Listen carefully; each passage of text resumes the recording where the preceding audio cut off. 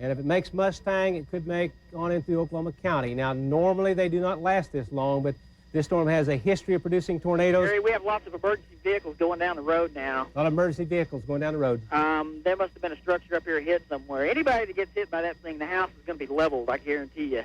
So the stress below ground shelter. Now, you folks in Pocasset, Tuttle, Amber, Mustang have time to move to a place of safety. This is when you should do it. Do not try to ride this storm out in your home unless you are trapped. This is a major tornado of significant proportions. Wind speeds we don't know, but it's going to level most houses. Gary? Yes? We have damage. We have, looks like, we're blocked off. We can't go any further here. It went across the house area, and it's leveled all the power lines. Oh, brother, we've got power lines stretching all across the road. We've got a traffic jam. You gonna be able to get through it? We've got chase vehicles, new chase vehicles backing up, trying to get out of here. We've got emergency vehicles that can't get through because the power lines are down. The tornado is to your northeast. Okay, we have to turn around and go back. Okay. Someone tracked down Mark Dawson. Val, we're going to talk to you as we see this tornado. We still see a huge, huge bell-shaped, almost, that's a bell-shaped bottom without the bell at the bottom. Does that sound right?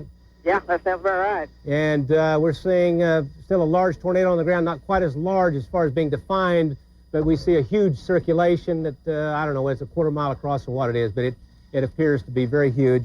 And I will tell you, folks, once again, as you watch this tornado, if it maintains itself, now it's produced several tornadoes. Let's go to Storm Action 3. Go to Storm Action 3. Oh, my gosh. Where's this from and who is this? This is Mike and Dan. Are they on? This is the tornado on the ground just moments ago. This is a wedge tornado. This is the kind you have to be below ground level. I'm going to take this road. Give me his location on that shot. Give me a location on it. This tornado is due west of Chickasha. Tornado is due west of Chickasha, moving northeast at 35 miles an hour. Due west of Chickasha.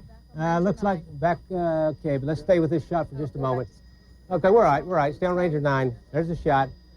Oh, whoa. Gary. Yep. It's getting bigger again. It got smaller there briefly just a while ago. Now it's getting bigger. It's still a wedge. Okay. It's very large.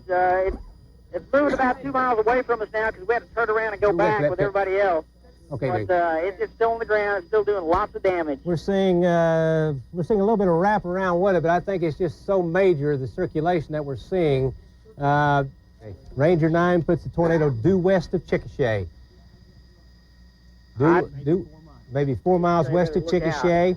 Okay, guys, we're still looking at Ranger 9. Val, you have anything, or are you going the other way right now?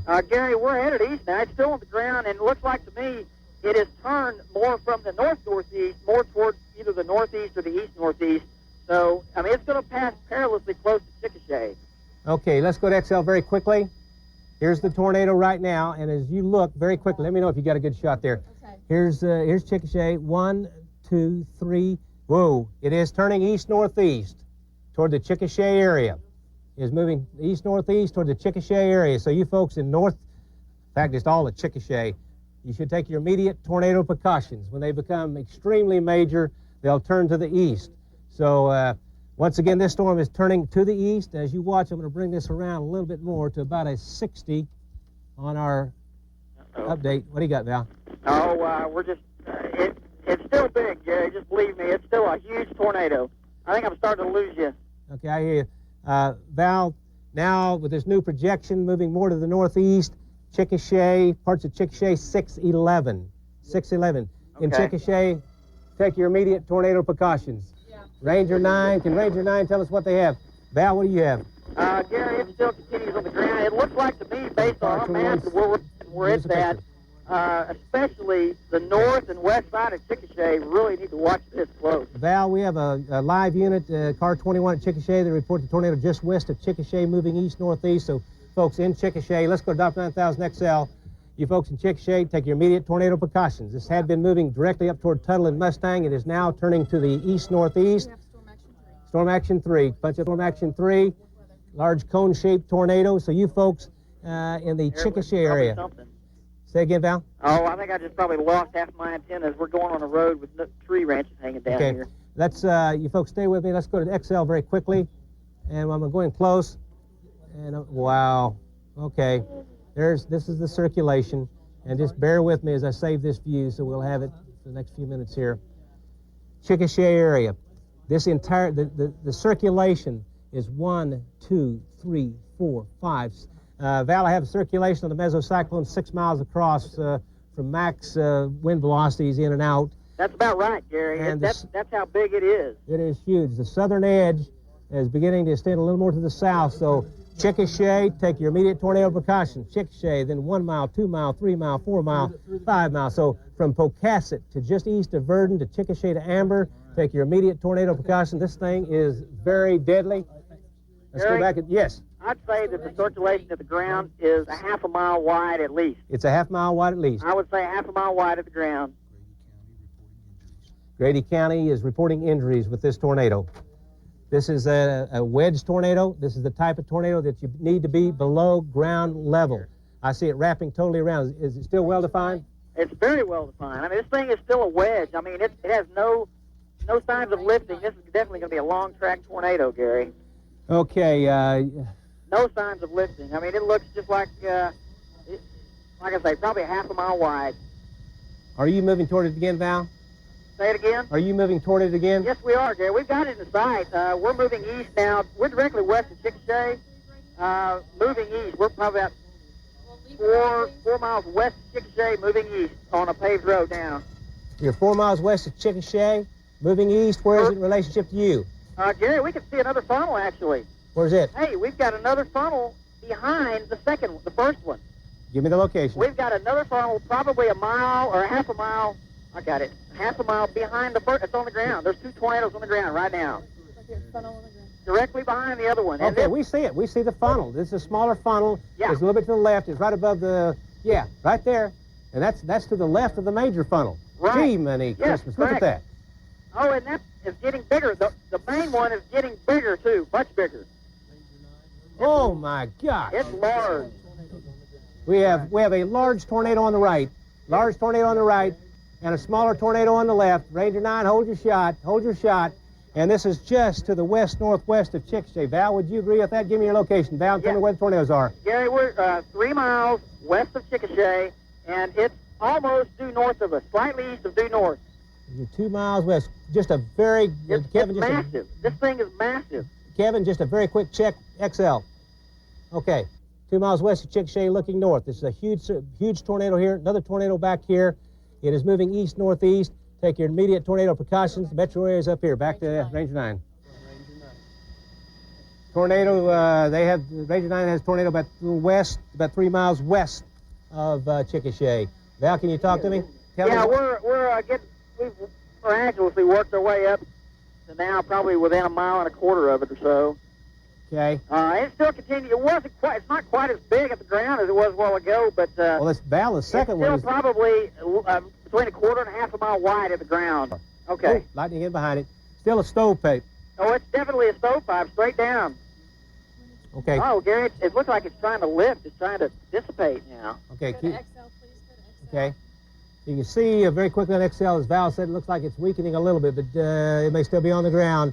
Chickasha area, northern half of Chickasha at least. In fact, all Chickasha take tornado precautions. From Pocasset to Chickasha to Amber to Blanchard.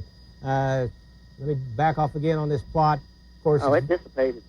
Okay, Val, talk to me. Gary, I think it dissipated. Okay. We cannot see any funnel anymore. I mean, there's just a leftover debris cloud, and even that's going away.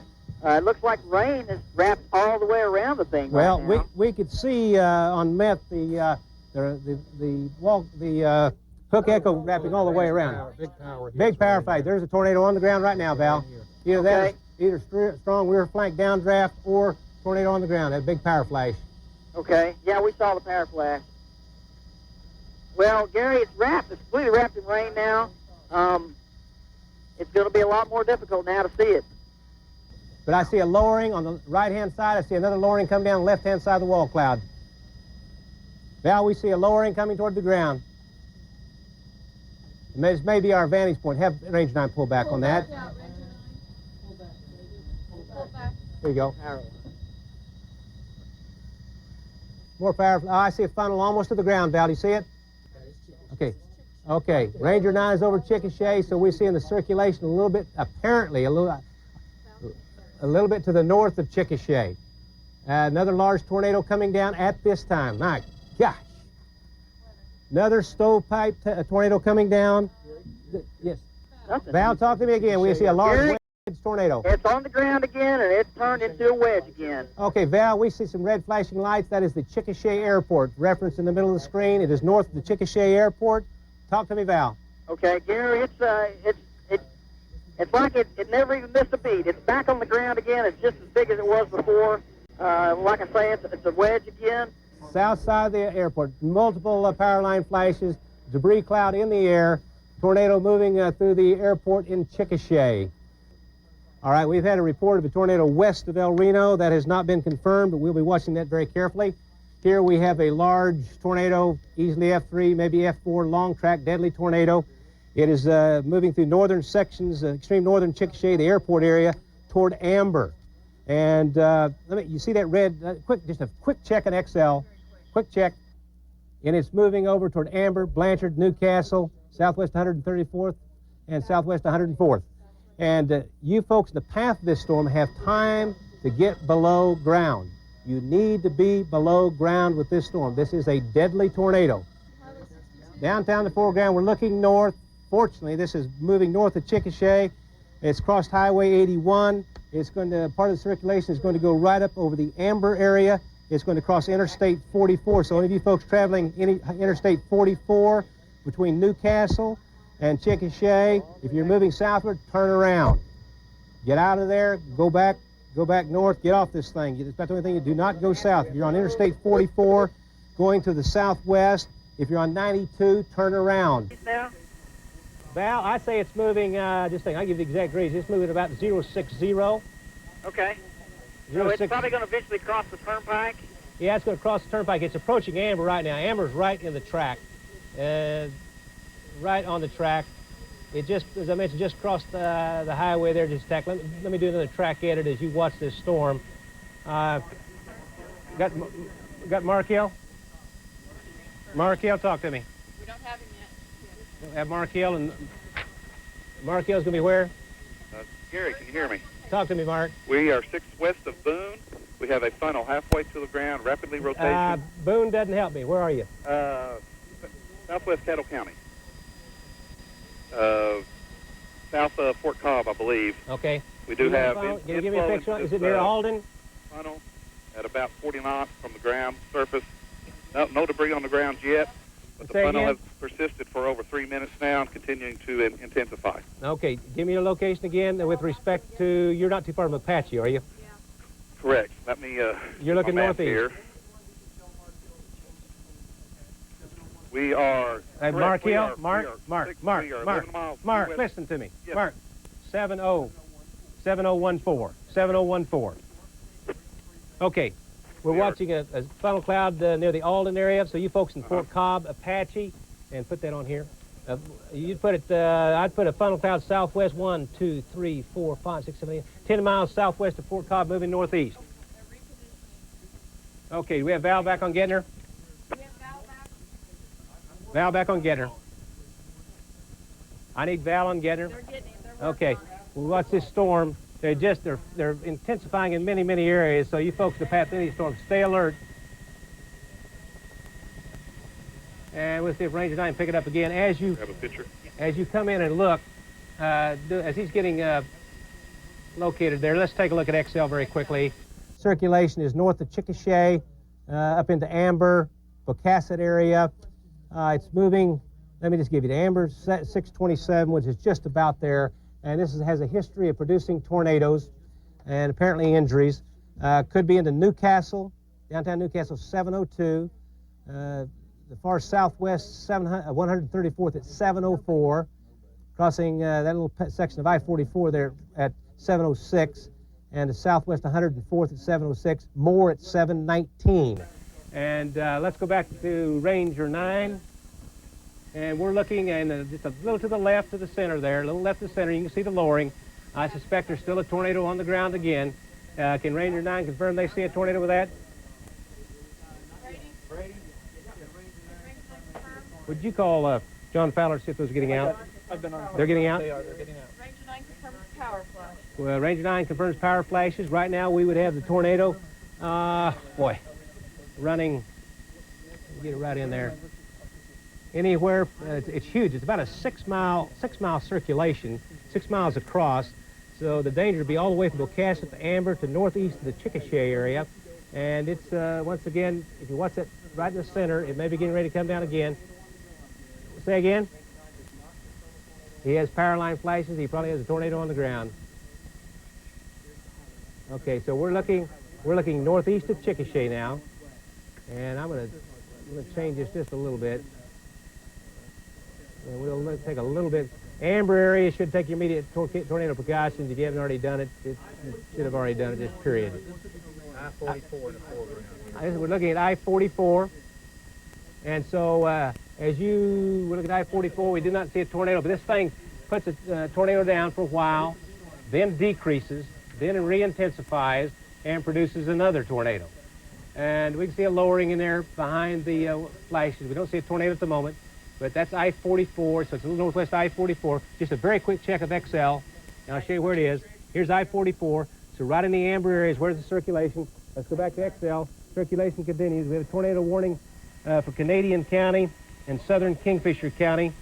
Boy, we've got a storm about 4 miles southwest of Calumet. So as you watch that, we're going to go up here and look at this storm. Just stay with me here. There it is. Okay. We have a possible tornado. Boy, this thing has not put down a tornado yet, about 4 miles southwest of Calumet with this particular storm. This is El Reno right over here. This is El Reno. Let me get this thing positioned a little bit for you. I'm going to back off just a bit as we look at it. Let me know when you got other video there. That tornado looks like it's getting ready to come down again. So I need to know where it is. That's from Mike and Dan. That's the Chickasha. Then we need to talk about the. Okay, we're looking at this is a tornado warning, Canadian County.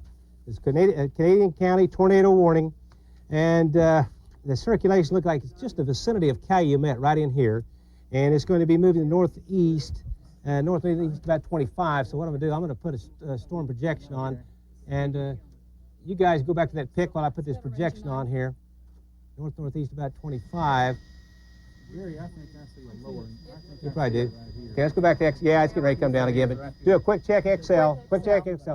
Possible tornado with this storm in Calumet. Could affect parts of western El Reno. Could be in Okarche at 703. Kingfisher 724. Go back to Ranger 9. Check. Looks like this thing's about to put a tornado on the ground again. This long track storm, and so you're looking that way. Where is he? It looks like it's Okay, yeah. We're about to get a funnel on the ground again. Walker on. Okay, Gary Horker, talk to me. Yes, sir. We're at 62 on nearing 81. As we look directly to our north, Gary, we see a large tornado on the ground. And there's also a point of concern behind us to our south and west. It looks to be, from us in Ranger 9, I guess, a significant lowering there first, but a tornado on the ground directly to our north as we head into Chickasha, Highway 62, very near Highway 81. You coming into Chickasha from the west? That's correct. Coming in, heading east from the west. Okay. We'd have that tornado now, Gary, looking like it is moving a little bit to the east, over toward Highway 92 now, right in the Amber area. You have anything further to add on this one? Hey, Gary? Yes. This is Mark Dawson. We're curious about a storm that's following this. Do you see anything on that? Yeah, we see one back. Yeah, there's a funnel cloud on that particular storm and a warning on that storm moving up toward Fort Cobb. So that storm could be tornadic also. I would just tell people don't stay concerned with the storm behind us. There's a lot of people tracking the storm along with us. A lot of people just hitting the road, getting out, taking pictures and so forth. And you know, there's something right behind us, so it might be putting those people in danger as well. Okay. Yeah, we're watching that storm. It's moving up toward Fort Cobb and also toward the Anadarko area. And it's not a time to be out sightseeing because there's more than one tornadic thunderstorm around. Let's do a quick check here on XL. Okay, we had some very large hail 5 miles south of Minco, nearly Gosh, baseball size hail just south of Minko. Okay, let's go to XL. No. I want to stay on this. This storm continues to be tornadic. Looks like to me, let me know when you can see that tornado on the ground again. It's in the amber area, still to the northeast of I-44, in the amber area approaching Highway 92. And we'll take a look at this storm just to our north. Tornado warning in the Calumet area up toward Okarche, moving north-northeast at about 25. So take immediate tornado precautions in that area. And we'll jump back, and I have to take a look down to the southwest. This storm, any further word from Mark Hill on that storm? This storm has had a tornado with it, so you folks in the Fort Cobb. Okay. Okay. Okay. This has a circulation with it southwest of Fort Cobb, but no tornado at the moment, but could produce a tornado in the Fort Cobb, Ouachita, Anadarko area. And we'll go back to the storm moving into the metro. Val? Yes, Gary? Talk to me. Here we've got a large wedge tornado on the ground about 2 miles southeast or east-southeast of the town of Amber. 2 miles east-southeast Amber, large wedge tornado on the ground. Right. Okay. Exactly. That's where it is right now. It's just as big as it's ever been.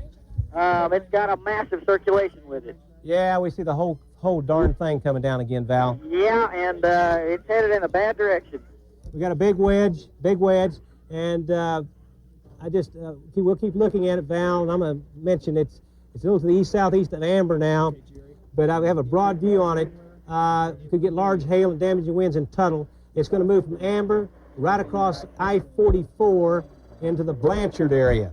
So, and let me tell you, this thing is really dangerous. Talk to me, Val. Gary, it's like I say, it's a very, very large tornado, and it's I would say probably 2 to 3 miles east-southeast of Amber. It's probably getting close to I-44. Yeah, it's looks like it's just a few miles from I-44. Now, on Newcastle, the time it's 7:01. It's very large, very large. Val, this is the hugest I've seen all day. Yeah, it is, Gary. You're right. It's the biggest that I've seen it all day. I mean, I can't even see the other side of it. It's probably, it could be as wide as a mile. It could be as wide as 1 mile. Keep talking to me.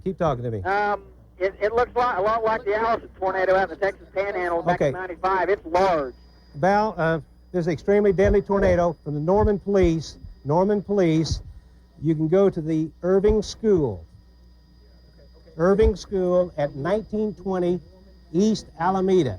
Go to the East Shelter at Irving School, 1920 East Alameda in Norman.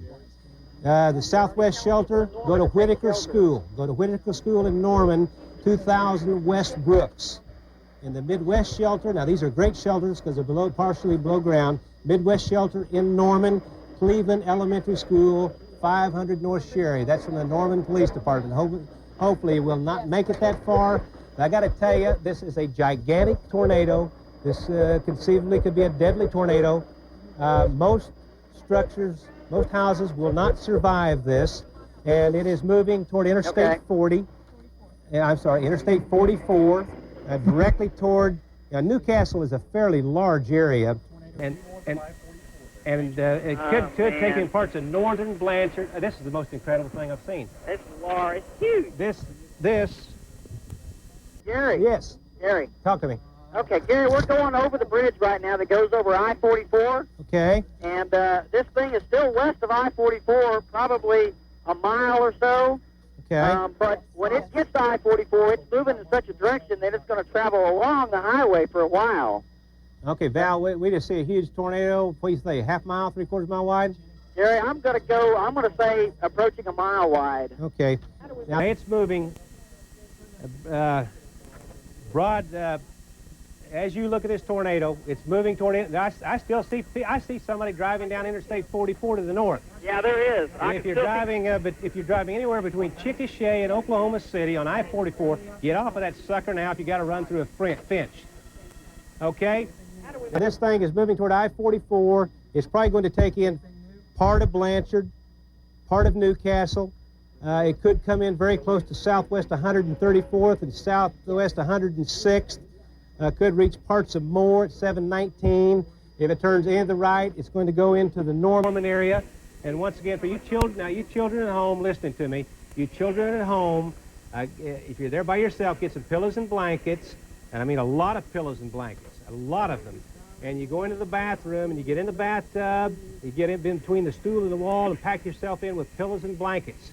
If you don't have a closet or bathroom in the middle part of the house, you kids, get on a east wall or a north wall, I mean with blankets, pillows, clothes, coats, anything you can find, and cover up and stay away from the windows. We didn't mess up by This going tornado this way. is deadly.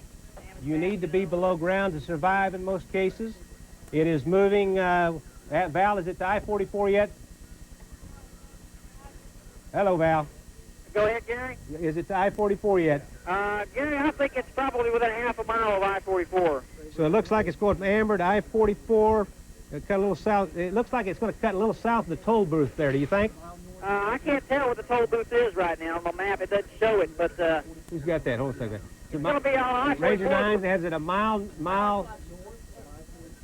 north of I-44, just north of the toll booth. Well, we see emergency vehicles headed toward the Chickasha area. See damage? Chickasha substation is down. This is a huge, deadly tornado, wedge tornado, long-lasting, long track. I see tree damage up there. Well, if they're blocking off, it'd be a good idea. this Now, Ranger 9 must be looking. Is Ranger 9 looking west now? That looks like I-44 right there. So that's I-44. We're looking at I-44 running left to right. If they're looking straight north, I-44, is it on I-4? I want to know when it crosses I-44. Okay, Val, talk to me. Well, Gary, it's still very, very large, and I think it's getting very close to I-44. Okay. We're crossing its damage path right now, and everywhere we cross the damage path at, it drops everything. Power lines and everything go down. Okay. We've seen a number of emergency vehicles. Val, this is a huge tornado. It's large, Gary. This is very large. This is bigger than Red Rock. I don't know if it's as strong, but it's bigger. A lot bigger. Well, I would agree with that. I would definitely agree with that. Looks like the whole updraft is on the ground. Yeah, the whole thing's on a gigantic wedge-shaped tornado. Man. One of the more deadly ones you can find. It's getting ready to cross Interstate 40. I would put, can Ranger 9 keep talking to us on, I want to know when it crosses Interstate 40, Interstate 44, Interstate 44, southwest. Is it very close to the toll booth? Someone break in. I need to talk to Ranger 9. I'm talking to it right now. I want to know. Do you know what the 544 has not crossed I-44? I want to know where it is in relationship to the toll booth. Gary? Yes. I don't think it's crossed I-44 yet. So we may be pulling a little bit back to the northeast. It kind of looks like it's pulling a little bit Right north. there, leave it. Gary, I don't think it's on I-44 yet, no. I see a little movement more to the northeast, Val. Oh, really? But boy, we see an incredibly huge. So it's just still looks like a little west of Interstate 40 as it comes across Interstate 44, Interstate 44, southwest of Oklahoma City. It's going to come across Interstate 44, and it could take in parts of North Blanchard, Newcastle, and you bear with me, I'm going to do a track edit because it looks like there's a little bit of a lift to the northeast, but this thing is humongous. Ready? Would you get rid of that number? Move number 2 back where it belongs for me, and then I'm going to do a track edit on number 1. Thanks. Right, I understand. Huge wedge-shaped tornado, and as of yet, not crossing Interstate 44, but it's just southwest of Oklahoma City and southwest of the west-southwest of Norman. And what do you got? OU police will open Owen Stadium as a shelter. OU police are opening Owen Stadium. It went back up where it belonged. And so we see the circulation very, very close. Very, very close. Just keep watching the tornado. Val, can you talk to me about it? Get out of the way. Val? Yeah. Talk to me. Okay, Gary. I've never seen a tornado this large before, and I've seen lots of tornadoes. This thing is huge. It looks like to me that it ought to be very near I-44 now. Okay. How far are you from it, Val? We're about 3/4 of a mile. It's due north of us. So the major circulation is still west of the interstate, but I think that people on the interstate are feeling it now for sure. They got to be. Yeah, I think it's moving. Man, I still It's moving. see cars going north on the interstate. Incredible. Quarter mile north of I-44. Quarter mile north. Quarter mile north of I-44, reported by Ranger 9. Get closer to it. I'm trying to get closer. Just about keep talking to me because I'm going to have to work the radar as we do this. Okay. Well, it's still there. It's still large, and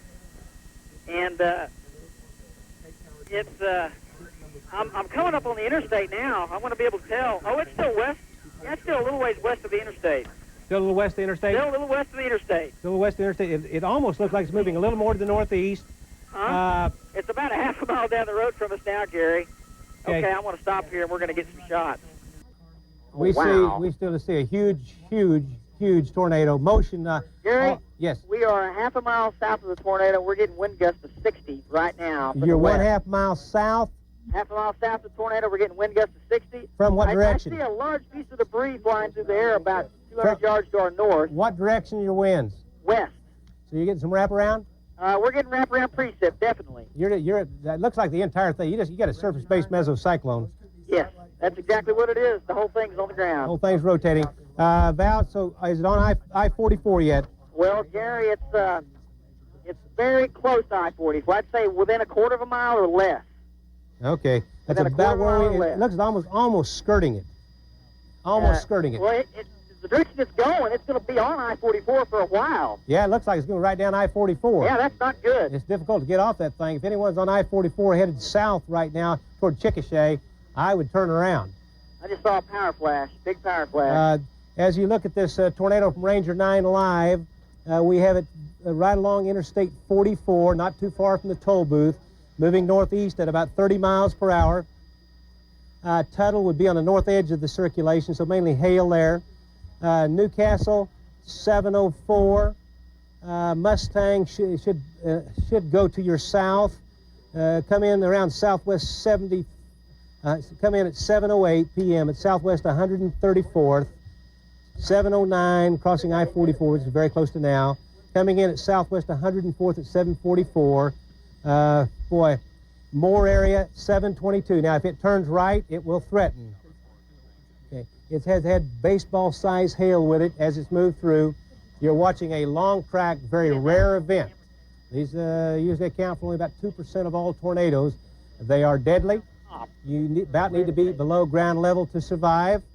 Once again, for you children that are home, get a lot of pillows, a lot of blankets, and get in the bathtub, get in between the stool and the wall, pack those pillows and blankets, coats, whatever in there with you.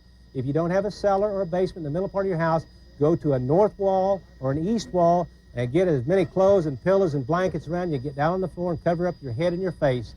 Those of you in the way of the path of this storm, for example, in the Newcastle area and over toward Moore and maybe North Norman, if it turns right again, you have plenty of time to move to a place of safety. We have no further reports of any other tornadoes in the state. Is that correct? Do we have any reports of any? Where? Okay. Markio, talk to me, Val.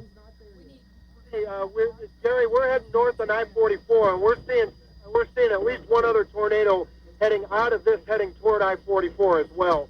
Okay. A lot of cars pulled over to the side, but even more are racing toward the storm. So, kind of wish they could hear what you're saying.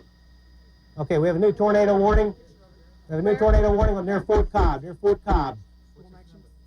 Storm Action 6. Another tornado. Storm Action 6. Tornado on the ground. You folks in Fort Cobb take immediate tornado precautions. This storm moved. Yeah, put him on. Mark Hill. I'm going to add a projection on it. Mark, I'm going to give it northeast at 30. Is that about right? That's correct, Gary. It continues to move northeast. Okay, you still on the ground? Yes, it is. Okay, we have two tornadoes on the ground at the moment. Just talk to me about it. Gary, the tornado continues to move. It's very ragged, continues with multiple funnels around the main circulation, with quite a bit of debris rising at times from the ground up to the main funnel base itself. It's safe. Continue with it on the ground again. Multiple vortices on the ground. We have 1, 2, 3, 4, 6 Is it going to move into Fort Cobb? We have 6 vortices on the ground at this time. It's about a quarter mile wide, 8 to a quarter mile wide. Continue with multiple vortices all the way on the ground. Continue with multiple vortices wrapping around. Is it going to move into Fort Cobb? It's moving trying to figure out exactly where we are. We are due west, just to our northeast right now, and it's should be coming up on highway. I believe it's Okay, we got you located here. 62, just southwest of the Anadarko Y. Okay, southwest Anadarko Way. So you're in the Fort Cobb area. We have the tornado moving toward Fort Cobb and Anadarko. So take your immediate tornado. We have debris in the air. In the Fort Cobb Anadarko area. Go back to that shot of that tornado. The tornado is in the Fort Cobb. We've put that shot back up there. Go back to Ranger 9. Go back to Ranger 9. Okay, there we go. That large tornado continues on the ground. You guys let me know when you get rid of those. Okay. Okay, Val, who's on the front tornado? Who's on the Val? Do we have Val? This tornado here, as we watch Ranger 9, is continuing. It's a long track, deadly tornado. Yes. Talk to me. Talk to me. Whoever it is, speak. Okay. This thing appears to be paralleling the interstate. Val? Someone find Val. Val, can you hear me? He may be outside. It's coming right up alongside the turnpike. The circulation is about 6 miles across. Oh man, oh man, oh man. Now you folks, as you folks watch this thing now, as you watch this, keep in mind, Brady, we need to call Val back. We got disconnected. Hey, Minnie Christmas. Extend the warning for Cleveland McLean. Okay, just type it in. This is zones. Okay. Okay. Gary, talk to me. Yes, we're heading right into the path of the thing on I-44, Gary. It's amazing. I mean, it's absolutely enormous, and we see a number of other tornadoes. I guess skirting on just one side of it. All the tornadoes in the same general area, right? It's all in the same heading towards the same general area, and we're seeing still a pretty heavy stream of traffic heading right toward it. So at pretty good speeds right now as we speak. This is a long track tornado. You see all those lights to the south. We see all those lights to the south. Ranger 9, give us what location that town that is. It's moving into populated areas. Ranger 9's out in the middle of nowhere. It's still just very, very slight. It looks like it's... He said it's just about to come across I-44. Okay. Is that Val is back. About to come across I-40, yes. Gary, you there? Yes. Okay, Gary. Man, this thing is still just as large as it ever was. It's probably on I-44 right now. It's hard to tell. It might have went across it already, but... Make sure I have that southwest shot also. It's there. It's there. On our map, we're starting to see areas of residential sections in its path now, more towards the northeast. I mean, it's starting to come into the outskirts of the metro area. There's residential sections off to the northeast of it, so, I mean, it's still large. Okay, it's Val, still on the ground. Val, as we were talking, we flashed on a picture of the tornado near Fort Cobb. You folks in the Fort Cobb area, Anadarko area, Washita area, take your immediate tornado precautions. Very quick look at that. Tornado, deadly threat in the Washita area, Fort Cobb, Anadarko. Back to Ranger 9. You think the lights may be the toll booth? It may be just a little bit to the, just a little bit to the, I think that's very close to the toll booth, so y'all know where the toll booth is. It's just a matter of miles down the road from Newcastle. So this storm is moving directly toward Newcastle at this particular time. This is a long track, potentially deadly tornado. It is best if you are below ground level. You know, you can find a basement in a building, a basement in a church, steel reinforced buildings. Mobile homes will not survive this. You need to be below ground. Many regular structures will not survive this. Gary. Yes. We're back within about half to 3/4 of a mile of it now. It's directly north of us. Yes. I think it's on the interstate right now, and it's got violent rotation. I don't ever recall anything exactly like this. The way it looks. Oh. Val? Yes. Well, just go ahead and talk. Go ahead and talk. Okay, Gary, like I say, we're probably a half a mile directly south of it. It's massive rotation. It's probably just coming off the turnpike right now. I saw some big power flashes within the tornado earlier, just a while ago. Okay, let's go to XL for just a brief second. Newcastle is large. The circulation is right in here at the toll booth. This is Interstate 44. It is moving right along the highway. The circulation is 6 miles across. The circulation is probably a half mile to mile across. So from along Interstate 44, where the toll booth is to Newcastle, up into southwest 131st, southwest Oklahoma City. Take your immediate tornado precautions. Go back to Ranger 9, long track, deadly tornado. Talk to me, Val. Oh man, this thing is probably the south edge of the circulation is a half a mile or less north of us, and that circulation is very, very strong. I don't think I've ever seen one that big before. Mark Hill's reporting what? Damage where? Around the Fort Cobb area, I lost Damage in the Fort Cobb area due to tornado. We still see, Val? Yeah. No, that's the toll booth. It's a little northwest of the toll. It's still north. It's paralleling Interstate 44 is what it's doing. That's the toll booth right there in front of you on the right. It's paralleling. So let me tell you, you live anywhere along I-44. Now it may turn to the right. So once again, it could turn over into the Newcastle area. It is just absolutely huge, and it's been long track. Now you folks, in advance of this storm, you have time to take immediate tornado precautions. You have time to take immediate tornado precautions. Okay? No, we're okay, I think. What do you got? Okay. Storm action what? Storm action 6. Storm action 6. Quick damage in the Fort Cobb area within that tornado thunderstorm continues for the Ouachita, the Fort Cobb area, Anadarko area. Take immediate tornado precautions. Ranger 9. Take Ranger 9. Quick look of XL. You see the huge circulation coming up right up Interstate 40. Right up Interstate 40. Interstate 44. 44. I mean, Interstate 44, there's a toll booth coming up southwest of Oklahoma City. And we see two major circulations as we look at velocities, which you're not looking at the moment, but we're looking at here. The Anadarko Fort Cobb storm, both are extremely deadly. Why can I not move this? There I did. The storm it's moving up I-44 near the toll booth is a potentially deadly tornado. You need to be below ground level. I-44. Okay, now Mark, you can hear me. Mark, as you talk, we're going to have this huge tornado over here, but you're going to be talking about the Fort Cobb. Okay, Gary, we continue with the large tornado on the ground out here. Also, say again, Mark, say again. It's the tornado just crossed Highway 9, just west of 183. Okay. It has done damage. It has damaged several houses that we have drove by. Numerous tree damage in this area also. Continue with the large funnel on the ground.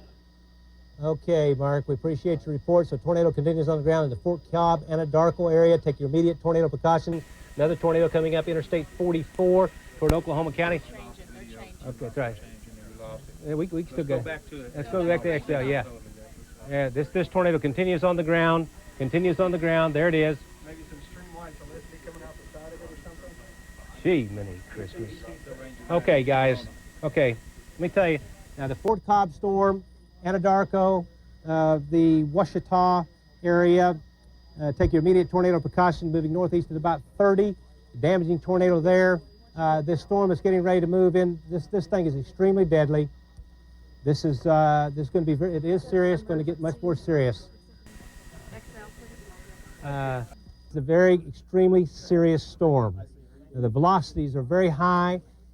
It's a wedge-shaped tornado. It is moving into the metro area, densely populated areas. It looks like they are blocking the highways off some. We have Val on the Gettner. Val's on the Gettner. Val, what do you have? Gary, we continue with a very large wedge-shaped tornado on the ground. I think I can't tell if it's come off of I-44 yet, but it's just as large as it was before. Val, it's still a little to the west of I-44. Is it really? Yes, it is. I can see the toll booth. It's a little to the north, a little north of the toll booth. Okay. Looks like they blocked off the interstate, I-44. Is it paralleling the interstate right now? It is paralleling the interstate. You know, earlier it turned east. It may do it again because I can tell you the mesocyclone is cranking up, my friend. It is becoming stronger and stronger and stronger. Well, the whole updraft, it just looks like one huge cylinder all the way up to the top of the storm. Okay, Val, we've got the tornado right now close to the access road at H.E. Bailey Turnpike, north side of Newcastle. We've got baseball-sized hail in Newcastle right now. So Ranger 9 is looking to the left as the toll booth. This thing is moving into the Newcastle area. And it's continuing northeast about 25. Now, if it turns a little bit to the right, it's not going to be good either way. Let's see. It's moving northeast about 25, 30 miles per hour, coming up I-44. Boy. It continues on the ground, a major tornado. Storm action, let's go to storm action 6. Quick storm action 6, another tornado. This is in the Fort Cobb Anadarko area. Take your immediate tornado precautions. Ranger 9, we're watching a huge circulation, Ranger 9. And, No, it's only 7. Val, can you talk to me? Gary, we're continuing with a very large tornado. This thing is very large. I mean, it has to be probably a mile wide, if not close to it. It looks like it continues to move northeast. I can't tell. It looks like it could be very near the interstate, maybe a little west of the interstate. It's hard to tell at this point. We're staying southeast of it right now. We're paralleling it. Val, it's moving into Newcastle. Okay. Maybe North Blanchard. It's going to move into Moore, parts of South Oklahoma City, unless it turns to the right. Our only hope is that somehow this thing will weaken. This is a deadly tornado. So I just tell all of you folks in the path of this storm, and we don't have you might have range 9. Yeah, range 9, pretty good shot there. Okay. Okay, you might put it in there for that zone there. It has crossed I-44 now? It is crossing. Okay. Let's go in quickly to, let's go in here to XL. Okay. Here's the circulation, and it is huge. Newcastle covers a large area. Right in here is State Highway 37. Of course, this is I-44 right here. This is 134th. Right in here, northwest of 24th Street. So it's right back here is the the pike booth, and it's paralleling. It may turn to the right. If it does, Norman, you are not out of it yet. But Newcastle, from the toll pike booth to Newcastle, on to the north, this is extremely deadly. It's going to cover parts of Moore, South Oklahoma City. This is a classic circulation. It's a long-lasting tornado. Yes. Gary, we can hear the tornado right now. It is roaring. We're close enough to hear it. There's debris. We're just about to get hit with debris. It's got to be on the turnpike now. Who has that? It's Ranger 9. There's all kinds of debris flying through the air. All kinds of debris. Okay, Val, Ranger 9 reports the tornado is totally wrapped in rain, becoming HC. Well, he's right. Probably real close to being right. We've got debris flying through the air all over the place here. Okay. Norman Camp should be coming up with a shot here before long. Debris? You see that stuff flying? Look up there above us. We got to go south. You're hot, Val. Keep talking. We got to go south. We're going to have to retreat, Gary. Okay. We're going to have to back up here. We've got large chunks of debris falling on us. Okay. Evidently, the circulation. Say again, Val? Evidently, the circulation is bigger than what we thought. It is a huge circulation. It's throwing debris well a mile around the tornado. In other words, a mile outside of the circulation, it's dropping big chunks of debris. Now, the circulation here, we can see the moisture wrapping around. Let's go to XL very quickly. And we're going very quickly here. And this is a classic tornadic hook echo strong mesocyclone. It's becoming totally rain-wrapped. It is covering parts of I-44, moving into Newcastle. I'm going to stop up here in this hill and let's shoot video, okay? It's going to be moving into southwest Oklahoma City very shortly. This is very deadly. Go back to Ranger 9. The tornado is rain-wrapped. It's in the middle of the rain. So, I'll tell you folks, from Blanchard to southwest Oklahoma City to the Del City area, Moore. Right now it may turn a little bit to the north of Norman, but right now it's moving northeast paralleling Interstate 44. This is a storm that you need to be below ground level. It is extremely dangerous. You need to be below ground level. Those of you in advance of it have time to take shelter now and move to a place of shelter. It's becoming very difficult. Yeah. This tornado is so large it will not fit in the screen of our camera. Holy cow. Yeah.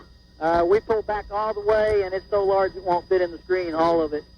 Yeah, go ahead. We have a series of pictures from Mark Hill you need to see on Okay. Line them up. Okay. The circulation valve we have, I'm guessing on the tornado, on the is about 1, 2, 3, 4, 5, 6, 7. I'd say the mesocyclone is about 7 miles across. The center of the mesocyclone, let me get it right here, is right now is just a little west of the county line, the McLean County line. And there's Northwest 6th Street in Newcastle. So parts of Newcastle, here's Southwest 44th, here's I-44, here's Moore. Let me tell you folks, this is deadly, deadly serious. Take your tornado precautions, do it now. Yes, yes, you talking to me? Okay. Okay, do you want to take a quick look, go back and look at this storm? Now this storm, we have to do this very quickly. You ready? Okay, we're going to look at this tornadic warning, continues back, southwest Oklahoma. This is in the, wow, this is in the Fort Cobb, Anadarko area. Well, that's fantastic, great shot. Tornado warning continues, Anadarko area of Fort Cobb, back to Ranger 9, Tornado is so large. Sirens are going off in Yukon. We'll have to wait and see on that. Bobby has a large wall cloud near Okarche. We're going to take a look there. Tell Bobby to send us a picture of that. And that should be visible from El Reno cam. Okay? Okay. Is everyone grabbing those phones? Okay, yeah. Okay. Priority one, tornado warning for you folks in the Okarche area. Get Bobby on getting her. Priority 1, tornado warning, Okarche area. There, get right there. Just put it in. Just erase that. Here's the only way you. Here's all you did. Ranger 9 says possible debris falling on the turnpike. Does Bobby have a tornado where? You have a tornado on the ground in Okarche. Bobby, talk to me. Okay, Gary, we are just west of Okarche. We have a very increasing tornado on the ground. It looks like starting to increase in size. It's about, I would say, 1 mile to our northeast right now, Gary. Bobby, you have to repeat. I can hardly hear you in here. Talk to me again.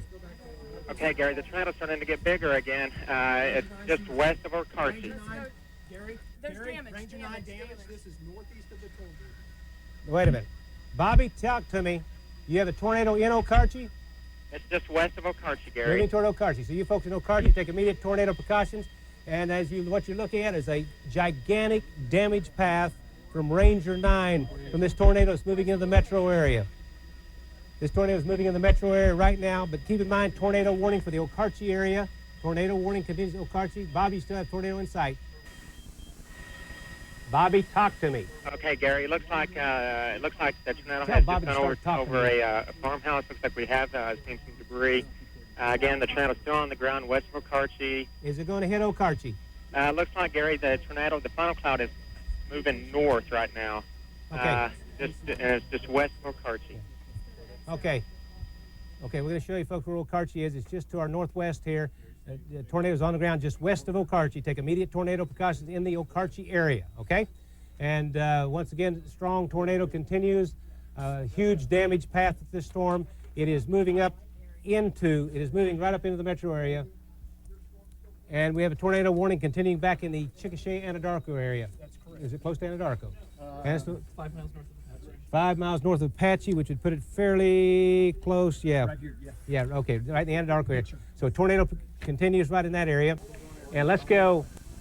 Where you want to go? What's happening, Ranger? Tell Ranger 9 to get back on that pick. Okay.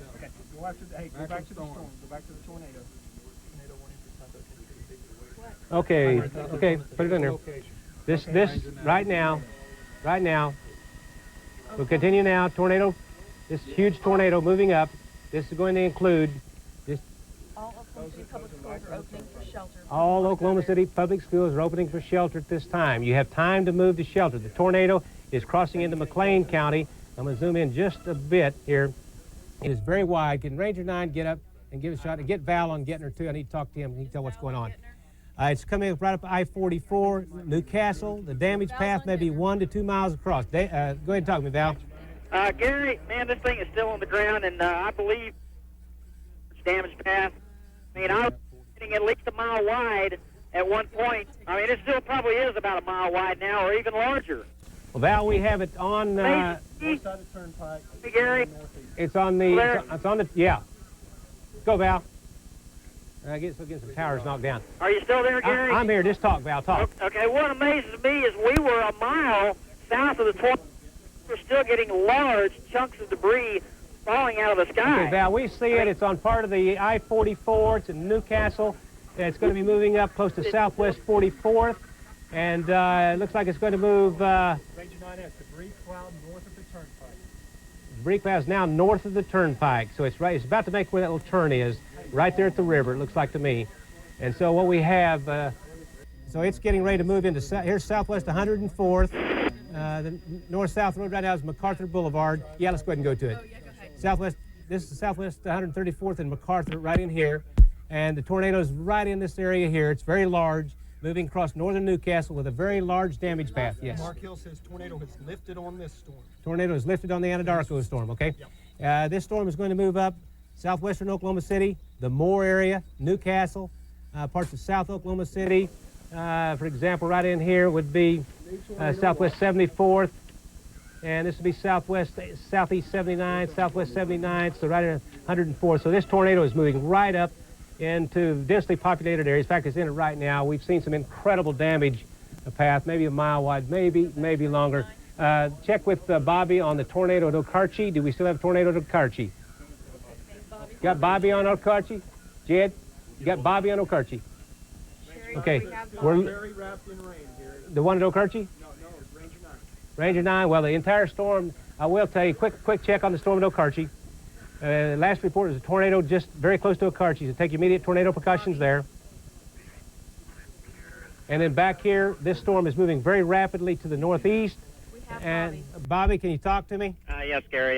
We are on the north side of Okarche right now. We still see a funnel cloud about halfway to the ground. The tornado is not on the ground right now. We cannot see a debris cloud, but we do still see a very strong rotating funnel cloud more than halfway to the ground. Okay, so it'd be a little to the north of Okarche. Yes. Okay, thank you, Bobby. Alrighty, let's go to Ranger 9. There's a shot. Tornado damage path still looks like to be about a mile wide, moving across northern sections of Blanchard. It is moving toward West Moore and southwest Oklahoma City. It has left an incredible trail of damage. It continues to be a very intense, possibly deadly tornado. You need to be below ground shelter.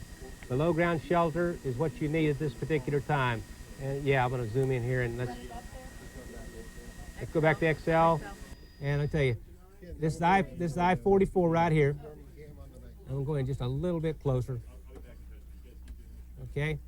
Southwest 144th. The circulation actually starts up in here, drops all the way down into Newcastle proper. So move it northeast. Looks like to me it's headed directly toward you folks in Moore. Right in here is South Pennsylvania Avenue. You see my cursor move just a little bit. This is Southwest 134th right there. This is South May. This is South Portland. This is South Meridian. This is MacArthur Boulevard. So this is a very significant tornado moving on off northeast, continues on the ground. I think Ranger 9 needs to slide a little to the left, little left, little left, little left, little left, little left. You can see the huge down. It looks like he does have debris. Looks like he's got a tornado. Yeah, he's got, no, there's a tornado on the right. The tornado's on the right. Right there's a tornado on the right. Southern edge. Val, someone find Val. His towers may be down. 9 southwest of Will Rogers Airport is where Ranger 9 is. Okay, 9 southwest, and they're looking.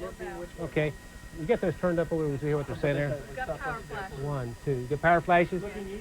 Okay, as you look at it, this tornado is moving through parts of Newcastle and southwest Oklahoma City.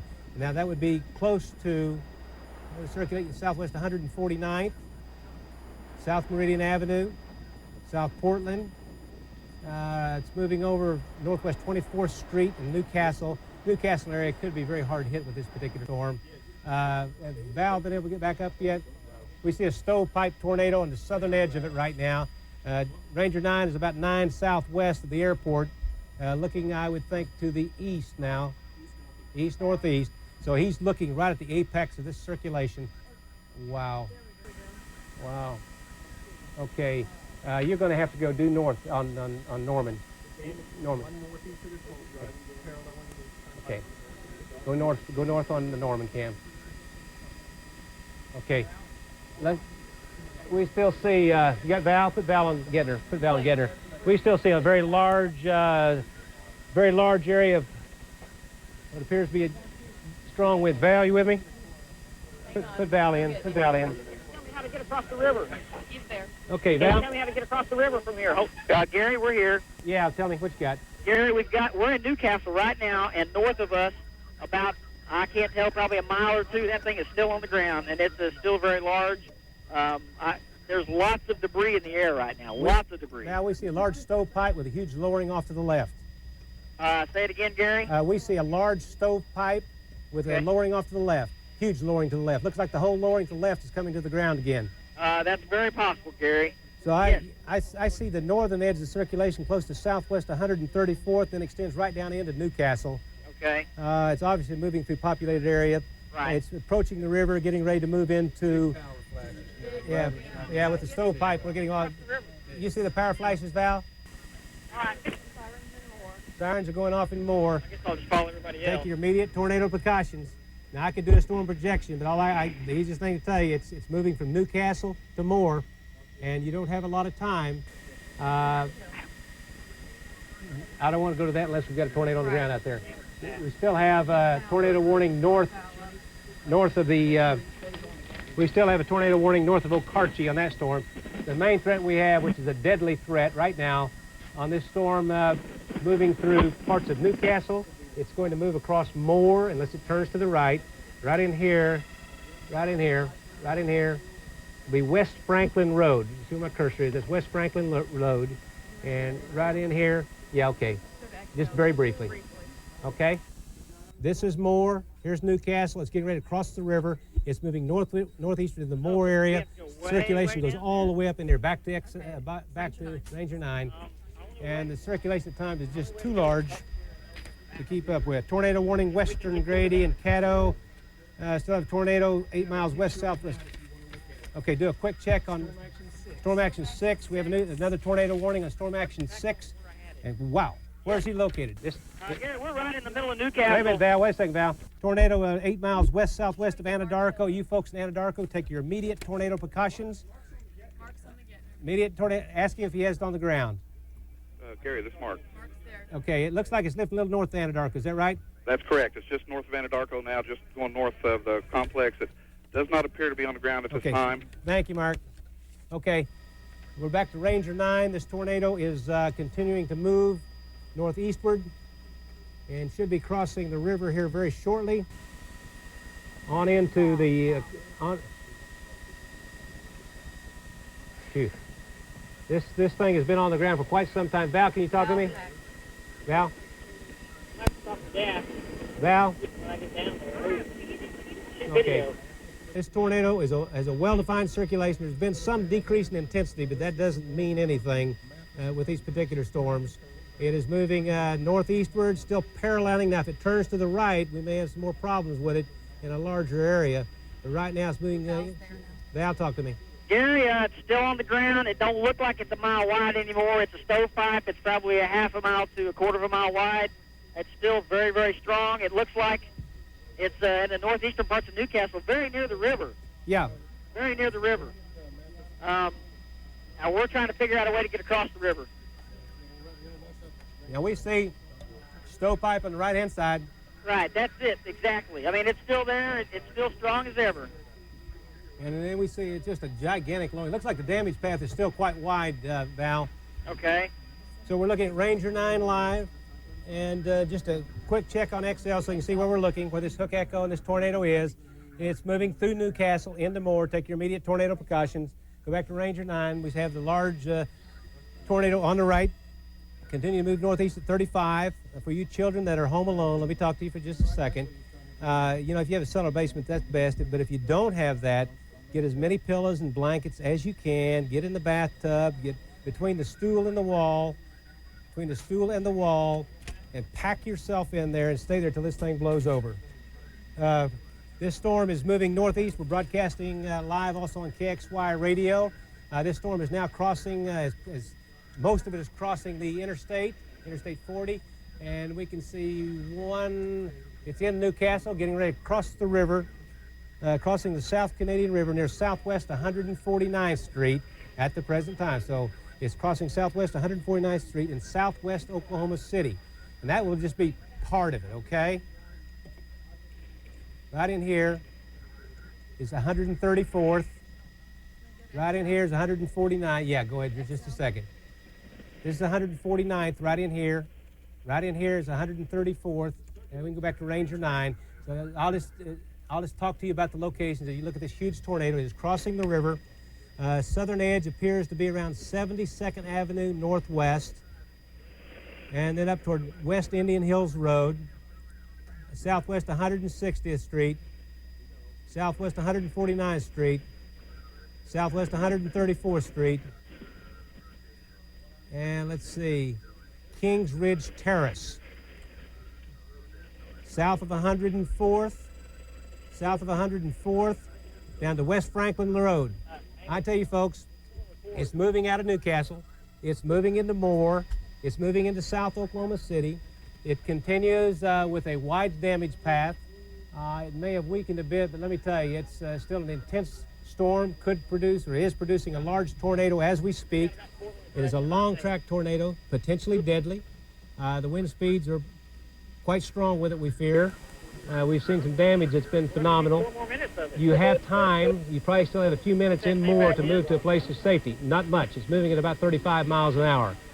So sirens in Midwest City and Tinker are blowing. That's a good thing. Here's the Tinker area, Midwest City, Dell City area. Go to XL.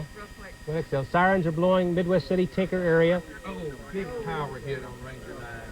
Huge. Where's that? Where's Ranger 9? Where's Ranger 9 looking? Take him back to the left a little bit. Take him back to the left. Whoa, another one. It's moving through populated areas. Probably west sections, southwest. There's south. Okay.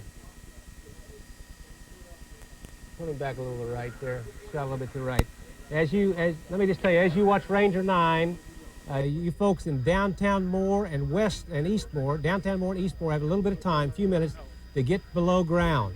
This storm, mobile homes, pre-manufactured homes will not survive this. Many wood frames homes will not survive this particular storm. Yeah, Jerry. He's 7 miles south, but Will Rogers looking northeast. So he's 7 miles south. 1, 2, 3, 4, 5, 6, 7. Looking northeast, so he's right there by it. He's right on it. He's right on it.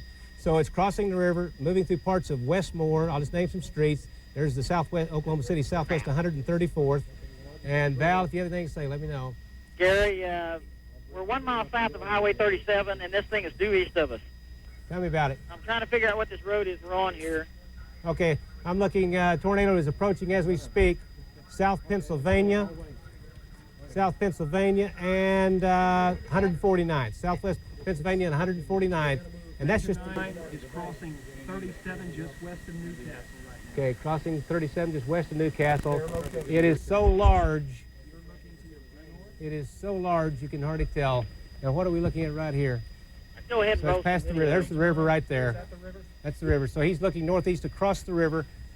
Tornado's moving on into southwest Oklahoma City. That's Gary? not, yes. Gary, it looks like it's on 149th, Southwest 149th Street.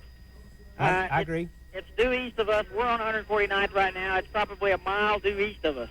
I see it about 149th Val and about Pennsylvania Avenue. That'd be close. What north-south street you on? We're on That'd be close. What north-south street you on? North-South Street is Portland. There's Penn. Portland, you're right. Yeah, you're right there. It's moving. The leading edge of it should be moving over South Penn.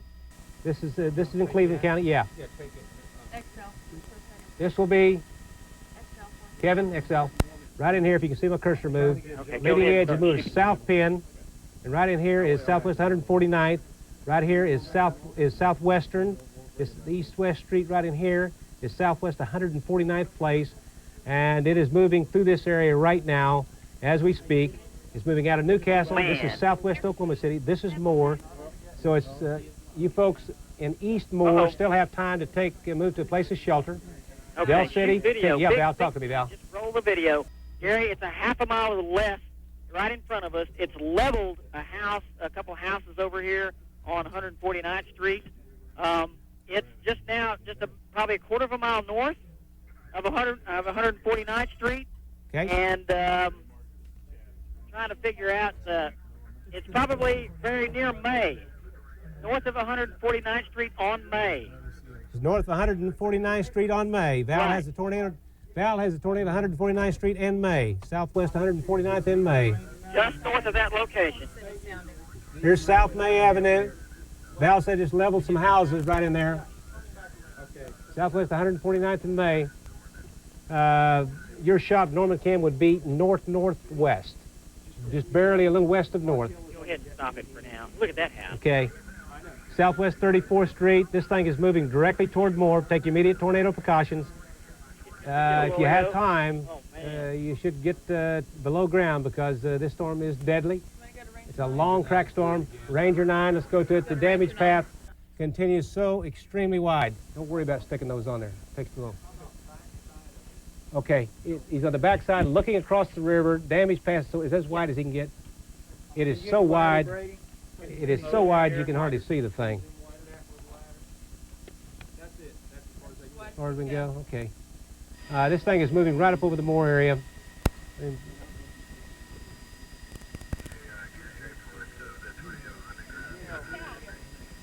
I know. 119th of May report. 119th of May, we have reported a tornado on the ground. Okay. It is so large. Yeah, power flash. More power flashes. Yes. It's getting ready to move into a very densely populated area. Hey, Big power. Big Val, we think power flashes here. Get rid of that storm projection for me. Not on this one, but on that one. Wait, we got the right ones? Okay. So this Here's the circulation. We'll just keep watching this. As you look at it, I'll tell you where it is. You folks all the way. Say again, I'm sorry. I'm just trying to get rid of that box. There you go. Thank you. Okay, I'm fine. Thanks. Tornado warning continues. Northern Cleveland, northern McLean, and Oklahoma County. So from southwest Oklahoma City, let's go to XL just briefly. Yes, we've had major damage at 149th and May. 149th and May, major Yeah, damage. major damage. And I'm sure that wherever it's at right now, just northeast of here, I mean, we can hear the tornado. Val, just keep telling me what's going on right now. Very loud roar with the tornado. It continues moving northeast. It's probably getting ready to approach Penn, I would think. Okay. We have it getting very close to... South of the new castle exit was the house with the roof gone, all the trees gone everywhere. Okay. This storm is moving into West Moore as we speak. You should have already taken your tornado precautions in the Moore area, southwest Oklahoma City. We'll include also Del City, South Oklahoma City, and right here, this is Southeast 74th right here. This is Southeast 89th.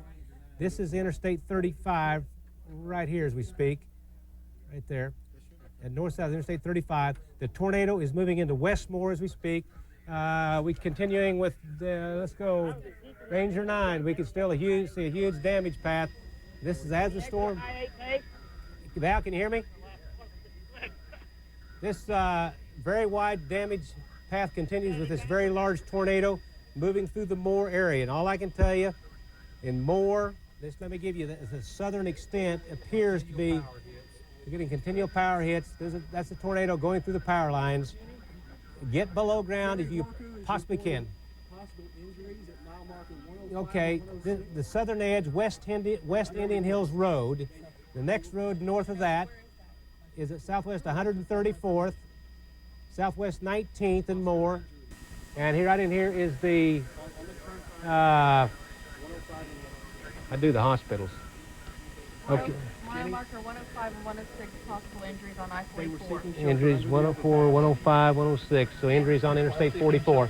Okay, South Oklahoma City. You folks, yeah, dear. I couldn't hear you. Okay. From Southeast 29th, or just South 29th in Oklahoma City, from South 29th southward, take your tornado precautions. Quick check at top 9000 XL. Right up in here is South 29th, all the way from South 29th southward, all the way down. We'll go all the way to Fleischman's Drive. 4th Street and I-35 debris. 4th Street and I-35 damage. Tornado is moving through Moore as we speak. So stay with us. This storm moves to the northeast. How's Ranger 9 doing on it? Trying to reach position here. Okay. Right, the circulation continues huge.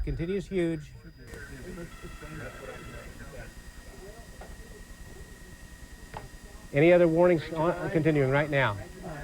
Check. Is our configuration installed there? This tornado is crossing Interstate 35 in the Moore area. So, oh boy. Okay. Quick check as we look. The damage path is so wide. Tornado is so wide. Let me tell you. Tornado warning for Alpha County is 5 south of the airport. Tornado warning for Alfalfa County in northwest Oklahoma. We'll come back to that in just a second. So you folks in Alfalfa County, get the details on that right there. Golf ball size hail north of Tinker. But let me tell you, anywhere, this is once again southeast. No, I need to look this very quick. Right in here is Del City, from Del City area, Tinker, Midwest City area south. Take your immediate tornado precaution. This thing is moving up this direction. I'll just run the arrow up here for you a ways. I won't run it the entire way because it's very broad, and this is not the exact speed. But right now, it's moving Del City, Tinker, Moore. Huge tornado, deadly tornado, back to Ranger 9. Very wide path tornado continues. It is so large we can barely see it. And we'll go back. Let's keep on Ranger 9 for a moment. Okay, where's the info on that Alfalfa County storm? Okay. We have, okay, let me get here. Okay, Amaretta, Manchester, quick check at Top 9000 XL. 4 northeast, 4 east of Ingersoll. That storm is going to be moving northeast at 25. Tornado warning northeastern Alpha County. Sirens going off in Nichols Hills. Sirens are going off in Nichols Hills now. Right now, the main threat appears to be with this tornado from Del City down to Moore. It's moving across Interstate 35 in Moore as we speak. Let's see, is Ranger 9 repositioning at all? Yes. Is that? I need a little help from what Ranger 9 is doing. Ranger 9 is 5 south of the airport. Ranger 9, 10, back to your left. Okay. Wow. Okay. Now keep in mind, I understand that the sirens are going off up in Nichols Hills. That's way up in this area. So that's on the south. That's on the north edge of the storm. So right now the main threat appears to be with this area right here. This tornado is going through Moore, southwest Oklahoma City. There'll be damaging winds moving along. It won't be too long. Could move very well along. Grady County reporting 1 injury. Grady County has 1 injury reported. This storm is moving up toward South Mark Drive, the east-west road, southwest 104th. So it's moving toward the Moore area. In fact, it's in Moore. It's moving into East Moore. Damage could happen all through this particular area. That's it, Jerry. I'm going to go in here and I'm going to delete all those. And what I'll do is I'm going to back off just a second. We have active tornado warnings. Do we have an active tornado warning on this storm here? We have one active in northern sections of the state. And the main one's in the metro here. And we still have tornado warning on the one southwest of Tuttle. We still have a tornado warning on the one southwest of Tuttle. Scott Willis is on the Gettner, one of our storm trackers. Where's he located? South of Tinker. Okay, put Scott on there. Is Scott on there? Now I'm gonna do it. As we're watching this, I'm gonna put you a storm track on here. It is in Moore right now, moving northeast at about 30, speed 30. Ranger 9, go to Ranger 9. Talk to me, Scott. Gary, this is Scott Willis. We're at I-240 and Sooner Road looking for a west-southwest. There's a large tornado on the ground. Large tornado on the ground. Give me your location again. At I-240 and Sooner Road looking to the west-southwest. That probably looks like 2 to 3 miles away, and it is moving east-northeast. We're in the clear area.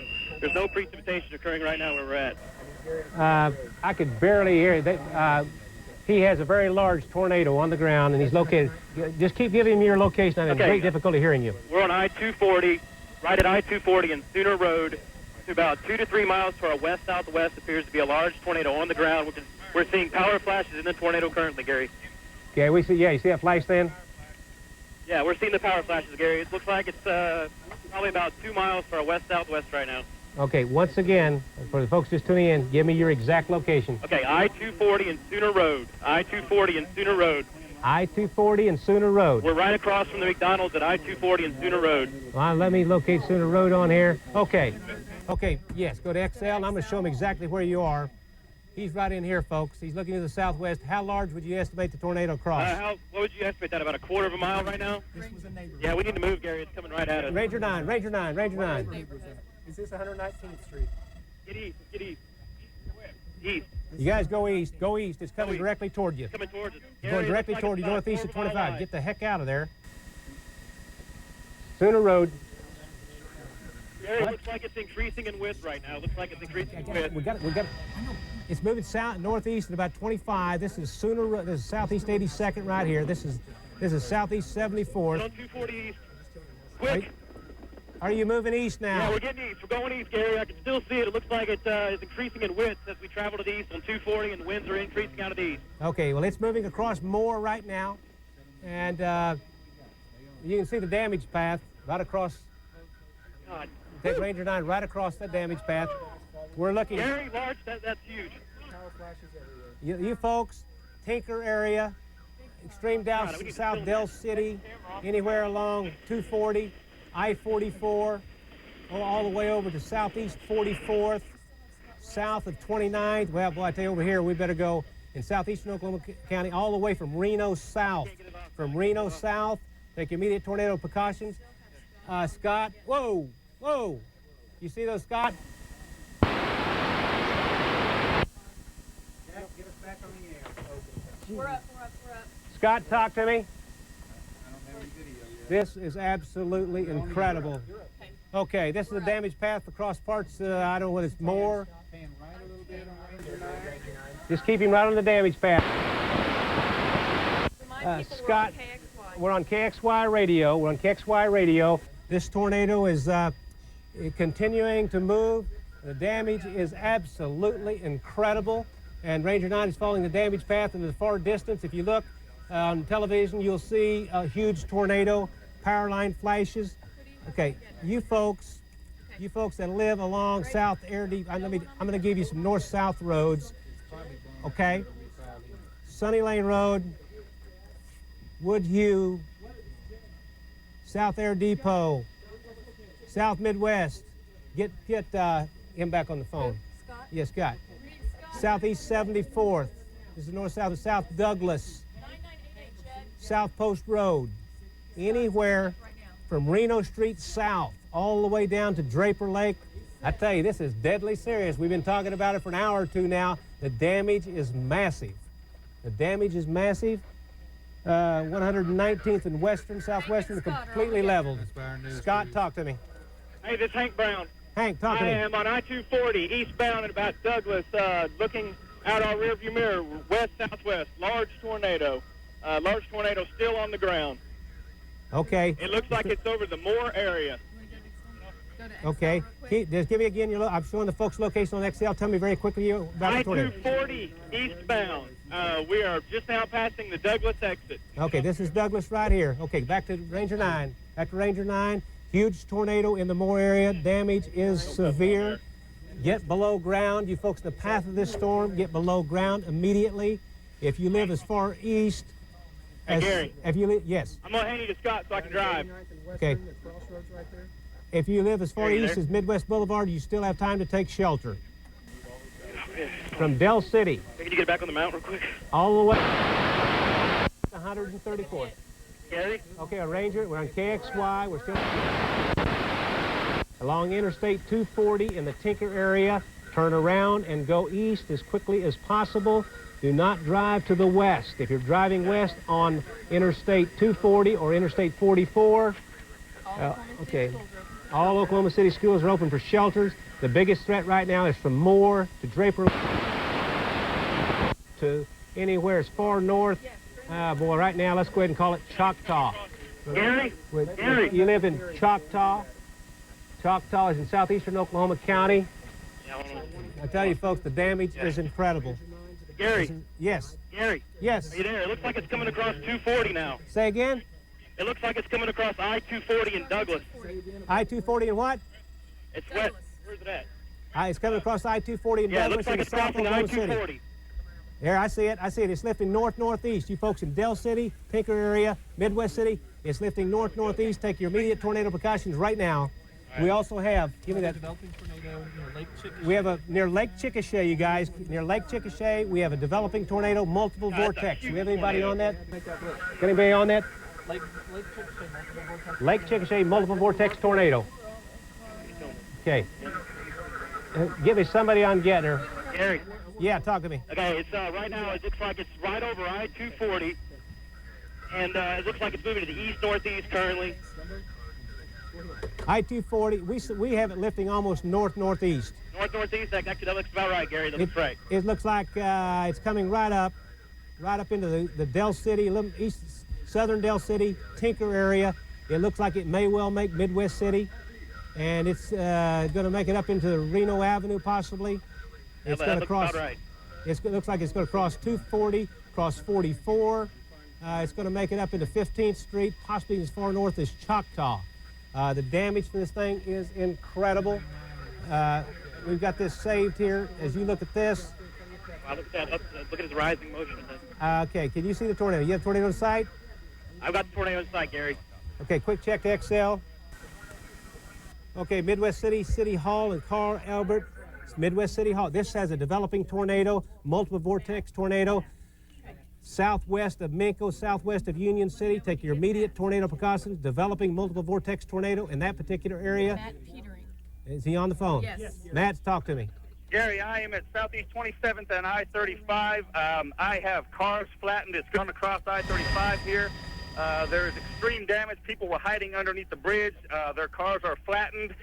Just to the east of me, I have what looks like a mobile home park or an apartment complex that is totally destroyed. Okay. They need a lot of help out here, Gary. Okay, thank you very much. Okay, we're back. Ranger 9 still got it? Ranger 9, we continue with a long track tornado on the ground. What's happened to me here? Are we rebooting? Okay, thank you. Large, long track tornado continues. It is moving Del City, Tinker, Draper Lake.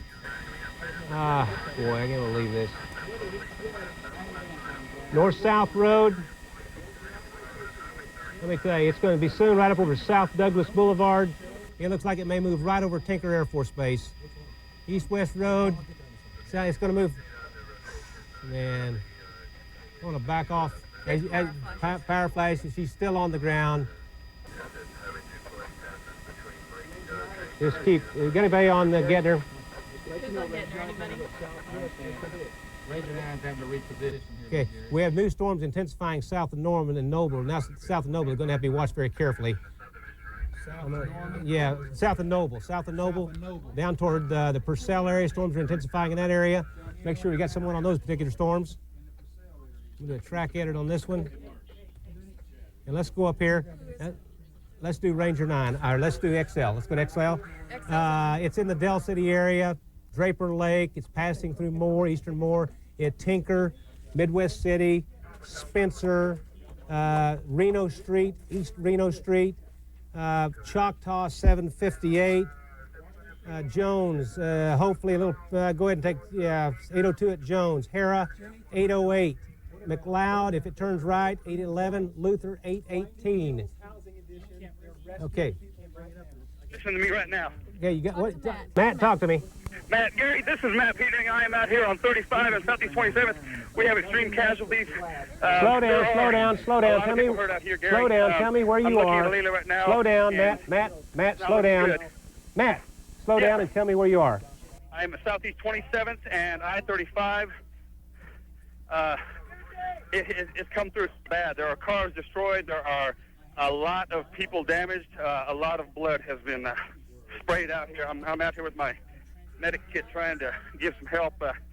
Okay. They can't get medics through here. There's, I would guess, 30 cars that are destroyed. Southeast 27th and I-35. Yeah. Injuries, possible fatalities. Injuries, I would say possible fatalities are a great possibility right now. Okay. Keep us in touch. We appreciate your report. Just slow down just a touch. Thank you, Gary. Okay. Back to XL. Here's the projector you got, Jerry. I'm going to switch to tower cam in the bank and the helicopter. So Okay, great. Okay. Let's make the switch. Mike Make is the on the switch on the Chickasha F4. microwave. He's on the Gettner. Is he anything significant? Okay. Ranger 9. Go back to Ranger 9. Go back to Ranger 9. We're going to go it to you. Okay. Okay. Once again, it's a huge circulation. The way you tell if this storm is still on the ground, to be looking. Be looking. No, we're not going to lose him, are we? No, sir. Okay. Priority 1, tornado on the ground. Say again. Priority 1, tornado on the ground, Gary. Where are you located? Okay, Gary, I'm located. Priority 1, tornado on the ground. Say again. Priority 1, tornado on the ground, Gary. Where are you located? Okay, Gary, I'm located just east of Gracemont I'm about 5 miles southeast of Spring Creek. You're east of Gracemont? East of Gracemont, tornado on the ground. Okay, Gary, you there? Yeah, I'm here. Okay, all right. We've got multiple vortices on the ground. Is it close to any structures? No, it isn't. We're southeast of Spring Creek. Coger at this point, about 5 miles south of Coger. Okay, we say there's a tornado. I understand there's a multiple vortex tornado. That is northeast true, of Gary. We have a multiple vortex tornado. Okay, we have a tornado warning. Do we have this Rapid tornado warning on? rotation. Rapid rotation. Okay, northeast of Gracemont. Okay, yeah, you Coger. can see we got multiple vortex, Gary. I'm going to send you a picture here. Okay, we have a tornado warning on this storm right here, Coger area, moving toward the Minco Union City area. So you folks throughout central Oklahoma, take your immediate tornado precautions and do it right now. Now you just bear with me. I'm going to move over here and do a little projection on this. I've got Marty on that storm I can give you on the Getner. We have continue with another tornado warning. Check that one for me on the exact location. Just a second, Paul. We're going to look at this storm. This one should be moving to the northeast. I'm going to add this northeast at about 35. Okay, we're going to move this at about 30. Okay. Tornado on the ground northeast of Gracemont, 12 northeast of Gracemont. 12 northeast of Gracemont. Mike is on the Getner and he's on the Gracemont storm. Okay, talk to me. Gary? Yep. Yeah, this is Mike. Okay, we're getting right top of the hill right now. We've had a multiple vortex tornado on the ground. Yep, we do have strong rotation. Gary, it's really, really strong rotation. Okay, got it. Now, this could become a wedge tornado at any moment. Okay, which storm? We're south of Coger Okay, at this point. we have a multiple vortex tornado. Yep. We have another spot in that area reporting it's southwest of Minco, from Coger to Minco, Pocasset, Tuttle, Union City, Mustang. Take your immediate tornado precautions. Another tornado on the ground. Can you confirm it's still on the ground, guys? Mark Hill, you on the Getner? Gary. Mark, talk to me. Gary, the tornado is located approximately 8 miles southwest of Minco.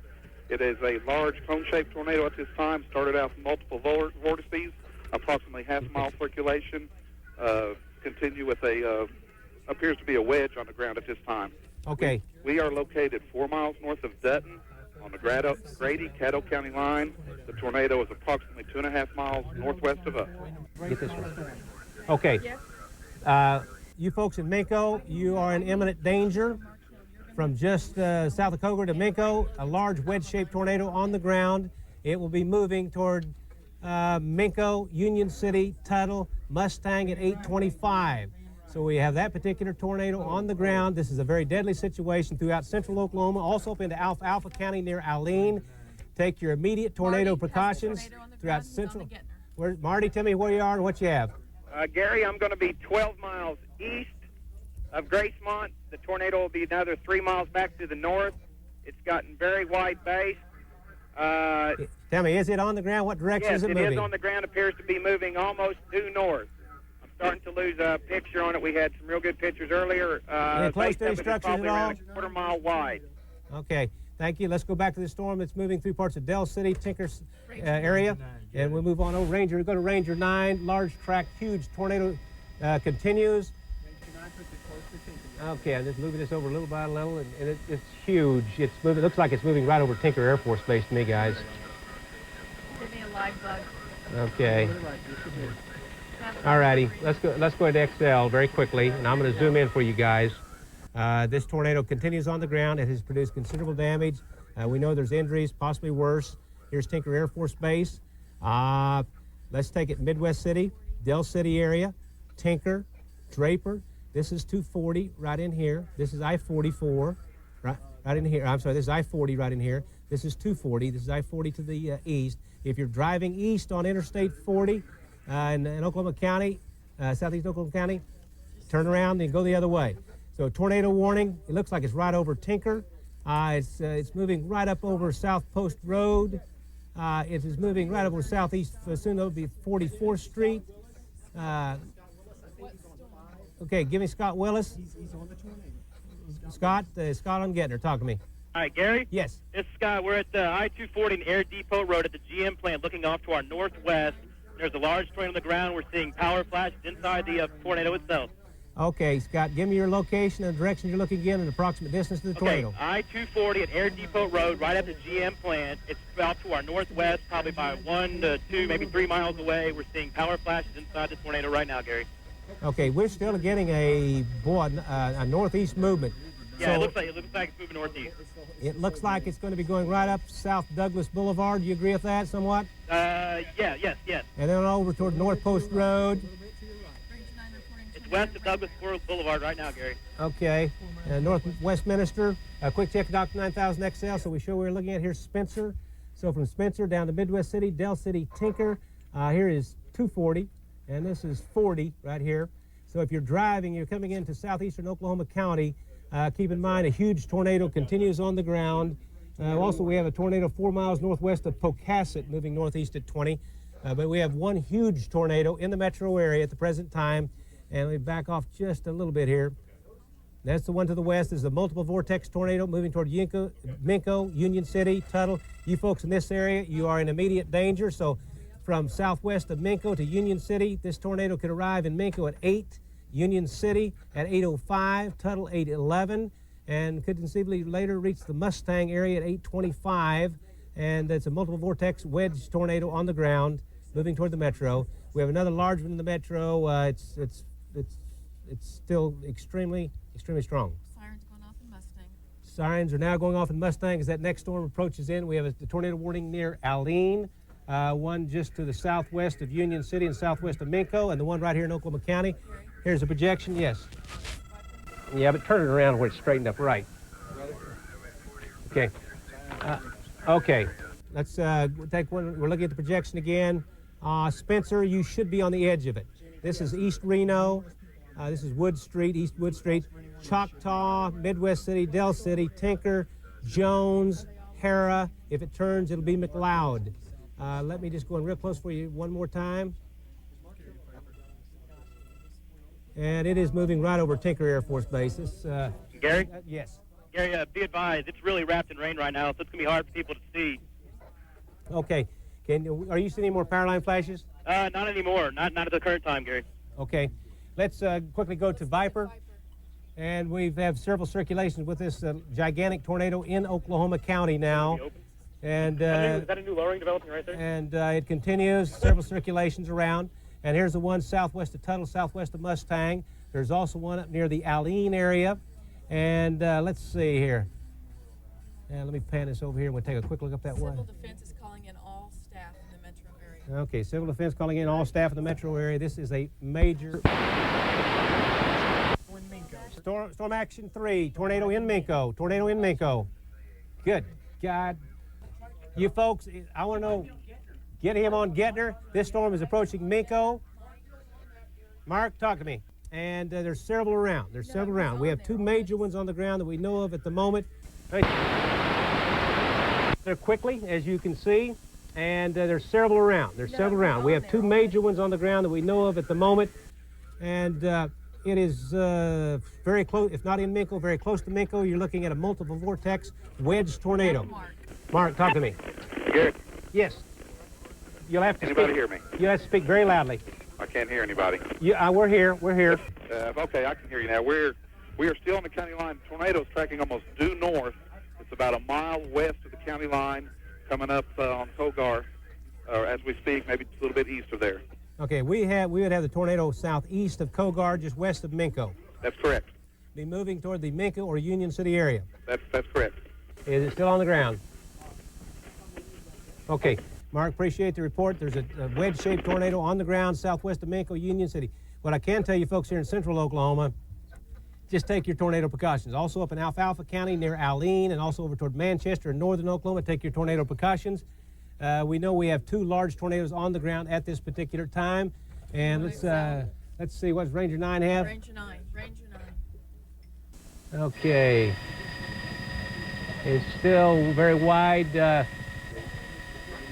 See if you've seen power line flashes.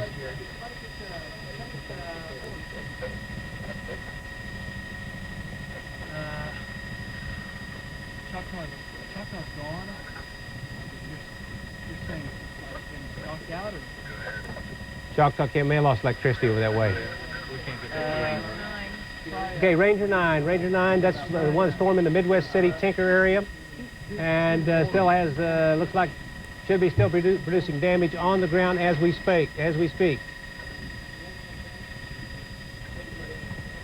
Okay, what we'll do is go over and take another look at the circulation on this storm. And as we look at XL, here's a projection on the one, and as you look at it, I will do a track edit. It's moved up over, looks like it's moved up over 40, and this is West Reno. It's moving directly toward Choctaw. It's going across Tinker, maybe a little bit of Del City, Midwest City area. It continues very, very deadly. Do we see any others? Someone needs to help Ranger 9 on where they're looking. But we still have very strong circulation. So as you look at XL, I'll move in very quickly. So at the moment, southeast, if you take the extreme western sections, take the western sections. Let's see here. Okay. If you take from Jones to west of Spencer. Oh, now this is right here, be Interstate 35. Right at the moment, in Oklahoma County, to the east of I-35 is okay. The main circulation seems to have passed very closer over the Tinker area, parts of Midwest City. It's getting ready to move over southeast 15th Street, Reno Avenue. It's moving directly toward Choctaw, James Way. North-south road there is North Hiawassee. Right in here is North Anderson Road. And right in here is North Westminster Road. And so we have a large circulation. Large tornado continues on the ground. Ranger 9 is on Reno, straight east of downtown, looking east. Okay, Ranger 9, if we go to Ranger 9, they're on Reno, downtown, looking due east. And way we can tell if there's any... He still sees circulation on the ground. We're not seeing any big power line flashes at the moment. Gary, I have seen I can't read. numerous power line flashes. Numerous power line flashes, so he can see them. Try Scott Willis again. Yeah, I need to get Mark. I need to get Scott on the getter. The two are on him. Okay. Yeah, there we go. We're right along Reno looking to the east in Oklahoma County. Large circulation continues. We're getting... Okay, give me Mark. So we have one tornado moving the Midwest City, Tinker area, Choctaw, Hera. So right now, to the west of 35 is okay. To the east, it is still extremely dangerous. East of 35, and south of I-44 is very dangerous. Large tornadic circulation continues. Do you have Mark? Yes. Mark, talk to me. Do you have to talk loudly? I can hear you. You probably can't hear me. Gary, this is Matt. I am at I-35 and Southeast 27th. At this time, people are driving this way, and we're having extreme congestion. What do you see as far as what do you see as far as damage? I can't hear you, Gary. Okay. Do we have Mark? Gary, I can confirm. Say again? At least 50 casualties, no fatalities that I can confirm at this point. I've got a helicopter in my ear. Okay. At least 50 injuries? At least. This apartment complex to the east of I-35 is totally destroyed. I'm having trouble finding out the name of this complex. It's totally destroyed, though. Where are you located? Do I have Mark Hill on Gettner? Mark Hill on Gettner? 50 casualties, no fatalities that I can confirm at this point. Gary. Yes. A separate tornado. The first tornado we were following has lifted. Okay. We have another large tornado to our southwest. We are at 152 and the Grady Canadian County line. Grady and Caddo County line. And I have a large tornado near Minko at this time. Okay, large tornado near Minko. This is another one. So Union City, Minko area, take your immediate tornado precautions. Also Tuttle, Mustang, South El Reno, and Yukon. Take immediate tornado precautions. Large tornado on the ground. We still have a tornado over the Midwest City area, moving northeast at about 30 miles per hour. Choctaw, of course, Del City, Hera, Jones, Luther, Midwest City, Nakoma Park, Spencer. Stay alert. This thing is lifted. Okay, can we look at X? I'm going to zoom in just a little bit here. Right in here, you can see it's coming right up over Reno Avenue. And let me give you a north-south road. Here's the north-south right in here. That was northeast 46. The north-south is Hiawassee right here. Let's see. North-south right in here is Northwest Minister. So here's Tinker. Here's East Reno Avenue. This is over to Choctaw. And right now, the main threat appears to be to the, this is in Oklahoma County, a little bit to the north of 40 and to the east of 35 and to the south of I-44. Continue tornado warning. We still seeing more power line flashes with this storm? I have not seen power line flashes recently. Okay. Where's, can someone zoom, where's?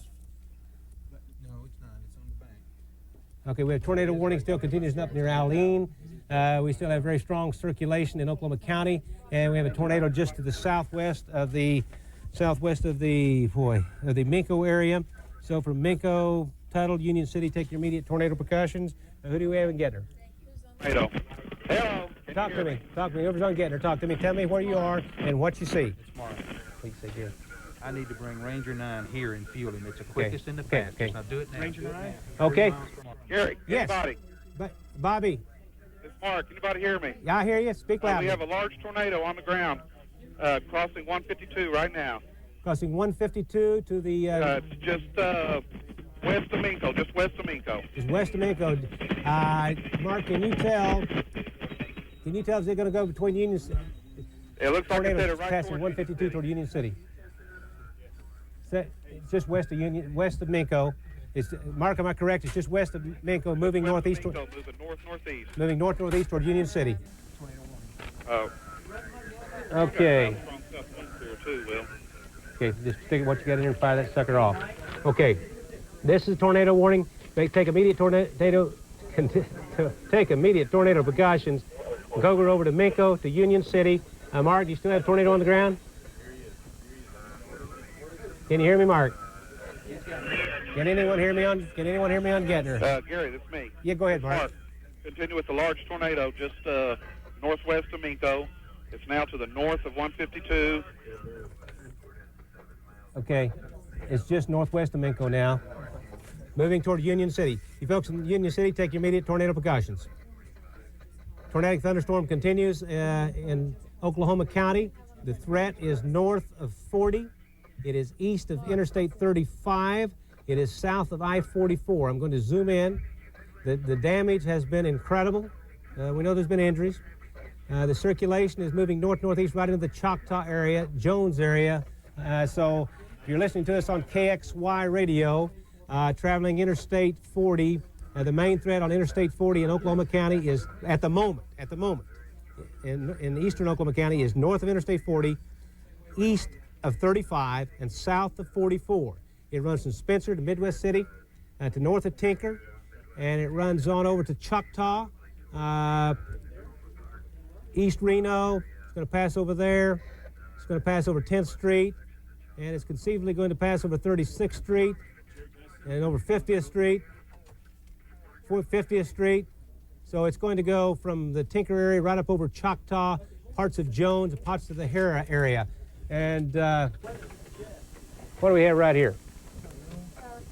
What direction is it looking? Does anyone have any idea? We'll go back to Viper, a quick check on Viper. And we are showing a circulation on the storm. Let me rotate this around a little bit. The one near Purcell is beginning to show some shear. We're continuing to show a tornado in the Midwest City, Choctaw area. And Hold on, okay. What you got, Val? I already won Marty tornado on the ground in Minco. Now, wait a minute. Okay, Marty, can you hear me? Let me know, Marty, when you got me. Marty, can you talk to me? Hang on. Marty, talk to me. Hello? Go ahead, Marty.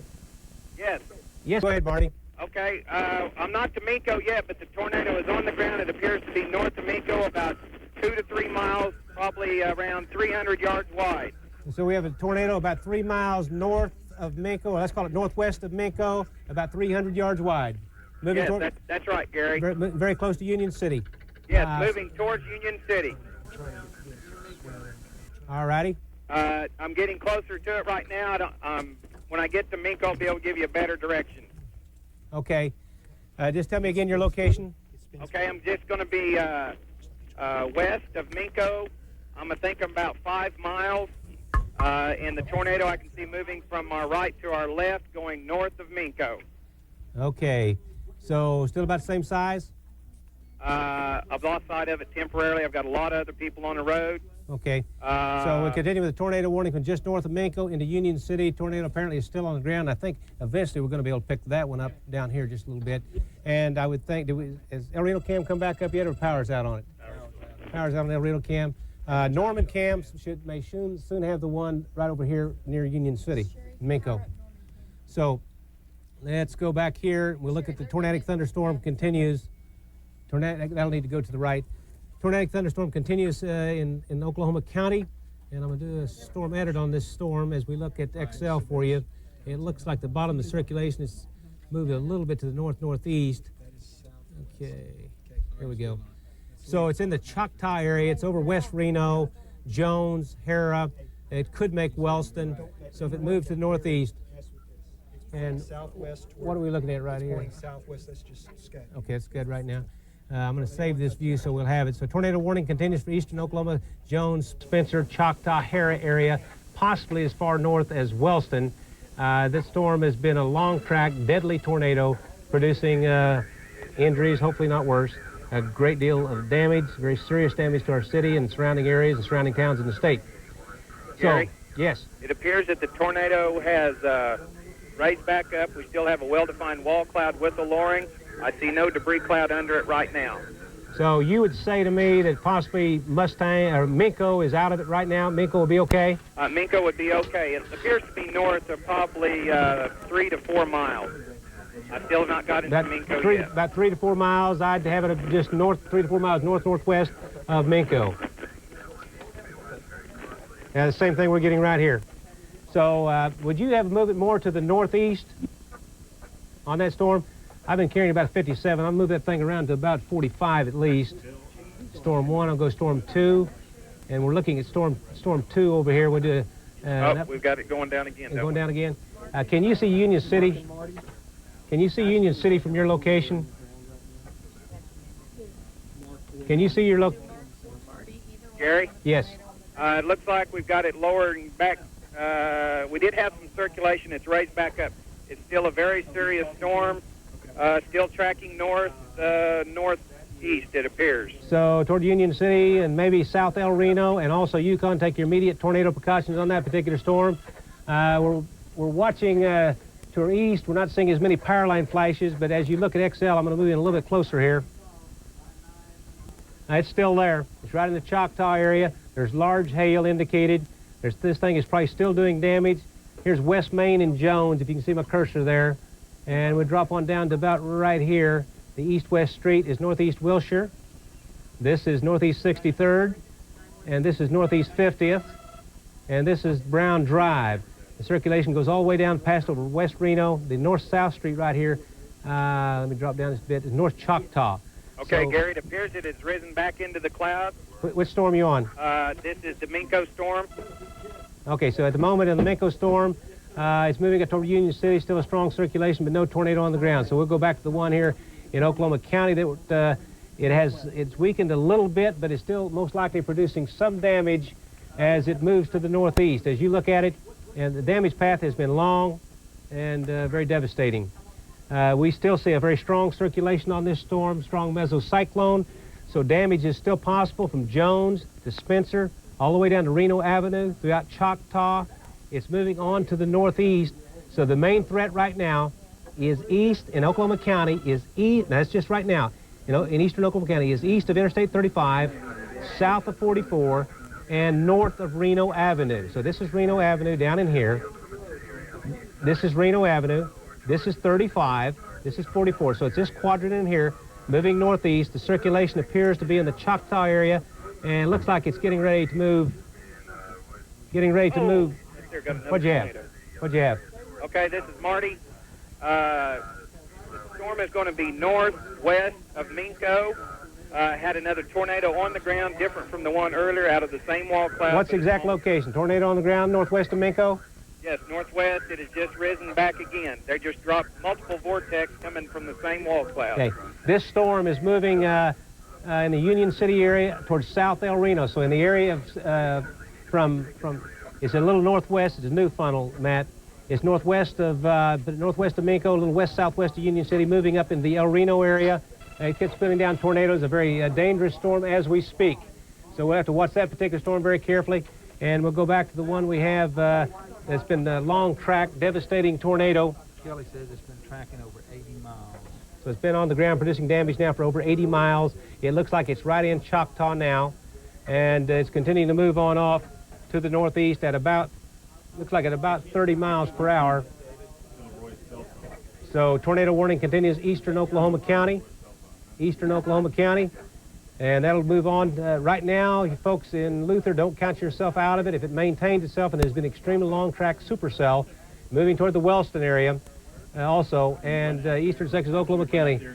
Southwest Medical Center is now receiving several injuries in, and I imagine there's going to be a great number of them around. We have severe thunderstorm warning in Grant County.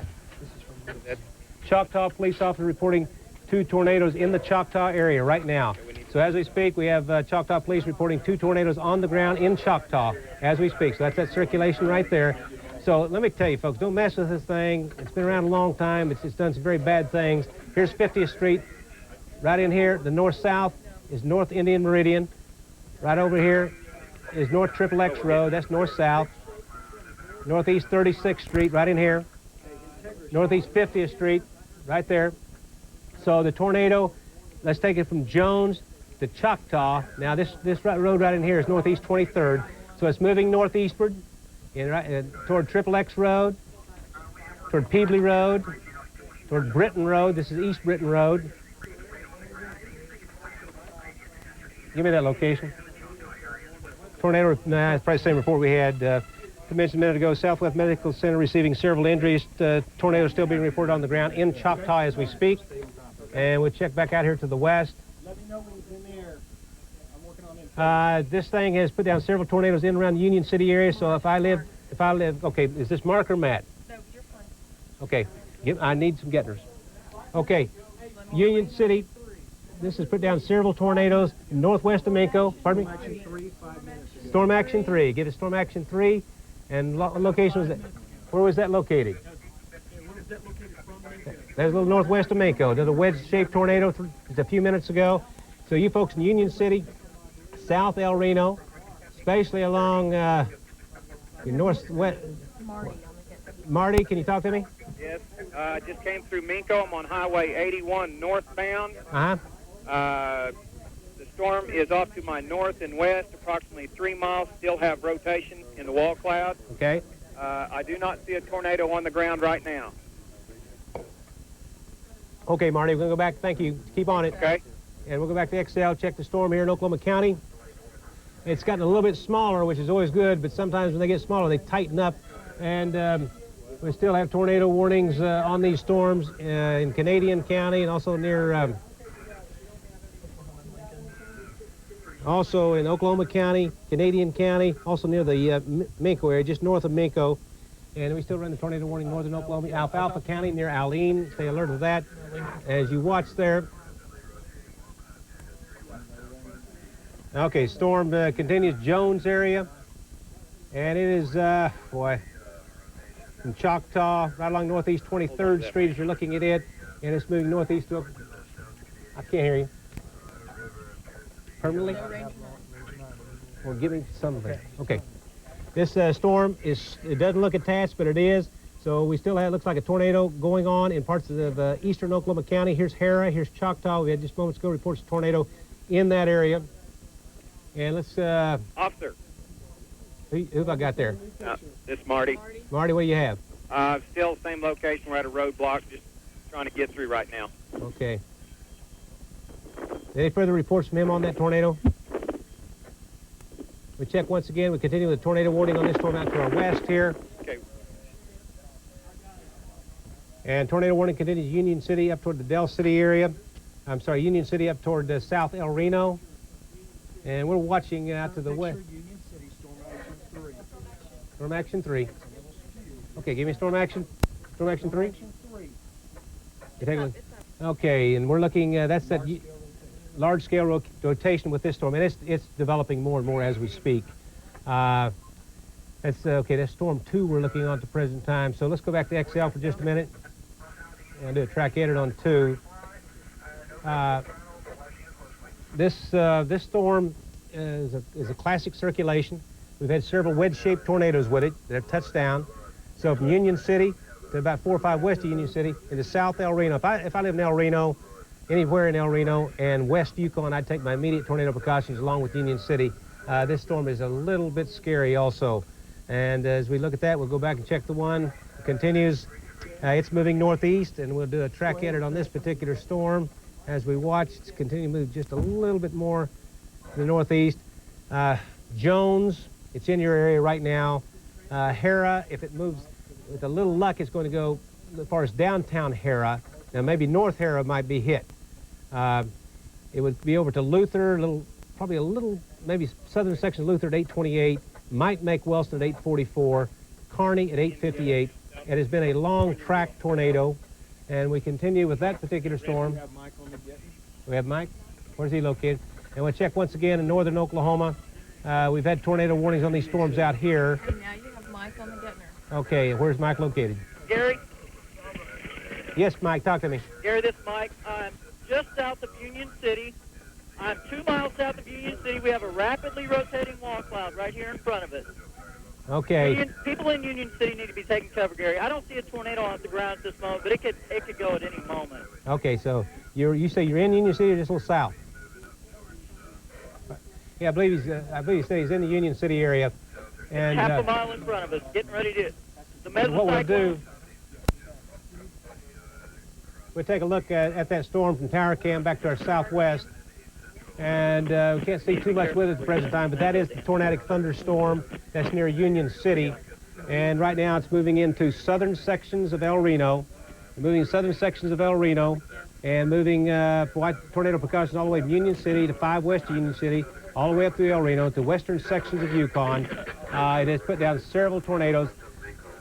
We'll take a look at Viper. We'll see what we have going on at the present time. More thunderstorms forming, and we have a tornado indicated with the storm near Union City.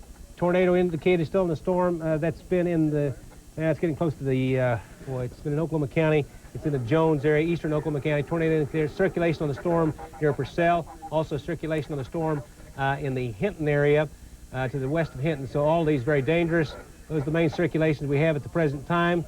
And we'll be watching those very carefully, obviously. But we know we continue with 1 tornado on the ground, but we have the potential to have 4 down at any moment, as you can see on Viper. So once again, this one right up in here is the one that's moving through eastern sections of Oklahoma County, northeastward. It's a little south of I-44, it's north of 40, and it's well west of 35. This one right here has put down several tornadoes.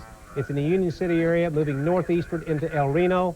We've lost our circulation back here. We've lost one here, but we continue with 2 tornadoes indicated on Viper. And we'll look to our southwest again. Someone needs to work that too. Okay, we're looking at that storm. Can't see, we can see the front edge. The conditions continue quite favorable for significant thunderstorm activity with tornadoes. And right now, if you go to XL, Kevin, I'm going to zoom in on this one we have right here. This thing continues to wind up. And I'll be, okay, just a second here. Union City area, and of course here's Banner Road, I-40. Parts of this, is actually the El Reno area, so it's moving right up this way. It's only 1, 2, 3, 4, 5, 6, 7, 8 miles south of Union City. Val, what do you have for me? Gary, we're 1 mile northeast of Union City, and we've got pretty good rotation about 2 miles north of town. Okay, Val, we have seen about 3 or 4 wedge-shaped tornadoes come down, multiple vortex with this storm. It is continuing to intensify once again, and we're watching it on Tower Cam, the front edge of it, and it's pretty impressive. And but as of yet, you still don't see another tornado with it? We don't see a tornado on the ground right now at all, but we do see good rotation. And it looks like in the area from 1 mile to 2 miles north of Union City is the best area. Okay, that looks right. Here's Union City, 1 to 2 miles north of the folks. So we're looking right in here. So here's Interstate 40. Right up in here is downtown sections of El Reno. So keep that in mind. It could put down another tornado in that area. Okay, we have another tornado warning. This is the one we had the circulation on Viper just minutes ago. So Southern Cleveland. Keep shooting. Turn it on. Have you got 40? Okay. Tornado on the ground at 63rd Street and Triple X Road. 3 miles southwest of Slaughterville. Okay, now 3 miles southwest of Slaughterville. Tornado possible. That's with this storm right in here. So if you just bear with me a little bit, we'll put a marker on it. This could put down a tornado at any time, so we'll put a mark on this. Val, you trying to talk to me? We've got rapid rotation 1 mile northeast of Union City. 1 mile northeast of Union City. Rapid rotation. There's nothing on the ground yet at that place, but it's really starting to wrap up fast right here. Okay. Val, I'm on another storm at the moment. You just stay with us. Okay. Okay. There's, right now, Val, just stay with me. We're on a tornado, a possible tornado southeast of Noble, northeast of Purcell. It will be moving toward Little Axe, Pink, and Bethel. So it's moving northeast at 25. Let me save that view as you look at it. So this is our third tornado warning at the moment. Continue with a very dangerous situation. And what do you get there? Wall cloud southwest of Tecumseh, okay? Southwest of Tecumseh. That's a distinct possibility there. That's probably the leading edge of that, but that's going to be moving toward Tecumseh. So Val, come back to me now. Gary, we're still watching this area of rotation, about a mile to a mile and a half straight northeast of Union City. It looks like it's trying to wrap up pretty good. Nothing on the ground, though. Okay. We're watching it very carefully. We see some strong rotation with it. A very significant hook echo with it at the present time. And let's see. Yeah, we have very, very strong signature. We also have very strong signature on the storm. Gary. Yes. We've got a tornado on the ground now 2 miles northeast of Union City. Tornado on the ground, 2 northeast of Union City. Tornado on the ground, 2 miles northeast of Union City. Right. And it's not a wedge or anything. It's just a little rope. It's touching down. It's going across an open field right now. Not getting ready to hit anything, but it's definitely on the ground. We have strong circulation on velocities. We also have a strong circulation west of east of Hydro. Yeah, Val. Hey, Gary. Yes. Gary. Yes. If you can hear me, Gary, I don't know if you can hear me. We've got a larger tornado on the ground now. Larger tornado on the ground. It appears that the circulation is probably, I don't know, half a mile around. We keep getting individual vortices touching down quarter of a mile apart from each other. Keep talking to me, Val. We're going to look at Storm Action 3. Okay, Val? we just had another touchdown. It's lifted now. It's lifted, but I guarantee you there's going to be another one here in a minute. Okay, so we've had several more tornadoes touch down. This is a very dangerous storm, just northeast of Union City, moving towards parts of South El Reno, West Yukon, just throughout Canadian County, from El Reno to Union City to Yukon. Take your immediate tornado precautions. Now, if this thing maintains itself, it conceivably could end up over in the, as far north as the village, and maybe points even to the north there. Hey, Chad? So, you have anything else for me, Val? No, Gary, Okay, it appears to have lifted right now. All righty. Okay, we're watching the storm now. Tornado most likely continues on the ground in eastern Oklahoma County. Let me take this to Storm 1. Gary? Yes. Gary, we just had another tornado touchdown. Another tornado touchdown. So, this thing is that code black? This is vortex. Val. This is Baptist Hospital employees. Baptist Hospital employees, code black. Baptist Hospital employees, code black, all come in. I want everybody in. We're looking now at, once again, an intensifying hook echo. Someone check with Bobby, because that storm looks pretty tough up there to the southwest of Kingfisher, too. That's a good shot. Where's that? Mathis looking west. Take a look at Mathis Cam. And we're looking west. And we're on bank. There you go. And this is the backside of this storm near El Reno. Is producing multiple tornadoes. Whoop. There you go. There it is. No. The backside of it, they're reporting multiple tornadoes with this particular storm. It's going to move through parts of El Reno, parts of Yukon. In fact, let's go to XL, and so you folks can see. And I'll move in a little close for you. It's just, I guess, if Val's still on there, someone needs to check that storm southwest of Kingfisher. It's intensifying rapidly. Here's the Reno Street and Highway 81. Reno Street and Highway 81. That's from where? El Reno Fire. El Reno Fire reports tornado on the ground at Highway 81. Highway 81 and Reno. That's out in this area here. Val, can you hear me? Yeah, Gary. Okay. We see significant circulation, obviously, and this thing's going to go on a while. The circulation appears to be 1, 2, 3, 4, 5, the main part of it, about 5 miles southwest of Interstate 40. Of course, here's the main part of El Reno, but parts of El Reno extends down south of I-40. And right now, the circulation appears to be 1, 2, 3 miles south of Interstate 40, moving northeast toward Interstate 40, Banner area. Right here, you got who on the Gettner? Mark or Matt? Mark, you'll talk to me. Now can you hear me? Yeah, I can hear you. Just start Okay. talking. We are east of Union City, 2 miles and 1 mile north. We've had multiple touchdowns of small vortices of this tornado, this large rotating wall cloud. It has not been on the ground consistently, but about every 2 to 3 minutes it'll put a tornado down for maybe a minute or two and then live right back. Okay, Mark. Let us know when you see something else.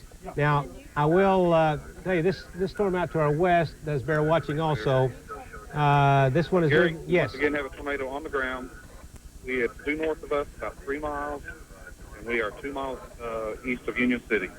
Give me your location again, because it's really noisy in here. It's about 3 miles north of us, and we are 2 miles east of Union City and 2 miles north of Union City, so approximately 5 miles northeast of Union City. So it's going to move up toward I-40 halfway between El Reno and Yukon. Is that what you're telling me? That's correct. Okay. On tower cam, we're looking at the back side of this storm, and it's pretty vertically shaped. Obviously, the whole thing is rotating at this time. So we're watching that tornado warning for Canadian County. It has produced multiple tornadoes. It'll be in some populated areas very quickly. And we're continuing once again with the... Gary? Yes. I think this is it. Okay, El Reno cam. Let's go to El Reno cam. I'll go to microwave 1. Can you move a little bit to the right? Okay. And we're looking due south, aren't we? Yeah. Okay. That's the wall cloud approaching you folks in the El Reno area. Let's see. Now we are at I-40, and we are at Interstate 40. Right, and what's the north-south road, guys? I'm losing it. Is that Banner? No. No, it is. It's at I-40.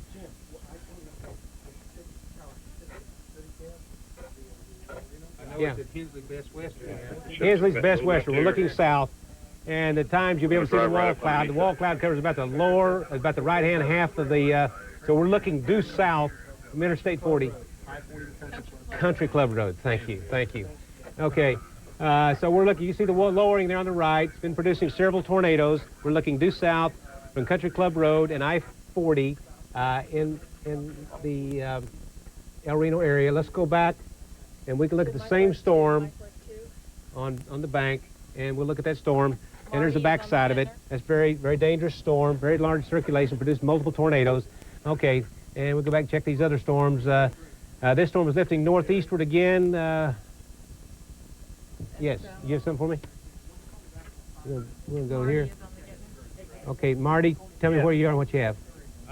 Just confirming what Mark and Val have been talking about. It's probably about 5 miles northeast of Union City. Appears to be moving northeast. Had more multiple vortex just a little while ago. They just keep dropping a tornado down and then lifting right back up.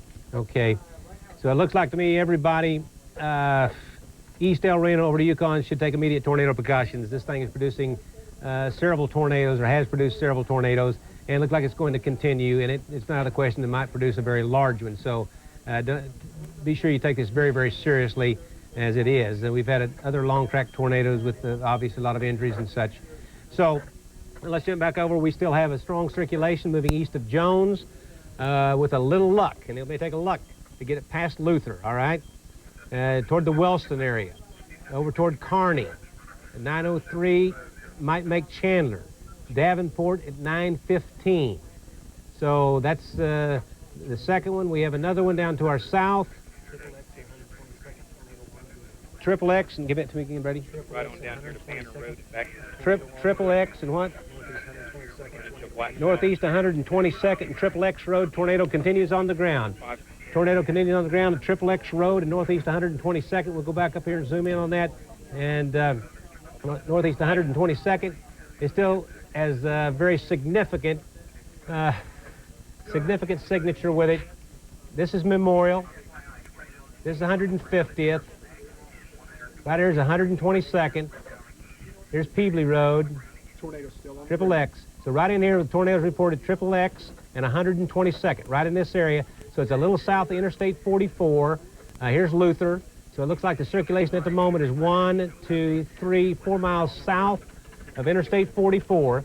It's going to be moving generally in a northeast direction. Right now, if you're traveling Interstate 44, so you're at the halfway point coming through the Chandler area. If you're moving southwestward on Interstate 44, stop, turn around, seek shelter. Do not travel Interstate 44 between Chandler and Oklahoma City. There's a tornado, a large tornado, very close to the interstate. Southwest Medical Center now receiving several injuries, one fatal. So Southwest Medical Center receiving several injuries, one fatal. And as we mentioned earlier, we have a tornado reported on the ground. Is it continuing on the ground? You still got it? Okay, we're watching. It's going up and down. Up and down, okay. And it's 122nd. It's going to be moving north-south road up over northeast Luther, Memorial Road. It's going to move over east 150th. North-south road here is going to be Hera. Of course, here's the county line road. So from Luther to 1, 2, 3, 4, about 5 miles south of Luther and southwest of Luther, Canadian tornado precautions. Also over toward Wellston. Who have I got talking to me in my ear? Here's Old Highway 66. Here's I-44. I need some get. Let's go to Viper. And we're watching. Let me just pan this around here. Is anyone checking that storm that is north of Hinton and not close to the Geary area? We indicate a lot of shear and possible tornadoes. That storm that is east of Purcell now, moving toward Tecumseh. We indicate a tornado here. Excuse me. That's south of Luther. Tornadoes continue to be indicated. A lot of shear just southeastern section of Reno, El Reno, moving up toward the Yukon area. And we're getting a lot of shear with this storm. Possible tornado might form on this one, which looks like it's in the Geary area. As a fair. We have Bobby on that storm. He says he sees them. Okay, doesn't anything on it. So we don't have a tornado on the west storm at the moment. So we're just going to make a round trip till you get me another Gettner here. Might take a look. Now we're looking at the storm. It's eastern El Reno. Okay, Mark, is Mark on one? At this take tower cam as we're looking at that. Tower cam. Here we go. Mark, you with me? Talk to me. Hang on, we don't have it yet. Okay, Mark will be with us in a minute. What we're looking at is the backside of the storm. It's near El Reno. Okay, Mark, talk to me. We are now on the due west side of the rotating wall cloud. We have not had a touchdown in the past 2 to 3 minutes of any tornadoes. Continuous large-scale rotation, though. Okay, so no tornado at the moment. This is on the storm. It's southeastern sections of El Reno and the western sections of Yukon. That's correct. Okay. We looked at El Reno cam. In fact, we might check the microwave 1. We don't see a tornado on it. We're looking due south. Okay, we're looking due south from El Reno. Look to the southeast.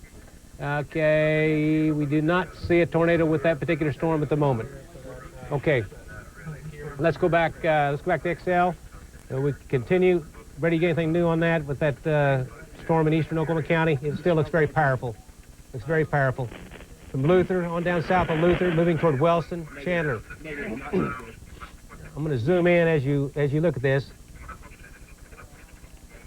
And it continues to have a classic signature. We're not seeing a power line flash at the moment, but it's getting a little bit to the east of us here. But about 1 mile, here's downtown Luther, south end of Luther. Here's I-44. So if you're traveling, once again, we're broadcasting on KXY Radio 96.1. And if you're traveling along Interstate 44 from Chandler toward Oklahoma City, I suggest you get off of it now or turn around if you can and head back to the northeast. There's a tornado very close to the I-44. It's been a long track, very damaging tornadoes with injuries and possibly worse. Right now, the main circulation appears to be about 2 miles, 3 miles, 4 miles south of Luther. And it's moving to the northeast. And it's going to be moving, let me just back off and give you the projection on it again. Okay. We're back out to the west on this storm, El Reno area. We have people on it, no sign of a tornado with it at the moment, but it has produced multiple tornadoes multiple times. Movement is to the north-northeast on that rascal. So this is, we're looking at storm action 2 there, so let me do a track at it. Okay. Where do you have that? 3 miles east of Highway 81, brief tornado touchdown. So this storm is still producing some tornadoes. This storm 3 miles east. 3 east of Highway 81, brief tornado touchdown. Okay, so it's continuing to produce them. It looks like it's a pretty good north-northeast lift. I'll move that up to about a 45. See how Mark on this one? Mark is on the getting. Mark's on the getting, if you want to talk to Okay, him about that. no, not unless I got something on it right at the moment. So let me save this view. Tornado warning continues in that area. Okay, so this one continues in here. Let me move it over just a little bit.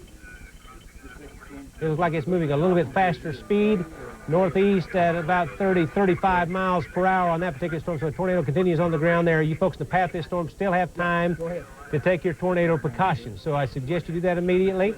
And I'll do a track edit. This is number 1 here. And we'll go into storms, do a quick track edit, because this thing is beginning to lift out pretty good, it looks like. So it's in the Luther area right at the present time.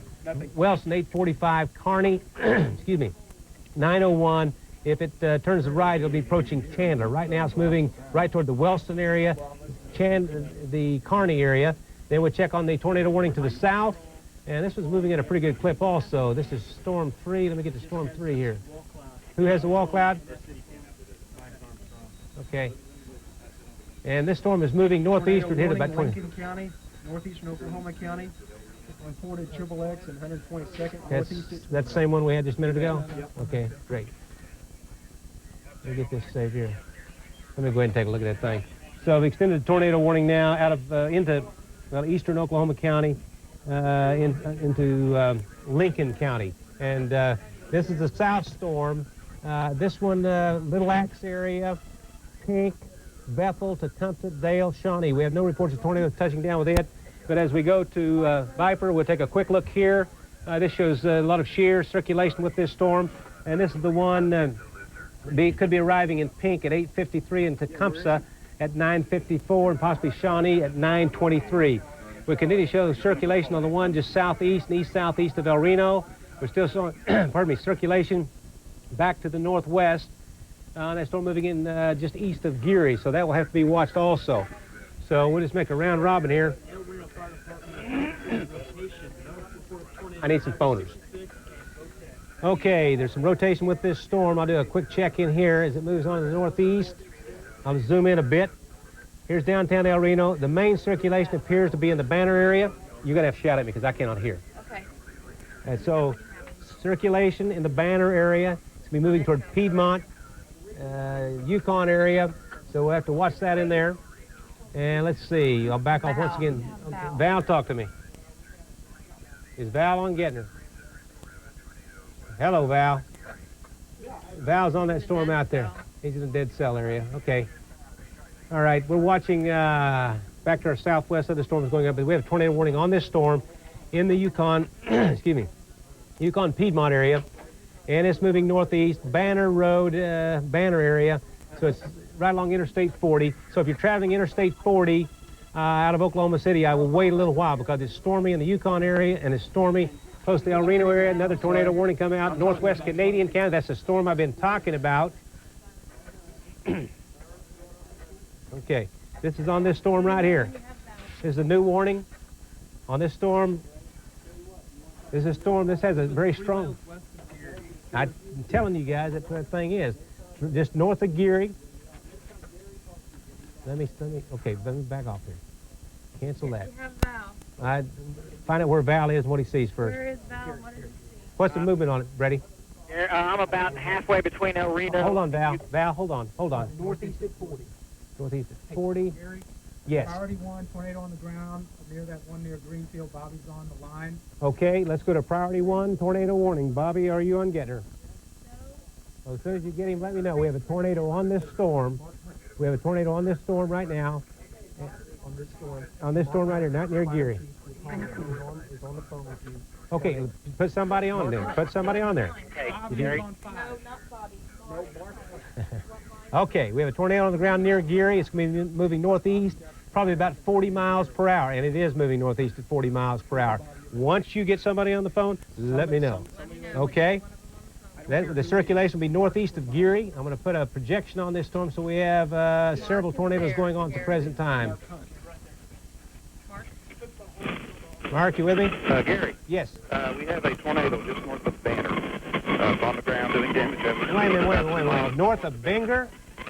What'd you say? You have a tornado on the ground north of Banner. North of Banner. Okay, give me direction of movement. Looks like it's moving north-northeast. North-northeast, okay. Okay, just a second. You have to bear with me here. We've got so many of these things going.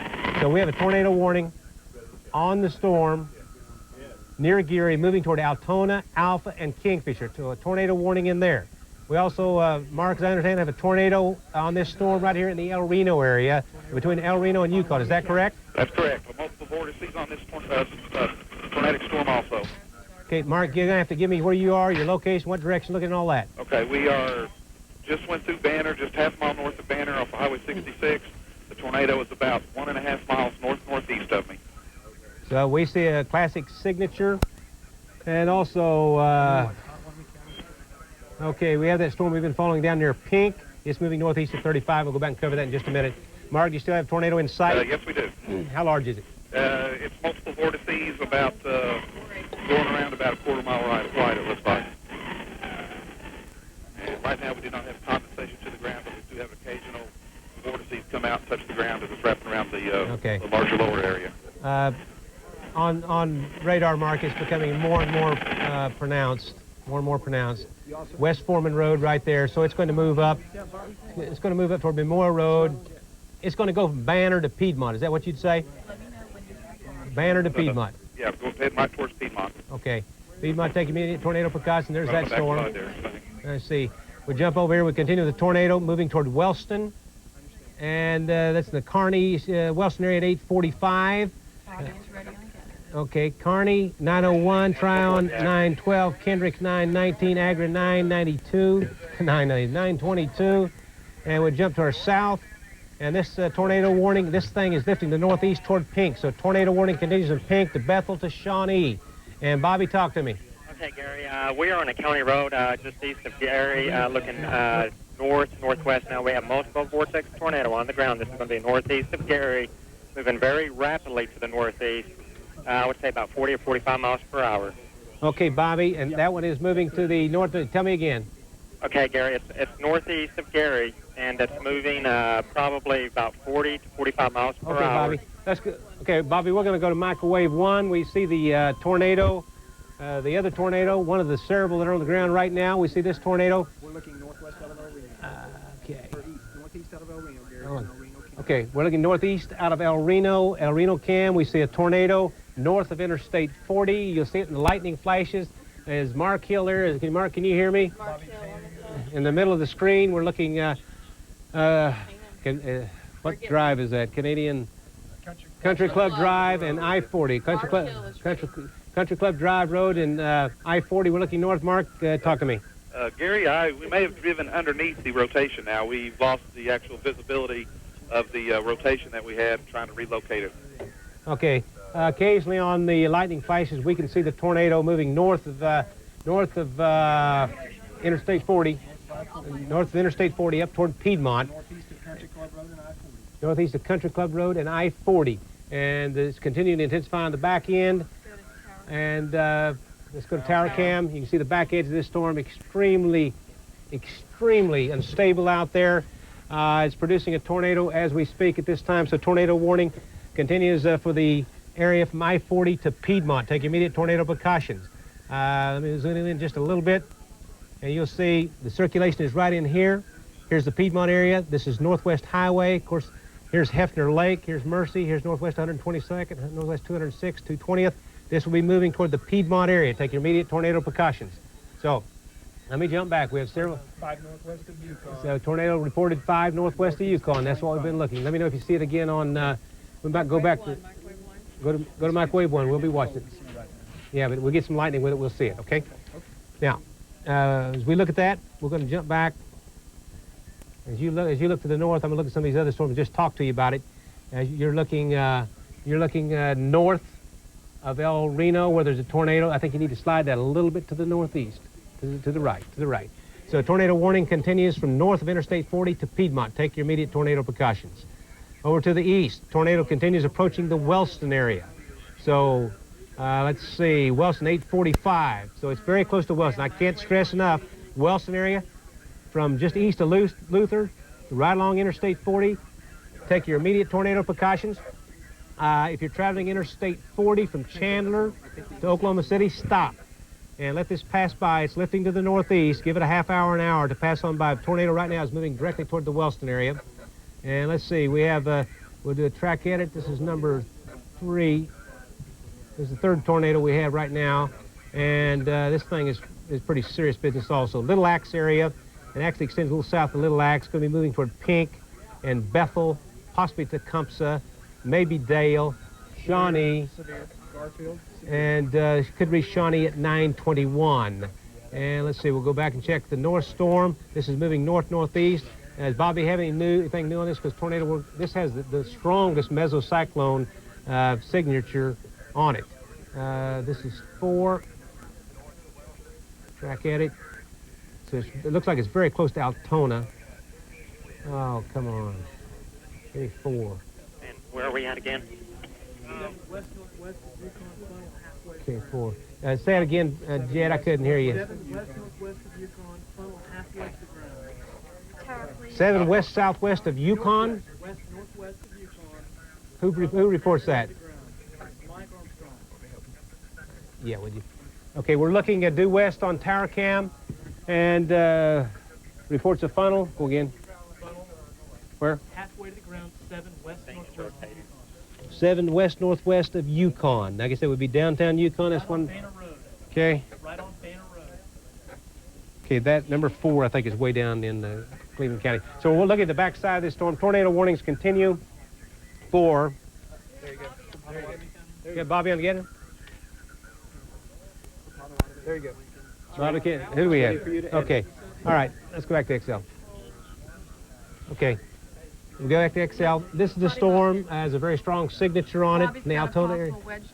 Okay, Bobby, talk to me. Okay, Gary. We can. I think we can estimate this tornado to be about 15 miles southeast of Watonga, and we've been watching it now for about 10 or 15 minutes, and looks like we have a very large wedge tornado possibly still on the ground. We saw a wedge tornado on the ground about 7 minutes ago, and now we're in trees, and we're losing visual of it, but there was definitely a very large wedge tornado on the ground. Okay, Bobby, we see it near Altona. It's going to be moving Omega 848, Alpha 855, Loyal at 903, Kingfisher 907, Dover 919, Hennessy 932. Large wedge-shaped tornado on the ground, southwestern sections of Canadian County. So tornado warning continues on this storm here. We have funnel clouds continue to be reported. Let me just zoom in for you, and I'll just have to keep walking you through these. And here's the circulation.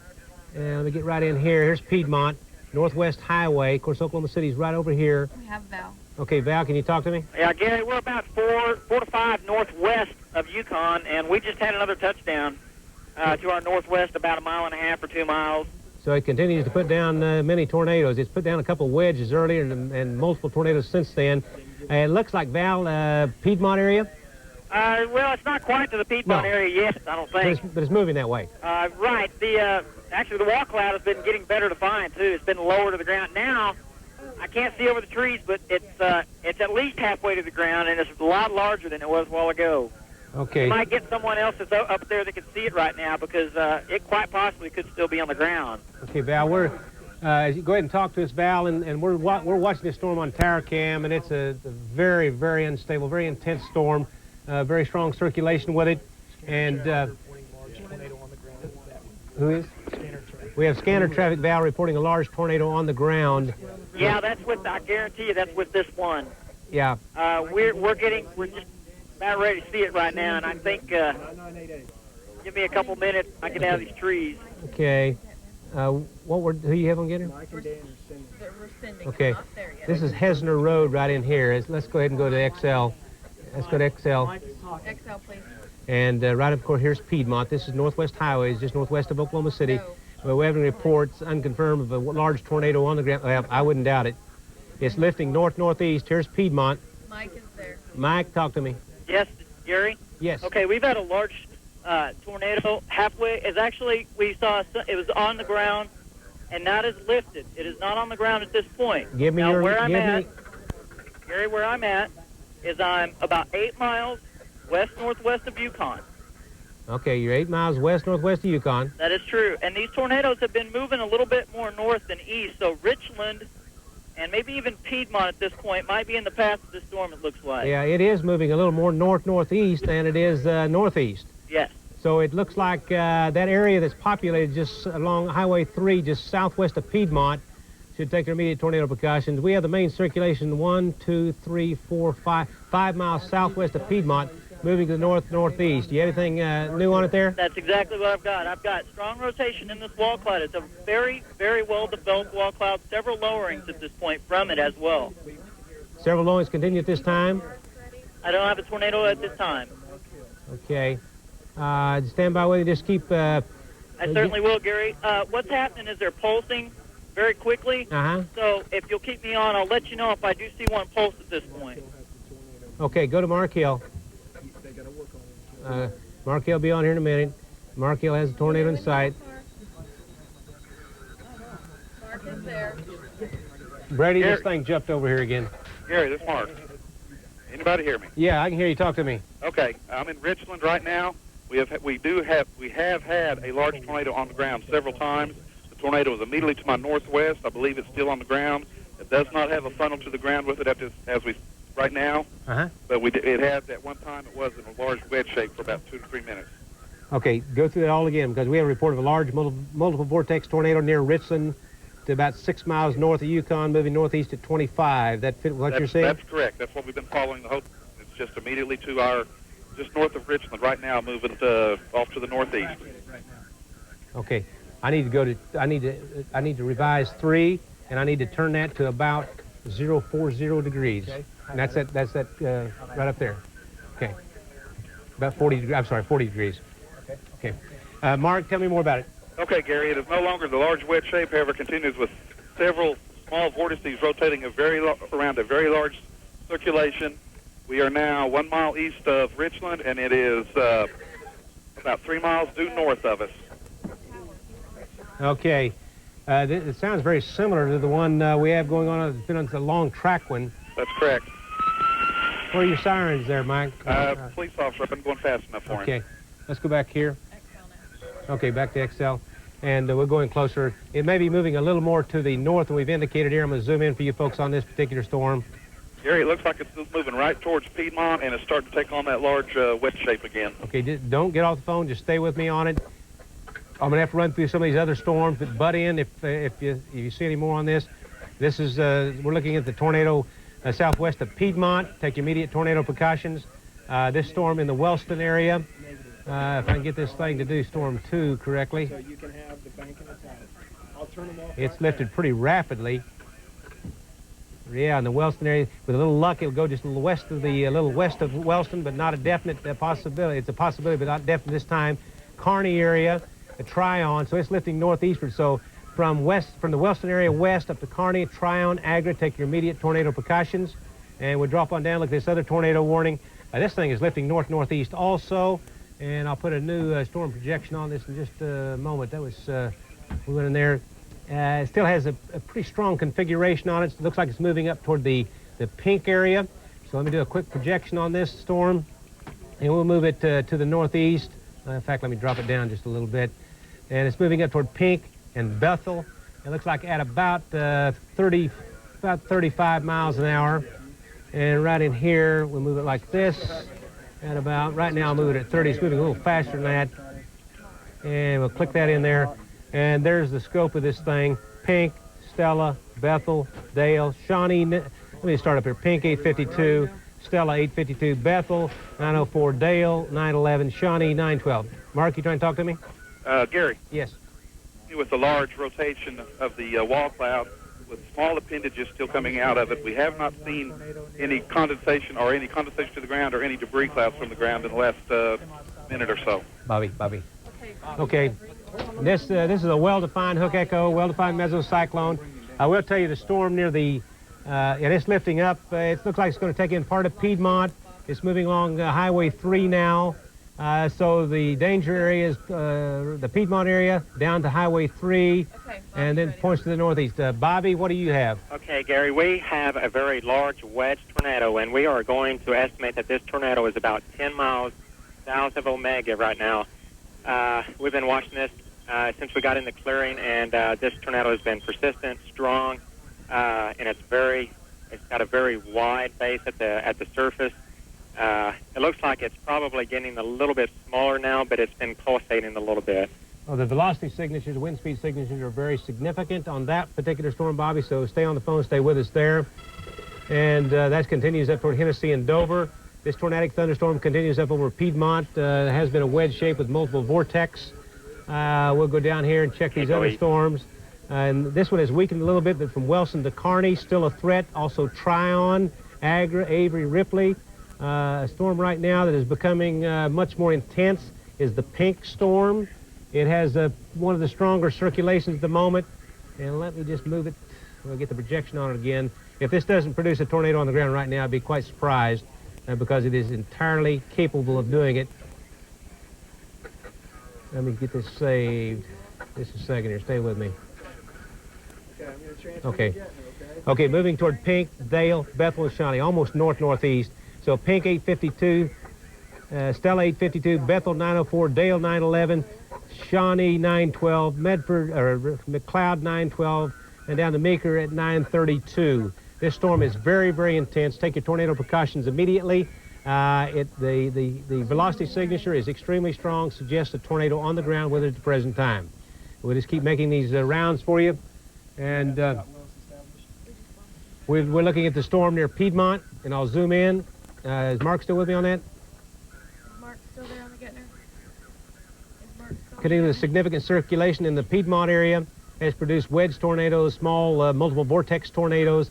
So from Highway 3, another tornado warning northeastern. Okay, that's the one we're on right now. Reported 5 miles southwest of Piedmont, moving toward Piedmont. Okay, talk to me, Scott. Yeah, Gary, we're on a back road just to the south of Piedmont, and we just saw a rope tornado on the ground. We can no longer see it at this time, but there was a rope tornado on the ground. Who does? Who does? Val. Okay, Val. Can you talk to me, Val? Val has a tornado on the ground. Not yet. Talk to me, Val. We don't have it yet. We'll have Val has a tornado on the ground with this storm. Hear me, Gary? Yeah, I hear you. Okay, Gary, it's probably about a mile and a half or so southwest, or west-southwest of Piedmont.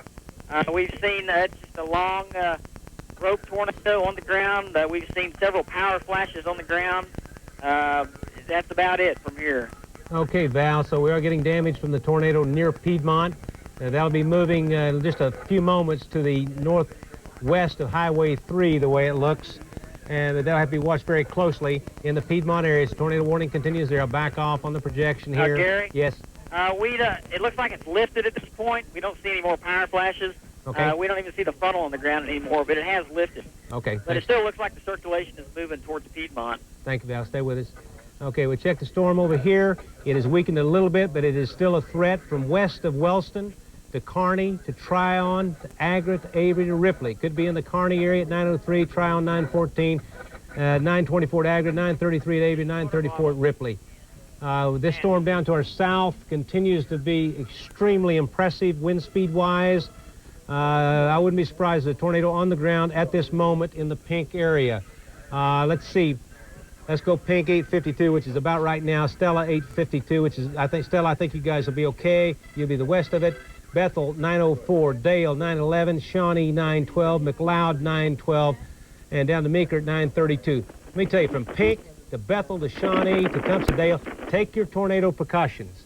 This is a very intense storm, capable of producing a significant tornado as we speak. Yeah. Val, you with me again? Yeah, Gary, I'm still here. Okay, you see anything else? Here we've got a large wall cloud with this thing. I can't see a tornado on the ground at this point. We don't see any power flashes on the ground, but it appears to be getting wrapped up again.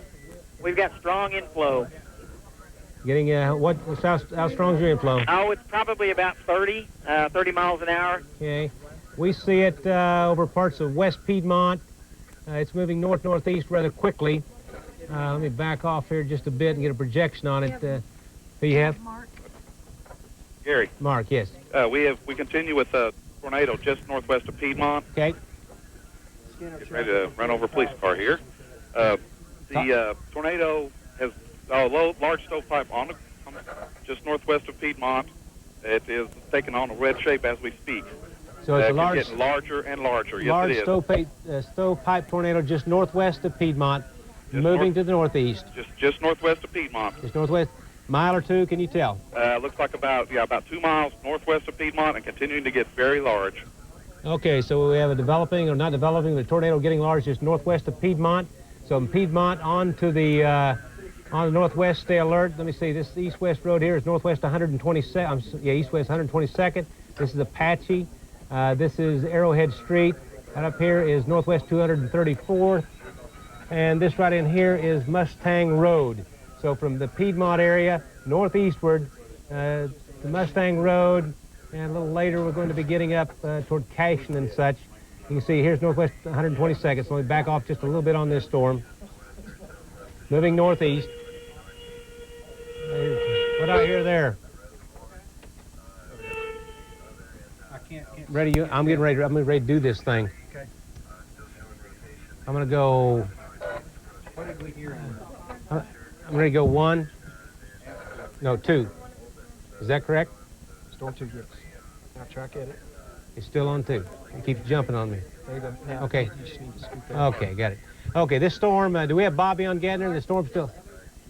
Scoot it around. And I tell you, there's a very severe storm in the Enid area also, folks. So you folks in the Enid area, stay alert. The possibility of a tornado there. In the Enid area, very large hail indicated. Bobby, you up with me? Can you talk to me? Okay, Gary. We still have a wedge, a very large tornado on the ground. It's not really a wedge shape now. Just about 30 seconds ago, we saw some significant power line flashes. And it's kind of hard to tell where we're at right now. We're on a county road southwest of Kingfisher, and we're estimating that this tornado, 2 tornadoes, we see 2 tornadoes on the ground, Gary. Bobby has 2 tornadoes on the and a ground. single tornado just to the west of it. Okay. We would have it right in the vicinity of Alpha, would be 8 or 10 miles so west of Kingfisher. That fit with you? Yes, Gary. Okay. So we have 2 tornadoes on the ground west of Kingfisher now. They'll be moving toward Dover and Hennessy. So as you look, I'll tell you folks, Alpha, it's in your area right now. Loyal 905, 919 at Dover, Hennessy 933, Bison 943. Let's just start resave these. Yeah, flip by from them, will you? And we're looking at circulations back. There's several shear, and then 1 tornado indicated. No, you're a little close for me. Back off so I can see a collection of them. We have a tornado on the Piedmont storm, also west of Kingfisher, we indicate, and also near Shawnee. Can you pan over for me? The Shawnee storm. Can you bring her back around where she fits so I can see it straight? There you go. Okay, Okay, Val, come on, Val, talk to me.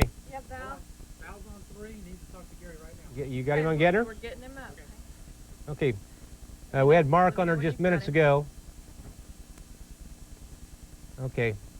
Do we have anybody on there? I know what they're after. They probably see the large tornado. There's 3 dotted. We had tornadoes all over the place.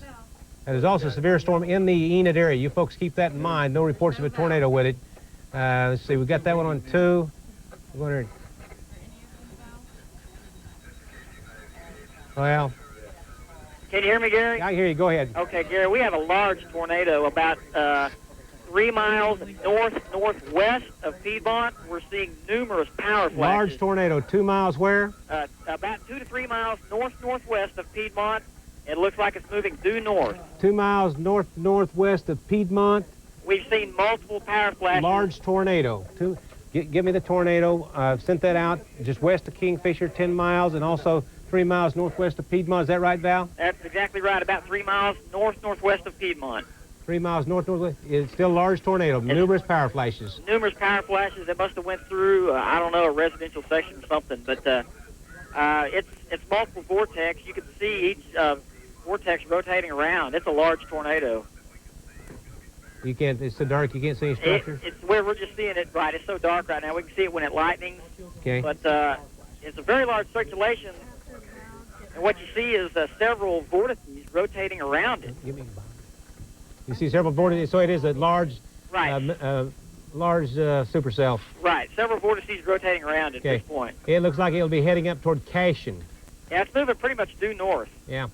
Okay, moving northeast. Looks like we're looking back out at Bobby's storm. He's reported a large wedge-shaped tornado west of Kingfisher. It'll be moving up toward Alpha. What's in the Alpha area now? Dover, Loyal, Dover, Hennessy at 9:33, Bison at 9:43, Wacomas at 9:51. This is a very dangerous storm. Bobby, do we still have you? Gary. Yes. Okay, we are looking at the tornado. We still have a tornado on the ground, and we would estimate this again to be west of Kingfisher by, let's say, 7 to 10 miles. Okay. And what we are seeing is multiple funnel cloud tornadoes rotating around the mother tornado, or the core of the tornado. It looks like it occasionally tries to rejuvenate into a wedge, and then it breaks down again and becomes more of a singular type tornado, a large tornado, but not a wedge. Okay, Bobby. Okay, it's a wedge again. Okay, it's a wedge again. Still west of Kingfisher, moving toward Dover and Hennessy. All righty, Bobby, just hang with us on the phone. We'll take a look at some of these other storms. Wedge-shaped tornado west of Kingfisher. Large tornado continues north of Piedmont, moving toward Cashin. So let me give you a projection on this storm. It looks like it's moving to the northeast, and that's storm number 3. Look at storm 3.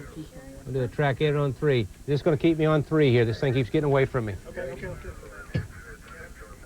We'll get a new projection on it. You with me? Okay. There she goes. Put a track edit in here. There's 5. Jumps in again. That is moving directly toward Cashin. So from north of Piedmont toward the Cashin area. Just go ahead and leave them all as far. Okay, I will. Okay. So we've got another tornado warning, northern Pottawatomie County. A tornado about 10 west-southwest of Shawnee. Okay, we'll go over here and look at this. On this storm, here's the Shawnee area. There's a strong circulation. Actually, there's a circulation back in here to the west near Bethel. There's one near Shawnee. So you folks in the Bethel, Shawnee, Dale area, take your immediate tornado precaution. Could be putting a tornado on the ground as we speak. So tornado warning continues. McLeod, Dale, Pink, Bethel, Shawnee, and Tecumseh. Okay, I'm going to jump back to our west here. Large wedge-shaped tornado doesn't appear to be moving too rapidly with this storm. Well, northeast about 30, I guess. And it looks like it's going to move up toward the Dover, Hennessy area. And so a tornado warning continues. Kingfisher County. Okay, I'm going to drop a little bit to the southeast. So tornado warning continues Kingfisher area to the east or to the west. Is that you, Bobby? Is that you, Bobby? Okay.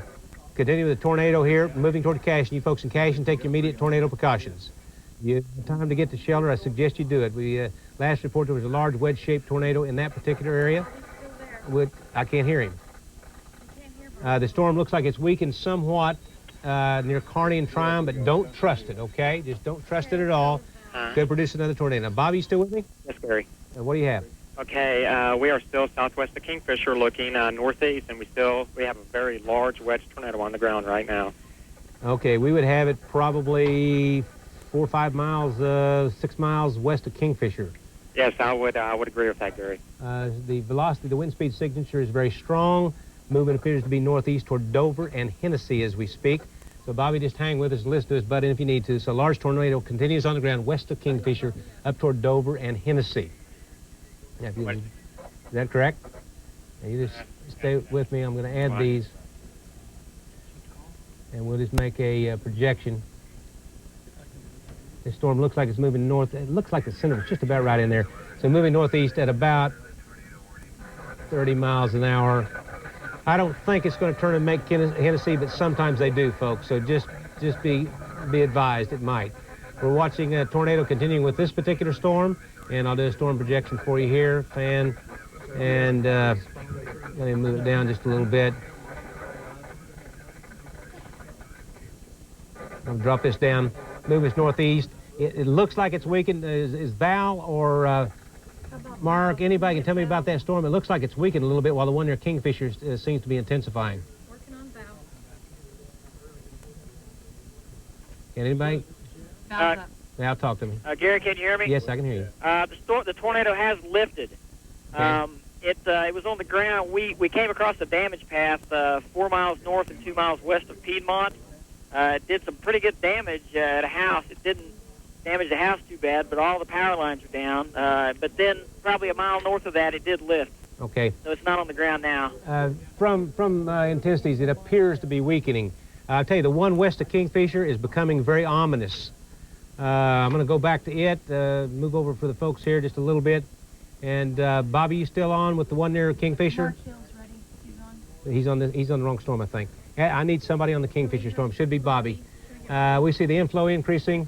We see wind speed velocities increasing with the storm. In fact, it indicates to be a very severe. Bobby, talk to me. Okay, Gary. We are seeing a huge wedge tornado now. It's probably, I'm estimating this probably being about 3/4 of a mile wide. And we are still seeing, looks like we got a sister tornado still with us. Looks like we have tornadoes that are wrapping or rotating around the huge wedge tornado. It sounds like the one we had earlier today, where the damage past some cases might have been a mile or more wide. Now we still indicate strong circulation on the storm south of southwest of Chickasha, so you folks in Chickasha stay alert. This circulation, if you're in Kingfisher, you can see it's only about 1, 2, 3, 4 miles to your west-northwest, and it's going to be moving up toward Dover. This is a very significant circulation. Could do very significant damage. In many cases, a storm of this type, a mobile home or wood frame homes may not survive at all. If you live north of Kingfisher up toward Dover and Hennessy, you still have time to take shelter, and I suggest you do so. This is a very threatening storm. I'm going to back off just a bit on it. There's the movement on it. Dover 919, 934 to Hennessy, Bison 945. And we're going to drop down to the south. This storm still appears to be weakening a little bit, but you folks in Cashion and Crescent stay alert. Now, if this storm turns right, it's going to change things totally. And let's see, we'll drop on over to the east. This storm continues to show very strong wind speeds with it. What do you have here? It's the same one. 6 miles northwest of Kingfisher. That's an ominous-looking storm. Okay, the storm is in the Bethel Acres area, west of Shawnee. It's very, very intense. Someone call the Shawnee police and see what they have, because we're not getting reports out of there. But it indicates a very, very strongly sheared storm, rotation with it in the Dale area down toward Bethel and Shawnee. Looks like it'll be lifting to the northeast at about 30 miles per hour. And what I'll do is move this down just a bit so we can get a projection on it. But there's a lot of motion in these storms out there, and at times they move north-northeast. Other times they move a little bit on off to the northeast. Let me just add this in here. And I'm going to move this north-northeast at about 30 miles an hour. Okay, and I think we lost it. We're watching this storm near Dale, Bethel Acres, Shawnee. So watch that storm in there. We're having no reports of a tornado, but I can tell you by looking at Doppler velocities and Doppler intensities, could be producing a tornado at any time. So we're going to go back. Do we still have Bobby on the line? Is Bobby still on the line? Bobby. Let's go back to get Bobby on the line. Bobby's up. Bobby, talk to me. Okay, Gary, we are still seeing a large wedge tornado on the ground. We are on Highway 33 now, headed east, and it's to our northeast. And I would really suggest anybody in the path of this tornado to take cover right now. Large wedge shape, okay. Say again. 102 in Hardesty, west of Shawnee, tornado on the ground. Tornado on the ground at 102 in Hardesty, west of Shawnee. Moving into Cashion. Tornado moving into Cashion as we speak. Tornado's moving into Cashion as we speak. Tornado moving into Cashion. If you haven't taken precautions, you should have taken them by now. Gary. Yes. We have a large wedge tornado moving in towards Cashion. We are on the County Line Road and Piedmont Road, 1 mile east. The tornado is about 2.5 miles due northeast of us, and it's a very large wedge shape. Okay, we're seeing it, the Cashion 917, that's approximate, so anywhere from Cashion to Crescent to Seward, stay alert. This large wedge-shaped tornado, in fact, it's just about on Cashion as we speak. And as we look at the Cashion one mark, we're also looking at the one northwest of Kingfisher. It's moving directly toward Dover. It is a large wedge-shaped tornado, multiple vortex, probably producing a considerable amount of damage. So from northwest of Kingfisher to southwest of Dover, stay alert. Quarter mile wide. Which one? That one. Kingfisher's tornado is now thought to be 1/4 of a mile wide. And if it's similar to the one we had earlier, and it looks like it today, if we look at it right in here, you can see it's a classic circulation, very large circulation, multiple vortex, northwest of Shawnee, moving toward Dover. Take your immediate tornado precautions. I need someone to follow what I'm doing, guys. Okay, moving northeast at about 35 miles per hour, so we have to watch this very carefully, and we are obviously. Take below ground shelter now, Hennessy to Dover to far north Kingfisher. And do we have Mark? Yes, Gary, I'm here. Okay, tell me more about your storm. We still continue with the large tornado. We've got an exact location on it now. We are 3 miles east of Piedmont Road on the County Line Road, and the tornado is exactly 1.5 miles due north of me. Okay, so it's coming right up on Cashin, isn't it? Correct. I'd say it maybe 2.5 miles south of Cashin. Yes. So in Cashin, take your immediate tornado precautions. And let me tell you, as I mentioned, mobile homes and the wood-framed homes may not withstand the force of these tornadoes. So below ground, better. Steel reinforced building, much better. Pardon me. So, as we speak, tornado, very large tornado northwest of Kingfisher. We had northwest of Kingfisher, one northwest of Cashin. And let me break in, Mark, if you have anything. Okay. And we have a very, very strong circulation. Moments ago, what did we do there? We had a tornado reported at Highway 102 in Hardesty, west of Shawnee. Movement appears to be to the north. Here's the Dale area, and there's Bethel Lake, and there's Bethel right here, Shawnee. So it's moving, here's McLeod, the Dale area, and it's moving on up to the northeast at about 35 miles per hour. So we continue with, 1, 2, 3, 4, at least 4 tornadoes on the ground at the present time that we are aware of. Movement is north-northeast at about 35 miles per hour. So McLeod, Bethel, Dale. Val, can you talk to me? Yeah, Gary, we can see off to the northeast what looks like a large tornado in the general direction of Cashin.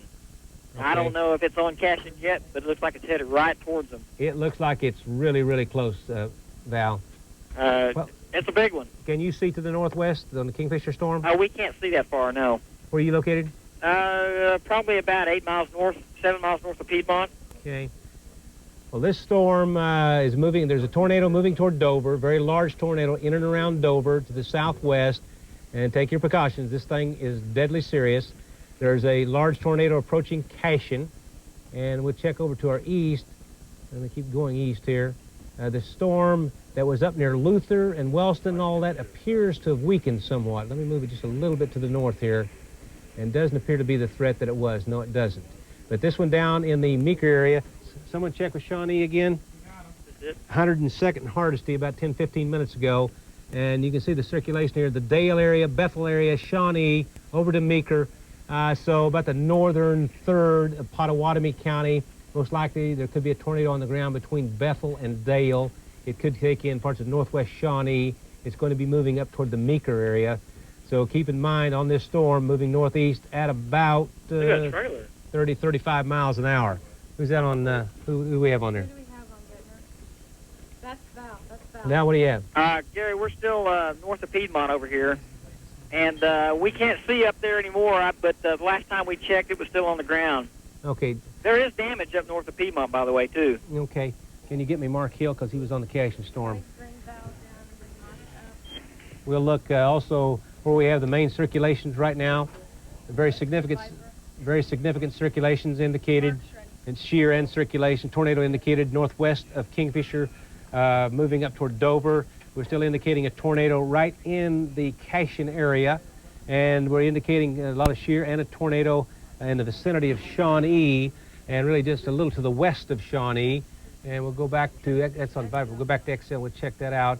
And we'll drop down here to 4. This is the storm. Let's see if I move. Let me go ahead and look at this storm here. There we go. And let me save it on view 4. Okay. Storm action 6. Storm action 6. Who give me storm action 6? We're looking at this storm near Dale. Whoa! Now where's this? This is the Cashin storm, Gary. Okay, let me jump back here to Cashin. This was the tornado approaching Cashin just moments ago. This is southwest of Cashin just moments ago. It's got to be in Cashin right now. If it's on the ground, it's doing damage as we speak. Gary, are you here? Yeah, talk to me, Mark. Tornado continues on the ground. It appears to be tracking due north now. Mark's on getting it. Yeah, just keep talking to me, Mark. Okay, continue with a large tornado contracting due north, just west of Cashin. It appears to be about 1 to 2 miles due west of Cashin at this time. Still moving northeast. More northerly, it appears. More northerly, so kind of a north-northeast at about 30 miles per hour. I tell you, from the picture you're sending, if that thing is still on the ground, it is obviously doing considerable damage. Yeah. It's becoming a little more wrapped up all the time, the way it appears. And I'm going to go in just a little closer here, and as we go ahead and continue to look at the picture, it looks like it's right on Cache. And Mark, can you tell if it's on the ground still? Yes, it is still on the ground, Gary. Are the lights over to the right from Cashin? Yes, it's just to the west of Cashin, continuing to move almost due north, or just east of due north. Just a little east of due north, okay. And it continues with a large wedge shape on the ground. Okay. So just almost identical to the picture we just sent you. Do you think it's bypassing Cashin? I believe it's already to the northwest of I Cashin. think it's northwest of Cashin. Okay, Mark, stay with us on the line. Can somebody get me Bobby on Gettner? Those are the two guys I need right now. Can we bring Bobby up? We're back looking at this storm, which has had a large wedge-shaped tornado with it. And I'm going to try to storm the edit on this thing. It looks like it's moving right up toward the Dover area, and we're able to edit on that storm. Bobby, talk to me. Okay, Gary. We came across the damage path on Highway 33. Large trees were uprooted, power lines, power poles, utility poles were crossing the road, and it was totally impassable. So we have, right now, for the moment, lost the tornado to our northeast. Okay, the tornado is moving right in on Dover as we speak. Dover 922 could be there just momentarily. It's still on the ground. Hennessy 937 should go a little to the east of Bison, and if it continued, it could make, pardon me, Nokomis at 957. Let's see, tornado still indicated near Bethel Acres, so I'm going to jump over and take a look at that particular storm. We'll walk on across here, and the velocities on that storm are very, very impressive. So you folks on this storm, I'm just going to zoom in here for you. It looks like it's lifting north of Shawnee, but this is the circulation right in here. This is the circulation right in here. And this thing really, really looks serious, folks. So from Dale to north of Bethel, north of Shawnee, on up to Meeker, take your immediate tornado precautions. OG&E reports 60,000 people without power. We are broadcasting on KXY radio. The tornado on Interstate, it looks like there's a tornado on Interstate 40 in Pottawatomie County. If you're traveling Interstate 40 west into Pottawatomie County, stop now. If this storm passed, it's in the Dale area. It's between you and Oklahoma City. Stop, turn around if you possibly can. It's going to move from north of Bethel to Dale, on to the north, up toward Meeker. This is a very dangerous storm. Most likely, the velocities look like to me, it most likely has a tornado on the ground at this particular time. Movement northeast, there it is, at about 40. I'm trying to get that projection back on there again. I can find it. It looks like north, northeast, and northeast at about 35 miles per hour. I'd be real surprised if it did not have a tornado on the ground with it at that particular time. Let me save this view. What do you got, Matt? Tornado warning continues. Okay, we moved over into Logan County, so just stay with us. We'll go back to these storms. This is the Dover tornado now. Has produced significant damage moving toward Dover. And then on this storm right in here, it depends on Mark and follow this storm. This would be a tornado warning for Logan County. This storm is produced. Could we look at Mark's picture again? So we used to have Mark's picture up. There it is. This is a tornado as it was passing very close to Cashin. So you folks keep in mind from Cashin up to Crescent, stay alert. This thing is moving a little bit to the left of this red line, so it could be in Cashin, you know, at any time at 9:37, Mulhall at 9:59, and maybe Orlando at 10:10. We have one tornado, two tornadoes on the ground that we know of at the present time. And we'll go back to the east here. I suspect there's a tornado on the ground with this particular storm. It's a very significant storm, very significant circulation all through this area. It should be producing, this is Interstate 40, east and west. So it's in the Dale area, I-40, as we broadcast on KXY radio. I-40, east and west here. Don't try it through Pottawatomie County. It's going to be, you got damage, Bobby? Gary, this is Mark. Yeah, Mark, talk to me. We've got power lines down southwest of Cashin. Tornado continues on the ground just to the due north of us, continuing track just east of due north. The tornado is northwest of Cashin. So it continues on the ground, traveling almost due north now, it appears. It looks like it could well take in Crescent. That's correct. It's almost moving due north. The damage path is just immediately to our east in a field. We see numerous trees down, power poles down. Okay. And you can still see the tornado on the ground? Yes, we do. Okay. Keep talking to me about it, Mark. Okay. Like I said, the tornado continues. It's more of a cone shape. Correction, a stovepipe shape now instead of the wedge shape. Okay. Mark, as you talk to us, we see the tornado circulation. We see a lot of shear with the storm that's passing by Cashin, going up toward Crescent. We still see the tornado moving in very close to Dover now, and we see the tornado that would be north of the Shawnee area. And that's primarily what we see at the moment on Viper. We're going to pan just a little bit. Still some severe storms up in northern Oklahoma.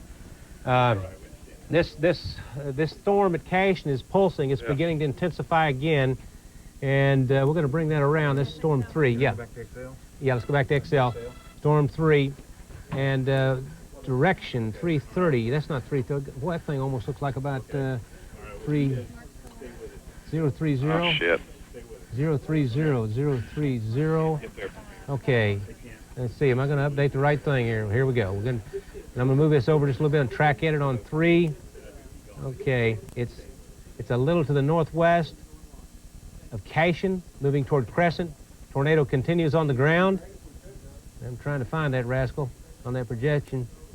There it is. And so I'll save that. And then there's a projection. Crescent, 940. It appears to be moving directly toward Crescent. It continues to be, as last we heard, a large wedge-shaped tornado on the ground, moving toward Crescent. And here we have this storm wrapping up right in the Dover area, And it appears to be, if I can get a track edit to work properly on this, tornado appears to be in the Dover area. Bobby, is Bobby still there? The tornado could be doing damage in Dover, just to the west of Dover. We'll call Dover 921, Hennessy 926. Bison 946, Wacomas 955, 1015 at Fairmont. Okay, so we have this tornado near Dover. Been large wedge shape last we heard. Large tornado north of Cashin moving toward Crescent. And this storm here, let me try another projection on this rascal. Mark, anything? We're watching this, just a second. We're watching this storm right here. And let's see, it's in the Dale area, so do not ignore the fact that I do not have Dale in there, but it's the Dale area, and it'll be moving up toward Meeker at 935. So Dale, it's in your area now, could be doing damage on Interstate 40 in Dale. 951 Sparks. Chandler, with a little luck, well, no, let's go ahead and Chandler 958, Davenport 1005, Kendrick 1014. And make sure I save this view here. Okay, do we have Val? Now talk to me. Mark, talk to me, Mark. The tornado is moving northwesterly now. Northwesterly? We are 2 miles southwest of Cashin, looking due north. The tornado was immediately to the east side of the road. Now it's to the west side of the road, continuing to track off to the north. It kind of looks like the backside of that storm was swinging out to the west, so I have a north-northeast track. We've got to keep in mind it's moving a little bit more to the north, so tornado warning continues from Cashin to Crescent to Lovell. Continue with the large tornado also, Gary. Continue to track northwestward now. Okay. Where's Jenny? Okay.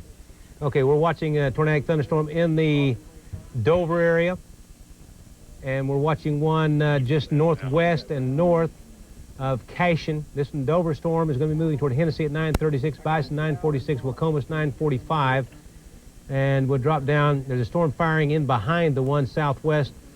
Oh boy, this thing is lit. Now this is lifted a little due to the northeast then.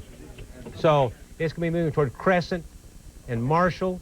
Most likely a tornado still on the ground with it. If someone can get me either Bobby or Val or Mark on these storms.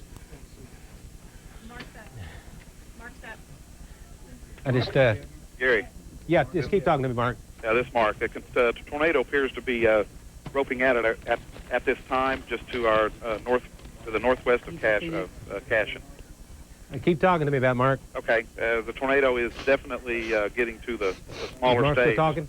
It's not as large as it was earlier, and continues on the ground, though, continuing off, moving off to the northwest of Cashin. Yeah, Mark, it began to jump back just to the northeast just a little bit. So Crescent at 9:40, and what do you see, Mark? Continues on the ground, just not quite as large as it was earlier. Pardon me? It's not as large as it was earlier. It's continuing to shrink in size. Okay, you know, these things have been pulsing. Actually, on intensities, it's been increasing some. Now, Mark, while you stay on that storm, I want to move over just a bit to this one right in the Dover area. Circulation's right over Dover. I'll be real surprised if it's not putting a tornado on the ground as we speak. And let's see, the signature over northeast of Dale. Now, this tornado, as the tornado continues to move up toward Meeker, I'm going to jump over to the east again. Whoa! Look at this circulation. Northeast of Dale up to Meeker. Now, Interstate 40, it's just lifting north of Interstate 40, but I still would not try Interstate 40 through Pottawatomie County. We have a major circulation now, major circulation. Gary Horker, can you talk to me? Yeah, we're just south of Cashin, Gary, and what we can see in following this rather large wedge-shaped tornado, the problem we're facing is it's so dark around here, we've got to wait for lightning to illuminate what we're looking at. But as of about 3 minutes ago, the thing probably raised up halfway back to the sky. At last check, last time we saw it, it looked like it was back on the ground. So we're right on the tail end of it. We'll keep you up to date here. Okay, tell me again your location, what direction you're looking. Well, we're just south of Cashin, sir, and we're looking directly north. With me, Gary? We're looking directly north and east a little bit, north and east. Okay, I'm going to go back. Gary, just stay with that storm. We're going to go back to the storm here in the Shawnee area. This is classic. This is just as strong as any we've seen today. Velocities are very strong. Should be a tornado on the ground just north of Interstate 40 up toward Meeker. So stay with us here. Meeker 935. Take your tornado precautions right now. Okay, large tornado has just been reported near Interstate 40 and US 77 on the north side of Shawnee. Moving northeast at 25. So that's what we've been talking. Meeker, North Shawnee. I'm going to zoom in as you look at Doppler 9000 XL. And you can see Shawnee's right down here. North Shawnee, here's Interstate 40, but Shawnee actually extends north of Interstate 40. This is a major circulation, very similar to what we had today. It is not out of the question the tornado, quarter of a mile wide or wider with extensive damage. So from about 2 miles northeast of Dale, it's 1 mile north of Interstate 40 now, so it's in far North Shawnee, probably fairly close to that large shopping center. It'll be moving directly up toward Meeker. And let me tell you, folks, don't mess with this sucker. This thing is dead serious. So from Dale up to Meeker, and a little bit later on to the northeast, we're going to follow it right in here. Right now, it's about 1, 2, 3, 4, about 5 miles southwest, about 5 miles southwest of Meeker, about 2 northeast of Dale. I'll be very surprised if there's not considerable damage with it. This is a classic tornadic thunderstorm. And we're watching this storm moving northeastward. And as you watch this, I'm going to back off again one more time. Here's the projection on it. Meeker 935, Sparks 951, Chandler possibly, it may go east of Chandler, but stay alert, 958, Davenport 1005, Kendrick 1014, Stroud at 1016. This is an extremely dangerous storm. And I'm sure it's already produced damage, and right now it looks like it could be producing incredible damage as it moves to the northeast. And we'll take a look. At Viper here. We see the tornado that's moving up toward Crescent. We see the one that is in approaching. Boy, losing track of my towns here. That storm is going to be moving. I'll jump back here. We got one in the Dover area. The circulation should be passing through the Dover area, and we've got another storm. Put somebody on it. Okay, this one is north of Cashin, moving toward Crescent. You folks in Crescent is leaping your way. Do we have Mark or anybody on that storm still? I don't know if they can still see it or not. It's still wound up pretty good. So tornado warning in the Dover area, tornado warning for the Crescent area, and a very significant tornado indicated. In fact, the one out to the west, in fact, there's 3 significant tornadoes right now that we know of. But in the Meeker area, boy, keep in mind, mobile homes and wood frame houses may not survive this tornado. If you can get to a steel reinforced building or get to a cellar, I certainly would. I'm going to zoom in just a little bit closer here. Okay, come back to Bobby Payne. Okay, Gary, are you there? Yes, I'm here. Okay, Gary, we are seeing a rope-shaped tornado. It's going to be just east of Omega. It's kind of really hard to see. We're not having too much lightning out here, so it's kind of hard to see. But Bobby, you're seeing another tornado. Yes, we are seeing another tornado. This is the storm to the west of the Dover tornado. So Bobby's seeing another tornado west of Kingfisher on the backside of this storm. So Bobby's on this storm right here. There's another tornado south of Loyal, west of Kingfisher. Also another one moving toward Dover. And this one up here near Dover is moving toward the Hennessy Marshall area, so we'll have to be watching it. And let me see if I can get in and get this thing to do a track at it. And I'll move up on this storm right here. And I'll have to move this just a tad so we can get it back in there. Okay. And let me go over here and get rid of 3. Just bear with me, folks. Okay. This is a projection on, there's one back here. There's a funnel back to the south, just to the southwest of Dover. There's another tornado southwest of Dover, you folks. And I'm going to save this view here. Okay. And you can see the projection. There's a tornado passing just north of Dover now, Hennessy area. You folks in Marshall, stay alert. That could produce a tornado at any time. We're going to jump over here. There's still a tornado indicated in the south of Crescent, west of Guthrie, right in this area right here. And I'll put another storm projection on that storm. And just stay with me. Stay with me. I hear you, Bobby. Just stay with me. And let's add this to the fan right here. Yeah. What you got? What? 4 miles southwest of me. Okay. I've got this one saved. Okay, this is on the Crescent storm. Could be in Crescent 942. Marshall 1026. Mulhall 1007. Orlando 1020. Someone's talking in my ear. Find out who it is. Hope it's not turning right like southeast. Okay, we're watching, once again, we're watching tornado. We're watching a funnel cloud west. There's one way down here southwest of Dover. There's a strong tornado indicated north of Dover. You folks in Hennessy and points northeastern sections of, Kingfisher County, stay alert. And then we're going to move on over just a bit. Turning. Is it turning? Bobby, which one are you looking at? Gary, this is going to be the back edge of the storm, the second storm west of Kingfisher. It looks like there's a lot of clouds. The storm actually looks like it's turning. And maybe the rear flank downdraft coming up from the backside of the storm.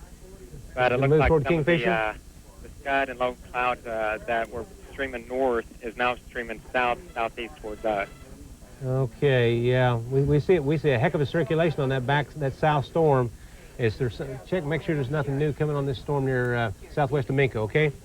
So we're going to go through these storms for you folks. Just stay with us. Several tornadoes continue on the ground. Damage continues to be reported. Tornado indicated, see the same place we have it, just right over Dover, and that's about where we have it.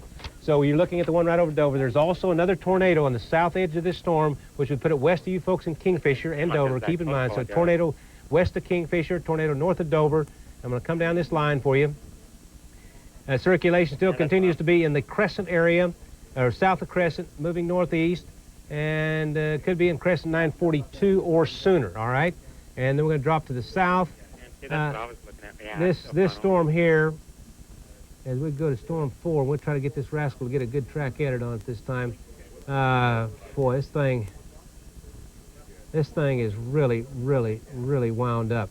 So from about 2 or 3 miles northeast of Meeker, what are you seeing, Bobby?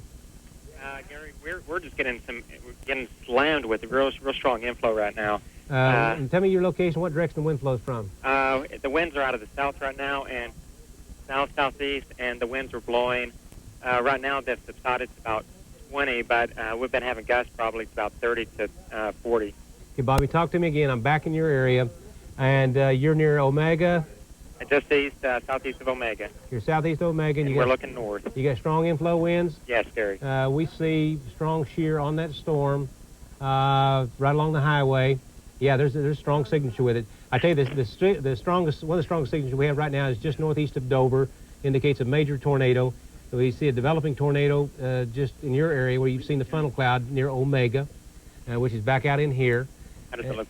And I'm just going to come down. What do we got? We got a tornado 4 miles southwest. The Meeker, this is Meeker. There's a large circulation in the Meeker area as we speak. So I would, pardon me? Okay. So there could be damage going on in Meeker. Now, that's the old Highway 66. So Highway 66 through Lincoln County, not a good idea. And once again, I-44 through Lincoln County, not a good idea as we speak. Tornadic circulation at Meeker, which is just east of Oklahoma City, north of Shawnee. And it looks like it should be doing damage as we speak, moving through Meeker at any moment, if not now. Sparks at 953. Chandler, Chandler, you may escape it. Davenport, 1007. Kendrick, 1015. And Stroud at 1018. So this storm moving northeast at about 35 miles an hour. And we're going to jump back to the west. Let me know when we get somebody. Okay. We're watching, there's also a circulation developing on this storm right in here. We're watching in the Loyal area. The wind speeds are increasing. Also, this storm also has some circulation back near Hitchcock, but it's not significant. We've had a tornado with this near Loyal. It's moving toward the Dover area. I can tell you right now, the storm that is just northeast of Dover is very, very significant. We do not know if it's on the ground at the present time, but the circulation with it is really quite impressive. So let me get back in here on that storm. This is the Dover storm. It's getting a little bit lost in precipitation, but the wind speeds are extremely strong. And I will tell you right now, the Crescent tornado, or the tornado near Crescent, is growing as we speak. It is going to become very significant momentarily. See if you can get Mark, Val, whoever I can. Gary Horker. I need Gary Horker, Val, or Mark. They're on this storm. As you look at XL, you see a very significant major circulation going on in the Crescent area. Gary, can you talk to me? Yeah, we just the cache, and every time we look north and the lightning illuminates the atmosphere around here, Gary, we can see a large wedge shape there. It's very, very hard to tell if it's on the ground. That last time we checked, it looked like it was lifting just a little bit, but it's about the same size it has been for the last half hour since we've been tracking it. Gary, stand by just a minute. I would think people in Crescent obviously should take immediate precautions. This is a deadly storm. We're also watching a tornado that is over Meeker at this time, could be in Meeker, doing damage in Meeker, and it is a very significant circulation. So these are not to fool around with. These have been deadly tornadoes today. They can continue to be deadly tonight. From Meeker to Sparks over to Arlington, we have a tornado warning, but the tornado is apparently could be in Meeker. It might be on the ground in Meeker as we speak. Do we have anything on that? But the circulation is right down there, and I'll be coming back to Gary Holker in just a second. It'd be good if I could start with Bobby back to the west, work to Gary Holker, and whoever we got going east, okay? Do we have Bobby? Yes, Gary. Bobby, talk to me. Okay, Gary, we are south of Lowell looking north. It looks like the rotation is starting to really increase. Our inflow winds are still about the same. And we are seeing what appears to be somewhat of a large lowering, but again, it's really hard to see with the lightning not as quite as intense underneath the base. Bobby, it doesn't show up as well on the intensities that we're looking at on the radar right now, but on velocities, we see very strong velocities developing. And also on the storm, let me just move over the storm, it's northeast. It's getting a little bit lost. It's a little north, it's south, it looks like a little southeast of Hennessy. Very strong velocities. And I can tell you right now, the Crescent storm is becoming a major tornadic thunderstorm. It's becoming, Gary, can you talk to me? Yeah, and lightning and the blackness just ahead of us are very, very incredible. Of just about of anything we've seen all day, this is one of the larger things, Gary, that we've seen. It's very, very intense. Every time it's lightning, we can see a blackness there. So it's exactly what you're saying on radar. What's your location, Gary? We're just outside. Let's see. We're heading east. We're just south of Cimarron City, and so as far away as we are from that Crescent tornado, we can still see something from here. Okay, we see the southern edge of the circulation. I need a map that goes on up. Southern section. No, I need a map. Southern sections just due west. It'd be along Highway 74, a little west of Highway 74, due west of Guthrie would be the southern edge, and it is a classic hook echo, classic mesocyclone. And of course, that's going to be along Highway 33, not too far from Cedar Valley. And right now, it looks like, I don't know if you guys tell us on the ground, it looks like to me this is a major tornadic thunderstorm. Can you talk to me, Gary? Yeah, and that southern edge going you were east. talking about, we look like we're directly underneath it. Lightning striking, I mean, it's almost as if it were daylight. We can't see that wedge anymore. Must be wrapped in rain, and somewhere within the storm, we're going to try and keep an eye on where it was, and we'll give you the latest as soon as we see it. How close are you to Highway 33? Well, I'm looking at our map here. We aren't too far. In fact, we should be on it in just a few minutes. Yeah, you don't go too far north. Go a little. Once you get to 33, be very careful because the circulation is just north of 33 up toward Crescent, and it's becoming stronger. It's going to put a very large tornado on the ground if it hasn't already done so. Okay, so what we're looking at on XL, we're looking at XL. There's not anything better we can do than to show you this right here. It is a major tornadic circulation in the Crescent area. So Crescent looks like it. Boy, they've been changing direction. Could make Marshall at 10:06. I think it should be to the east of Marshall. Could make Mulhall at 10:07. Orlando at 10:20. Quarter-mile wide tornado now being reported 2 miles southeast of Crescent. Gary, can you see that? We've got a quarter-mile tornado being reported 2 miles southeast of Crescent. It's really tough to see exactly where we are, Gary, because directly ahead of us is kind of like this black abyss. And in fact, we might be looking at it. It might be that wide, and we might not know what we're looking at. There's so much lightning, it's very, very hard to see the definition here. It is huge. It is huge. The circulation is about 1, 2, 3, 4, 5, 6, 7 miles across, 7-mile diameter across. Yeah. And so it can put down multiple tornadoes, many areas. And we're going to go back over to, as you guys stay on the phone with us. Okay. A tornado should be in Meeker, if not there right now. Lincoln County Sheriff has 2 tornadoes on the ground. Do we have a location on that? Location? North and south of Meeker. Tornadoes reported north and south of Meeker. We have circulation right over Meeker. It's going to be moving towards Sparks. The path of any of these storms, take your tornado precautions below ground, if at all possible. Mobile homes will not withstand these tornadoes. Looks like a lot of wooden structures won't either. Numerous scanner reports of damage all throughout this area.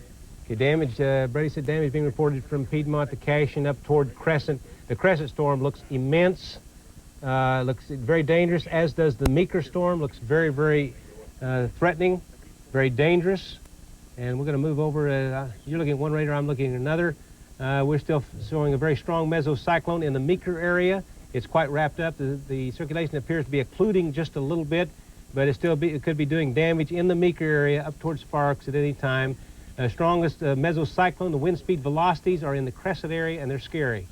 Also to the southeast of Hennessy, moving toward Marshall, and I'm going to move back over that way. We have very strong mesocyclone wrapped up in right over in this area here, and I'm going to, if I can get this thing to do this right for me, I'll do you a track edit. And not on step redo you, and there's a tremendous circulation going on right in this area here. And we have another, see if you can get Bobby back, because Bobby's on the back side of this storm. It's not quite that strong, but this storm right in here is wrapped up in the precipitation. There's a major mesocyclone just south, and mesocyclones is circulation just inside the thunderstorm that sometimes produces a tornado. Bobby, can you talk to me? Okay, Gary. We are south of Louisville, looking northeast, and we're not really seeing anything too significant right now. No significant lowerings or funnel clouds or anything like that. Okay, Bobby, thanks. We have this, we see your circulate, Bob, we see shear on your storm north of Loyal, but the strong, immense circulation, extremely intense, southeast of Hennessy, could make the Marshall area, could make Fairmont at 10:15, Covington at 10:16, Hayward 10:17, Breckenridge at 10:23. I got to tell you, this thing at Crescent, if we got Gary Horker on here, this thing at Crescent looks awful. Is it Gary? Can you get Gary on there? They're working it. It's really, really tough to see where we're at exactly, Gary, because we appear to be kind of right on the edge of it, and it's like the most intense paparazzi scene you've ever seen in your life. I mean, blinding flashes, but it's very hard to see. If there is a wedge-shaped tornado, it's very, very hard to see any kind of definition here. Okay. You probably are so close to it is part of the problem. The thing is extremely, extremely wide. Not sure exactly where it's putting all the storms down. Let me get on in 5. Let me try to do a track edit here for you. Southern edge of this thing, and I'll have to move it just a tad. This is a very significant circulation. And this is the one, it's right down in the crescent area. I'm going to drop it just a hair. Let me move this a hair to the south. So crescent area, tornado precautions. A significant tornado appears to be continuing on the ground in the crescent area. And I'm just going to have to erase these as we go. Mark. I'm here. Mark. This is Gary. This is Gary. Yeah. Mark Dawson and I are just kind of pulled over on the side of the road here because it's, like I told you, it's black and it's very, very hard to see. It also is eerily silent here, and we're not too far outside of Cashin, so I'm not exactly sure what that is. Okay. Are you on Highway 74? Yes, we are. So you're a little to the east of Cashin, you're south of Crescent. That's correct. So the mesocyclone is to your due north. It is very large. It indicates extreme... What do you got? It indicates extreme... Ask those people to call 841-9957. They can talk to the voice. I can say the mesocyclone southeast of Shawnee is weakening a little bit, but the one southwest of Dover is increasing. So someone be sure and keep Bobby on there on that shot. The one southwest of Dover is beginning to intensify again. The tornado or the circulation in the crescent area. In the crescent area is more than significant. Not very far. It's right there. Are you too close to see it? This thing is several miles across, and looks like crescent. It's in the circulation as we speak. I can tell you, Gary, the temperature where we are standing right here outside the truck went from being hot and humid, kind of sweaty, balmy, to rather cool, and it's changing rapidly. So you're in the rear flank downdraft. Tornado's moving on off to your northeast, so you're in the wraparound of the tornado. But we are trying our darndest to kind of look and determine where the borders of this thing are, and we cannot see it. I would just slowly follow it up 74 behind it. Okay. We see extreme winds on Doppler velocities. We see winds increasing southwest of Dover again. Let me go back down here. Someone want to check? We still have the circulation that's moved north of Meeker into the Sparks area. The velocities, we'll check those in just a moment. Still quite strong. So the mesocyclone extends from Sparks down to just north of Meeker. And I'm going to back off here just a bit, and so we can see there's storms all around. And let me just do this for you right here. There's some. Let me move this over. I have to move it now. I'm running two radars at the same time. You only see one at home. Okay. The winds are increasing, and if you get hold of Bobby, tell him the shear is increasing northwest of Dover and west of Dover on that storm. We still have a mesocyclone southwest of you folks in Marshall, moving toward Marshall. We have an immense circulation in the crescent area, in this area here. Let me see, and we're going to drop on down to the south here just a bit, the southeast. A tornadic thunderstorm continues, not as well defined, but tornadic thunderstorm continues. Sparks to Meeker, moving towards Stroud. You folks in the Stillwater area, this storm right now is moving to the northeast up toward Mulhall and Crescent. Back to the El Reno area? We have storm trackers on that storm. Okay. Right now. Go ahead. Just rain. Just rain, okay. We see winds increasing with this storm, okay? And we see, so the winds are increasing south, a little to the southwest of Dover, so we'll have to watch that storm. One of the major circulation we have at the moment, which shows extreme winds, is in the Crescent area. It's moving to the northeast. Well, Boy, I tell you, that thing is, I'd be surprised it's not blown something away by now. Where are you guys located, Gary? Bobby? Gary or Bobby? Who'd I have? Bobby. Oh, let me. If I got Gary Hoker, would you keep Gary Hoker on the phone, okay? And this is an incredible circulation, and this is called the Hook Echo. The mesocyclone itself is about 5 to 7 miles across. Gary, can you talk to me? Yeah, I'm with you, Gary. Here's the deal. We're just south of what appears to be, the rock and roll area here. We're northbound on 74, doing exactly what you told us to do. And it's very hard, like you said, to see the borders because this thing is so intense and so wide. But what we're looking into is lightning just showing us blackness straight ahead of us.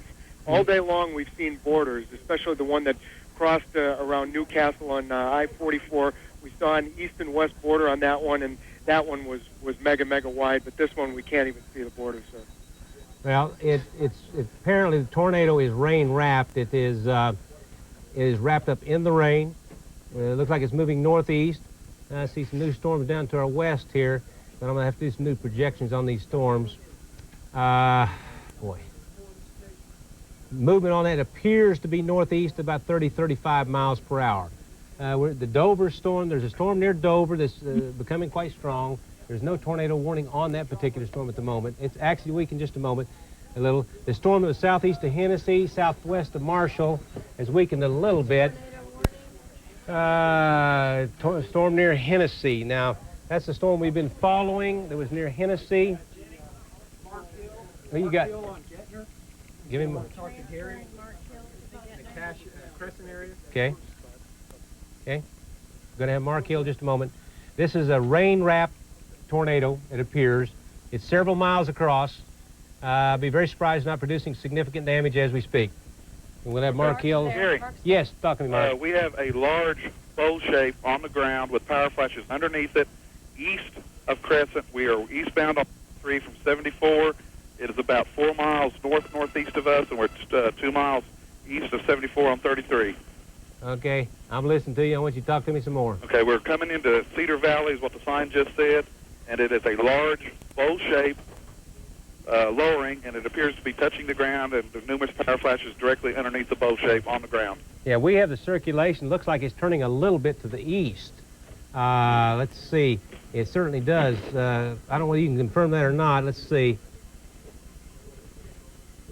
Well, it's more of a northeast. You know what, Mark? It was moving almost due north. It's a northeast movement toward Mulhall now. That's correct. It's now moving more easterly or northeasterly, and also picking up scanner reports of damage inside just south of the town of Crescent itself.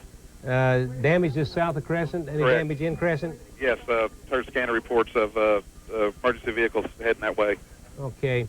I'm going to just keep talking to me. I'm going to be working on the radar here, so... Okay, Gary. Yeah. Continue. Now have a good viewpoint due north of us. Continue with power flashes on the ground. Large, appears to be either a large tornado or it's got to be a large tornado. Just a large mass on the ground due north of us with power flashes flashing consistently right underneath the large black mass. Okay. We're looking at it on XL. I've put a storm track on it. Of course, it's been in the Crescent area, moving to the east of Crescent. It'll be in the Mulhall area at 10:14, and possibly Orlando at 10:25. Once again, folks, this is an incredible presentation. Mark, I suspect it's a huge rain-wrapped tornado like we've had earlier today. The wind velocities on it, Mark, on Doppler velocities are just phenomenal. Yes, I agree with that, Gary. Inflow into this at the surface where we are is about 45 to 50 miles an hour, and we are at least 5 miles south of it. Hold on a second here. Okay, we're going to have Val coming up here in just a moment. Val, can you talk to me? Not through yet. We still have a warning on this tornado. It was in the Hennessy area. And did they give a location? Gary, can you hear me? Yeah, I can hear you, Val. Okay, Gary, we're headed north on Highway 74 now. We're about 2 miles north of Highway 33. There's been some damage 2 miles west of 33 on 2 miles west of 74 on 33, okay. And again 2 miles north of 33 on 74. Pretty major damage along that area right there. Val, this, if you could see this radar presentation, you may be watching this on television too. This is an incredible presentation. Where's the center of the circulation? Pardon me? The center of the circulation? Center of the circulation would be, the center of the mesocyclone would be, whoa, it's leaped northeastward.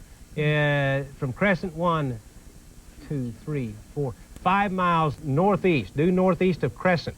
Okay. Now that's the center of the mesocyclone. The southern edge of the mesocyclone is just north of the river. Okay, that's pretty big. It is a big, big circulation. What's your direction of movement? And right now I've got it about 045 degrees at about 30 miles an hour. Okay. We're about 2 miles south of Crescent right now. Okay.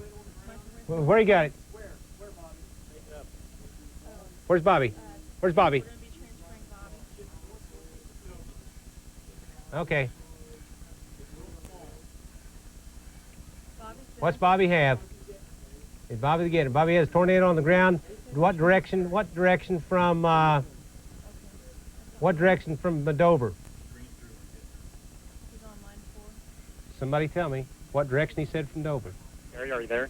Northeast Dover. I'm here, Bobby. Okay, Gary, we are just west of Dover, and we are looking east, and we have been seeing a real small cone-shaped funnel cloud about halfway to the ground. It would go to the ground, then it would raise back up, and we've been watching it now for the past 5 minutes, and it's been pretty persistent again. Again, this is going to be just north, maybe northeast of Dover. Tell me about, can you still see the tornado? Can you see the tornado, Bobby? It looks like, Gary, the tornado has lifted right now. I do not see the cone-shaped funnel to the ground again anymore. Okay. We see the velocities in that storm continuing to increase, Bobby, so I suspect it is probably going to put down a larger tornado here for too much longer. We're including Dover in our projection here, but you think it's going to be a little to the west of Dover? Tell Bobby to stay on the phone. Okay. Gary. Yes. This is Mark. Yeah, Mark, talk to me. We're on top of a big hill 3 miles west of Guthrie, looking due north, and there appears to be a very large tornado on the ground due north, at least a mile wide, if not larger, due north of our location, about 6 to 7 miles. Okay, Mark, I'm just getting zoomed in here. Tell me your location again. We are 3 west of Guthrie on Highway 33, looking due north. Okay. There's a large tornado on the ground, illuminated by the power flashes, is at least a mile wide, if not larger, on the ground, about 7 to 8 miles due north of us. I think you're exactly right. Circulation of the tornado could easily be 1 mile or wider. We see it quite well. It is a classic. The wind speeds are phenomenal in the thing. And so it's moving northeast. Now, it looks like it's north of the river. Here's the Guthrie area. It's north of the river. It is possibly a mile-wide tornado wrapped in rain, and it'll be moving up toward the Mulhall area. And over here, this is Interstate 35. So if you're traveling Interstate 35 north of Oklahoma City, north toward Guthrie, just stop. You don't want to go up that way because this is a major tornadic thunderstorm, and it looks like a very large tornado on the ground. And it's about 1, 2, 3, 4, 5, 6, 7, about 10 miles southwest of Interstate 35, south of Mulhall. So from Mulhall to east of Crescent to north of Guthrie, Interstate 35, don't travel it. It is a very dangerous situation. Gary, can you talk to me? Yeah, I can back up what your other tracker said, Gary. This is, we're just in the Guthrie neighborhood, very, very near where your other guy is, and we're looking at a massive, big dark tornado. In fact, Mark Dawson, photojournalist here, has been at this game quite a number of years, and he says it's the biggest one he's ever seen in his life. I can believe it. It is quite huge. Now, just stay on the phone with us, Gary. I'm going to look at this other storm that we've been watching, excuse me, in the Meeker Sparks area. It isn't quite as well formed as it was. I'm going to look at the velocities there. Now, we still have a strong mesocyclone with Sparks, between Sparks and Prague. So anywhere from Davenport to Sparks to Prague to Arctic, and stay alert to the possibility of a tornado. Anything new? 2 miles northwest of Dover. Okay, 2 miles northwest of Dover. That's all right.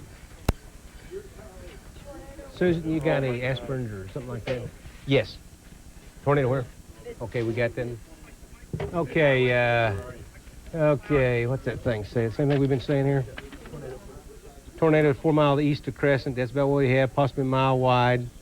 This will be a warning that's going to go up into western Payne County, toward Lake Carl Blackwell. Garfield County? And Garfield County. We got a storm near Hennessy. And went through Sparks. So we've got several tornado warnings going on right now. We have this storm right here in the Sparks area that's going to be moving to the northeast. Say again? Get a different number in there. Let me do an update here. In the Sparks area, and let me put a storm projection on this storm. And I'm going to spread that out across here, move it north. What is the movement on that thing? About 30? Yeah. Okay. Okay, northeast. I got moving a little fast there. The Sparks 1001. This is the one that moved from Dale, McLeod, Meeker, Sparks area. Arlington 1008, Davenport 1014, Stroud 1026, Depew 1043, Shamrock 1047, Bristow 1054. This one could also still have a tornado on the ground at the present time. Still got Bobby on the phone? Is there anything new? Okay. We're going to jump back and go through these storms again. Tornado warning comes on this storm moving up toward Mulhall. And this is storm 1. I'm doing a little talking to myself now, folks. Okay, I'm going to do the back edge. Northeast of Dover. What's he got? Nothing new. Okay. Nothing new. Okay. We've got Gary Horker. Okay, that's storm 1. Okay, we're looking at the circulation northeast of, it'd be Mulhall 1017, Orlando 1028, possibly. Say again?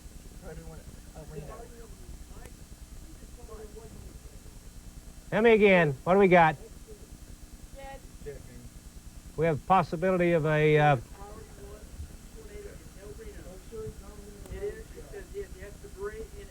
We have a debris. Go. We have a tornado apparently on the ground in El Reno. This storm. This is not confirmed. But this is not confirmed. Tornado on the ground in the El Reno area. So stay with us here. We'll be watching this. We're looking for. It does have shear with it. It is continuing to develop. Can we get him on the Gettner? We see some shear. It's not extremely strong shear, but we have seen some debris in the El Reno area. So apparently, not confirmed. Tornado has touched down in the El Reno area. Unconfirmed. Can you get him to Gettner? Transferring Mike to Gettner. Okay. And we'll drink a Dr. Pepper there. Okay. Debris, apparently not a major tornado, but we're having debris reported in the El Reno area. He's on Gettner. And who is he? Who's Mike? Mike, talk to me. Yeah, okay, Gary. We're west of El Reno right now on I-40, and we just had a tornado cross the road. It's within El Reno city limits as we speak. It has had multiple vortices. It is still on the ground. It is moving very quickly. It moved about 50 miles an hour to 60 across the interstate. Okay, well, across I-40, it's in El Reno. You can see it now. Yes, it is still on the ground. It is in El Reno as we speak. Tornado's on the ground in El Reno. There may have been damage done, and went right through the city. Can you see it? Go right through the city. Let me tell you, El Reno, take your tornado precautions. Do it right now. Do it right now. It's still on the ground, Gary. It's still on the ground, north El Reno, north side of El Reno. How big is it? Are you on Interstate 40? Yes, I'm on Interstate 40, looking north. Do you know your north-south road? Do I know my north-south road? Yeah. Let me zoom down here, Gary. Yeah.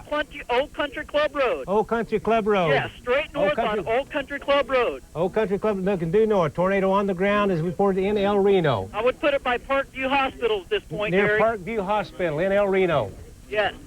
Tornado on the ground. Tornado on the ground. Take your immediate tornado precautions. Don't run outside.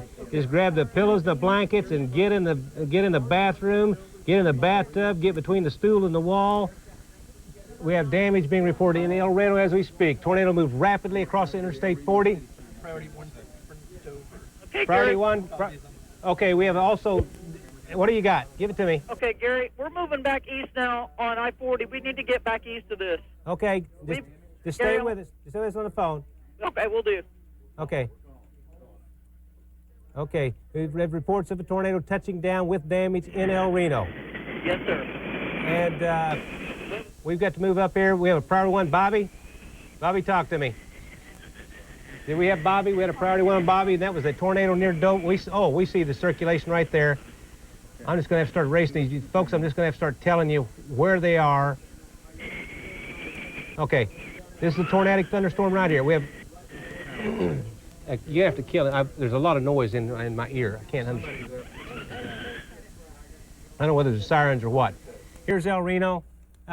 We still see shear on the storm in the El Reno area, and moved, he said, about 40 to 50 miles an hour. He thought across the highway, right into El Reno, very quickly, very suddenly, rapidly intensifying storm. So priority 1, tornado warning, El Reno. That's going to be also moving to the northeast.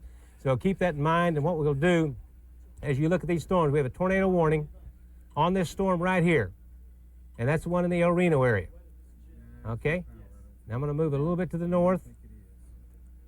Now we don't know how major the damage has been, and we have a tornadic circulation. Folks in the Hennessy area, this is also a tornadic circulation. What do we got? Where's that here, major damage? Major damage west of Dover. That was a little bit earlier. This is the storm that's near Hennessy. This is going to be moving up toward Bison and Marshall. US 81 just south of Tennessee. US 81, okay, that's moved a little bit. You might move him just a little bit to the northeast. He's going to pass a little bit to the southeast of Hennessy. I put him about 3 miles southeast of Hennessy, moving toward Garfield County. So another tornado on the ground southeast of Hennessy. So from southeast of Hennessy over to, boy, if I ever get this right, Lavelle, okay. And Marshall, moving northeast. So tornado warning up into Garfield County. We have a very significant tornado approaching the Mulhall area also. Hey, Bobby, tell me, going to take Bobby to Gettner? We're getting him. And I'll need, Bobby's up. Bobby, talk to me. Okay, Gary, we are in Dover right now, and we have significant major damage. We've got power lines down. It looks like homes have been destroyed. It looks like trees have been leveled or sheared off probably about halfway. Looks like it's pretty wide. Yeah. Bobby, you see emergency vehicles they've been able to get there? Yes, Gary. We have fire crews on the scene right now going from, looks like, house to house. Okay. As we looked at Dover, we see that storm, that particular one's moved up near Hennessy. We just had a tornado move through El Reno. It's going to be moving rapidly to the northeast across Highway 3. And, right now it looks like it might pass west of Piedmont. Power flash in We see power flashes. We see power flashes in El Reno. Tornado is apparently still on the ground in the El Reno area or just north of El Reno. So we're looking at El Reno Camp, looking north, Country Club Drive, looking north, Interstate 40. And so this is a very rapidly intensifying storm. We see wind velocities inside the thunderstorm beginning to increase. Was that Mike on there earlier with that? He was trying to get out of the way of it. It's moving rapidly to the northeast. So once again, Piedmont, North El Reno, Richland, all those areas stay alert. We're still seeing occasional power line flashes. Mike, can you talk to me? Yeah, Gary. Okay, we're on Business 40. We're now moving back up through El Reno. We're still on the south side of it. We do not see any tornadoes on the ground at this point. Where did you see power flashes within the city? Okay, do you see any damage?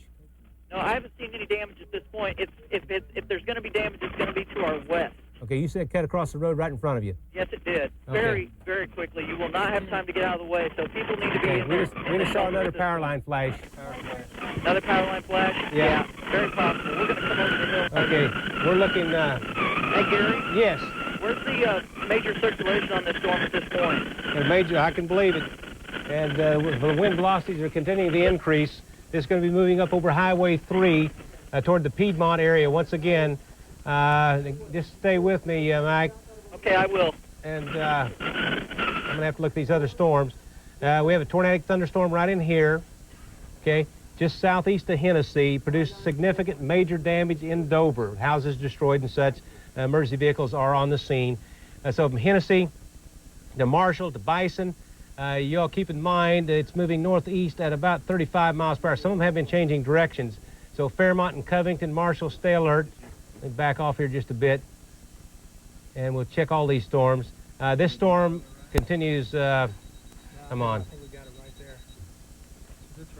Yeah, it's moving north of, yeah, tornado is now reported southeast of Hennessy. We just showed you that. You folks in Mulhall, this is a tornado that's moving in your way.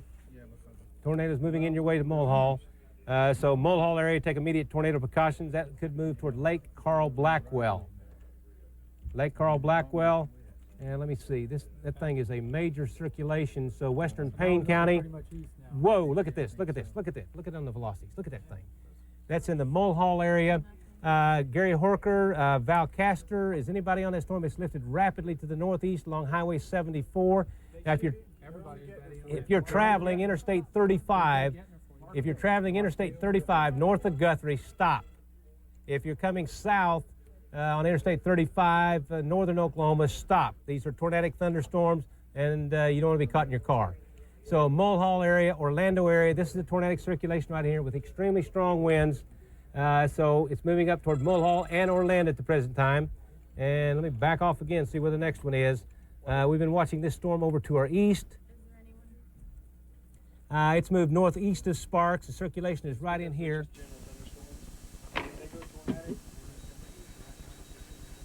Yeah. Yeah, I tell you, the only storms we're covering right now are tornadic. So if you have a severe thunderstorm, that will not be covered. Okay, this is confirmation of Weather Service on the storm very close to Mulhall. Mark, which Mark? Mark Hill, and where's Mark? Okay, Mark, can you talk to me? Yeah. Whoa, just a second, Mark. Before you get on, the circulation north of El Reno is becoming extremely violent, extremely wrapped up. See it about 1 to 2 miles north of El Reno, moving northeast. It'll be crossing Highway 3 about 1, 2, 3, 4, 5, 6 miles west-northwest of Piedmont. Can you talk to me now, Mark?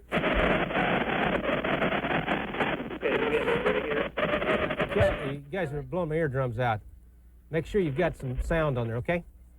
And we're going to go, we covered the tornado in Canadian County. Most likely, do we have Mike on there? Does he still have that tornado? Mike, can you talk to me? Yeah, Gary, we've had a couple of trees down now in El Reno. We're moving north on 81 now. Lots of emergency vehicles, so anywhere north of, looks like El Reno now, looks like El Reno may be in the clear at this point, actually. Yeah, it's moving a little north of El Reno.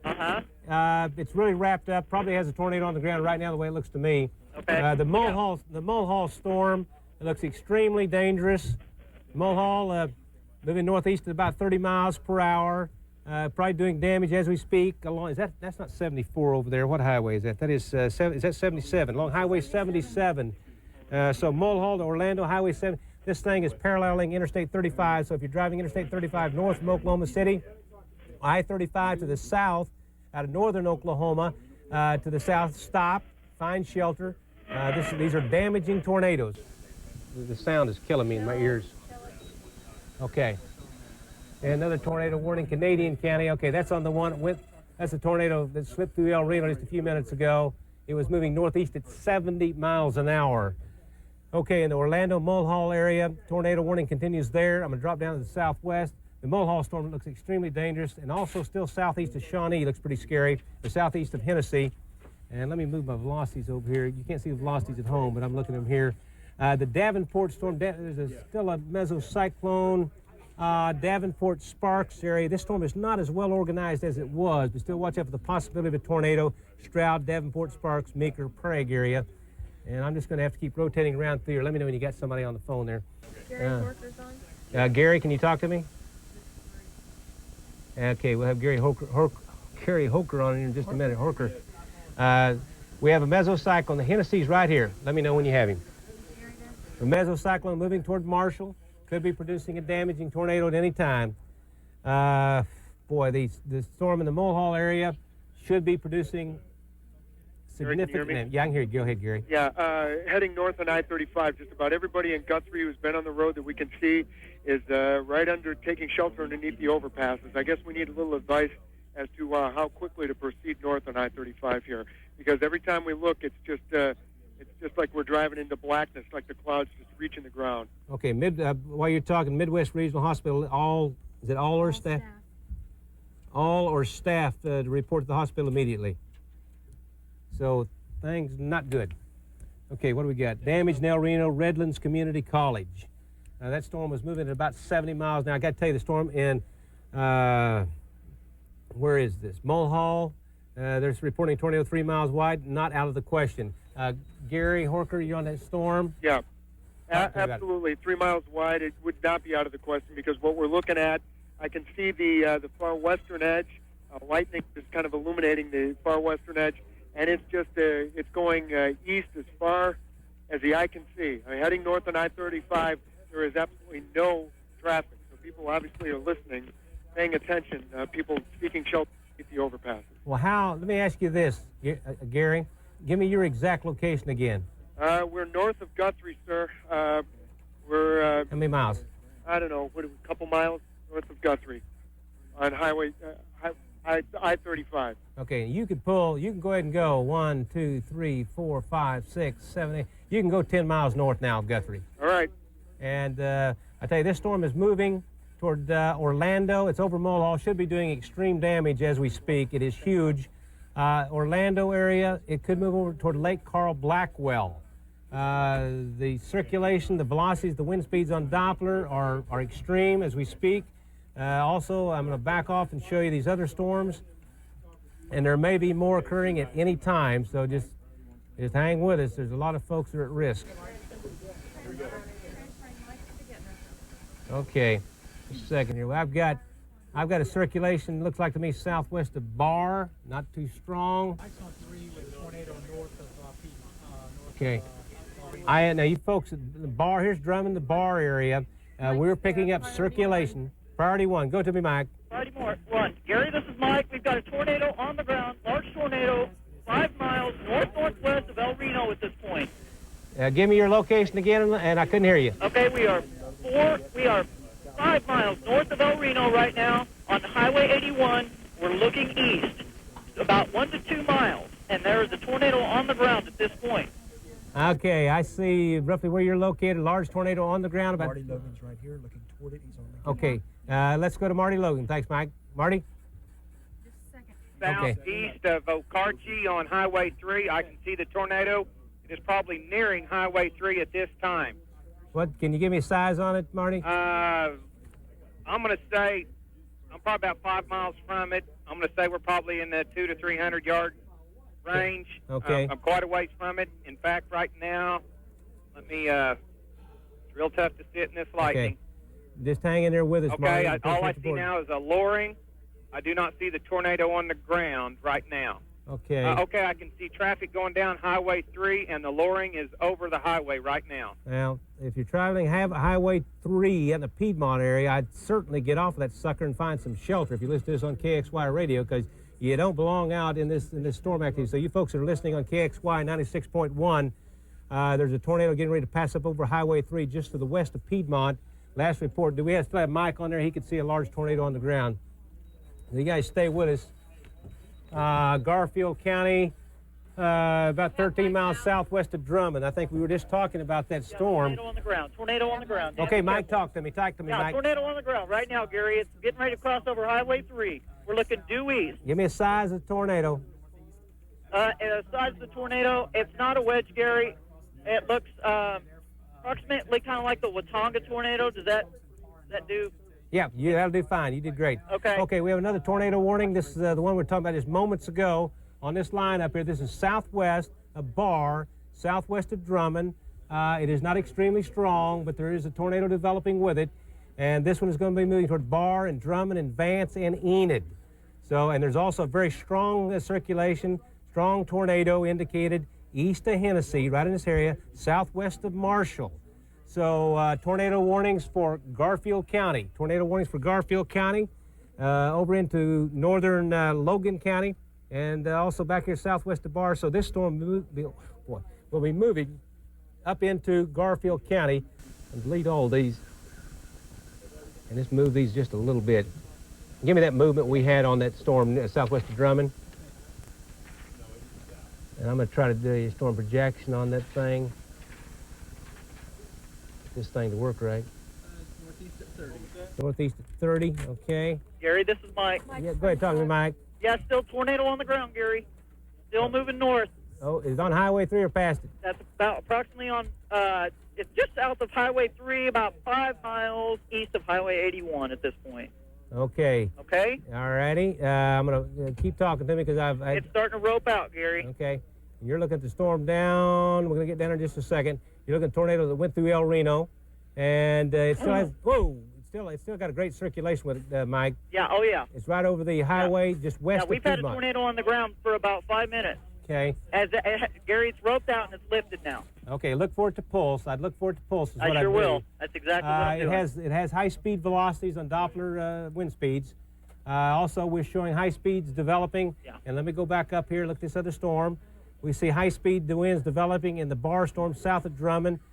Could be advanced at 10:45. It is not big yet, but it is continuing to intensify. Could reach Enid at 10:53. That's this particular little tornadic thunderstorm starting right down here. And 11:03 in Fairmont. And so keep in mind, Vance at 10:45, Enid 10:53. Okay.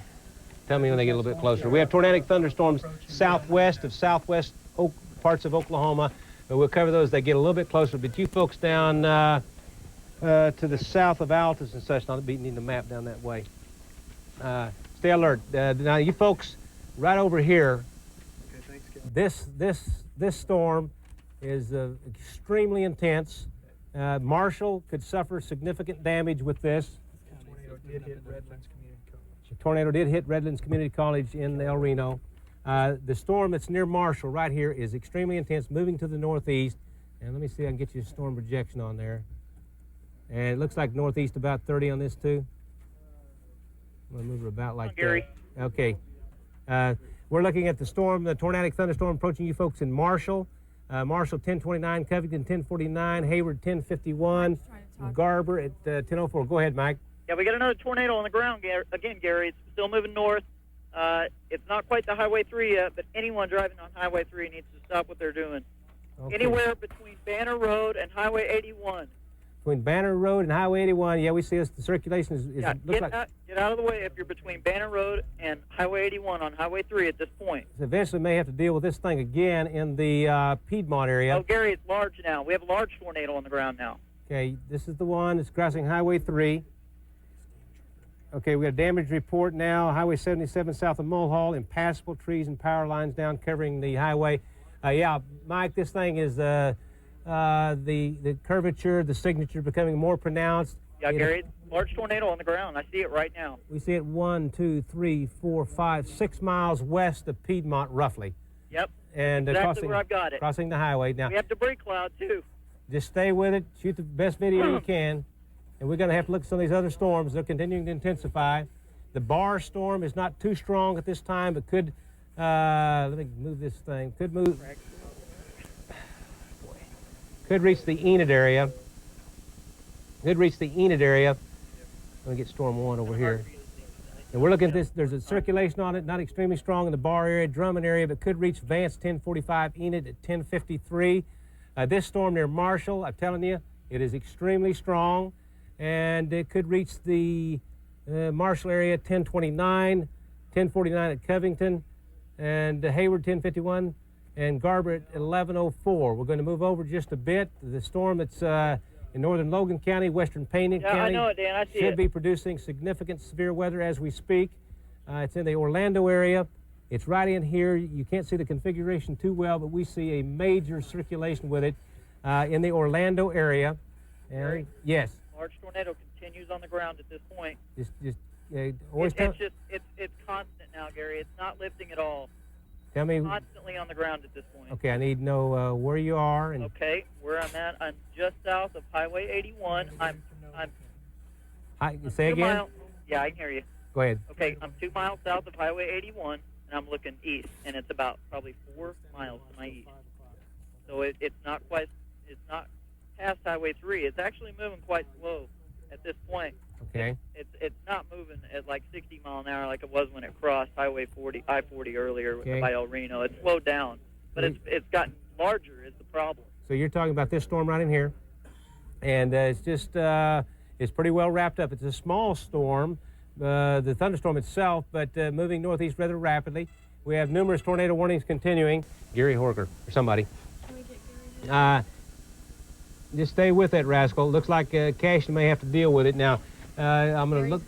Gary Horker, can you talk to me? Yeah, we were still headed north on I-35. It's a really eerie thing, Gary, because there is absolutely everybody on the road that we can see who's northbound is pulled over underneath the bridges and overpasses. It's eerily silent where we are, but we can still see that huge black lowering, and it's north and east of us.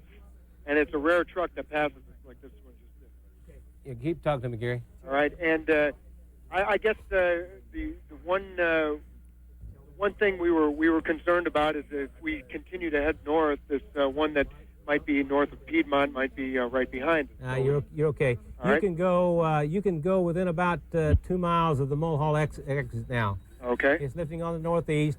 So from Mulhall to Orlando to Lake Carl Blackwell, stay alert because that thing is extremely strong. Let me check some velocities here on it. See how we're doing with it. Yeah, from the Mulhall area and Orlando area indicates a very major tornadic thunderstorm. Okay, we're going to have to go south. We now have a tornado warning for southwestern Oklahoma. this ever going to end? Okay, we have a tornado warning, Jackson County. I need to flip that on the board. Okay, let's go down here.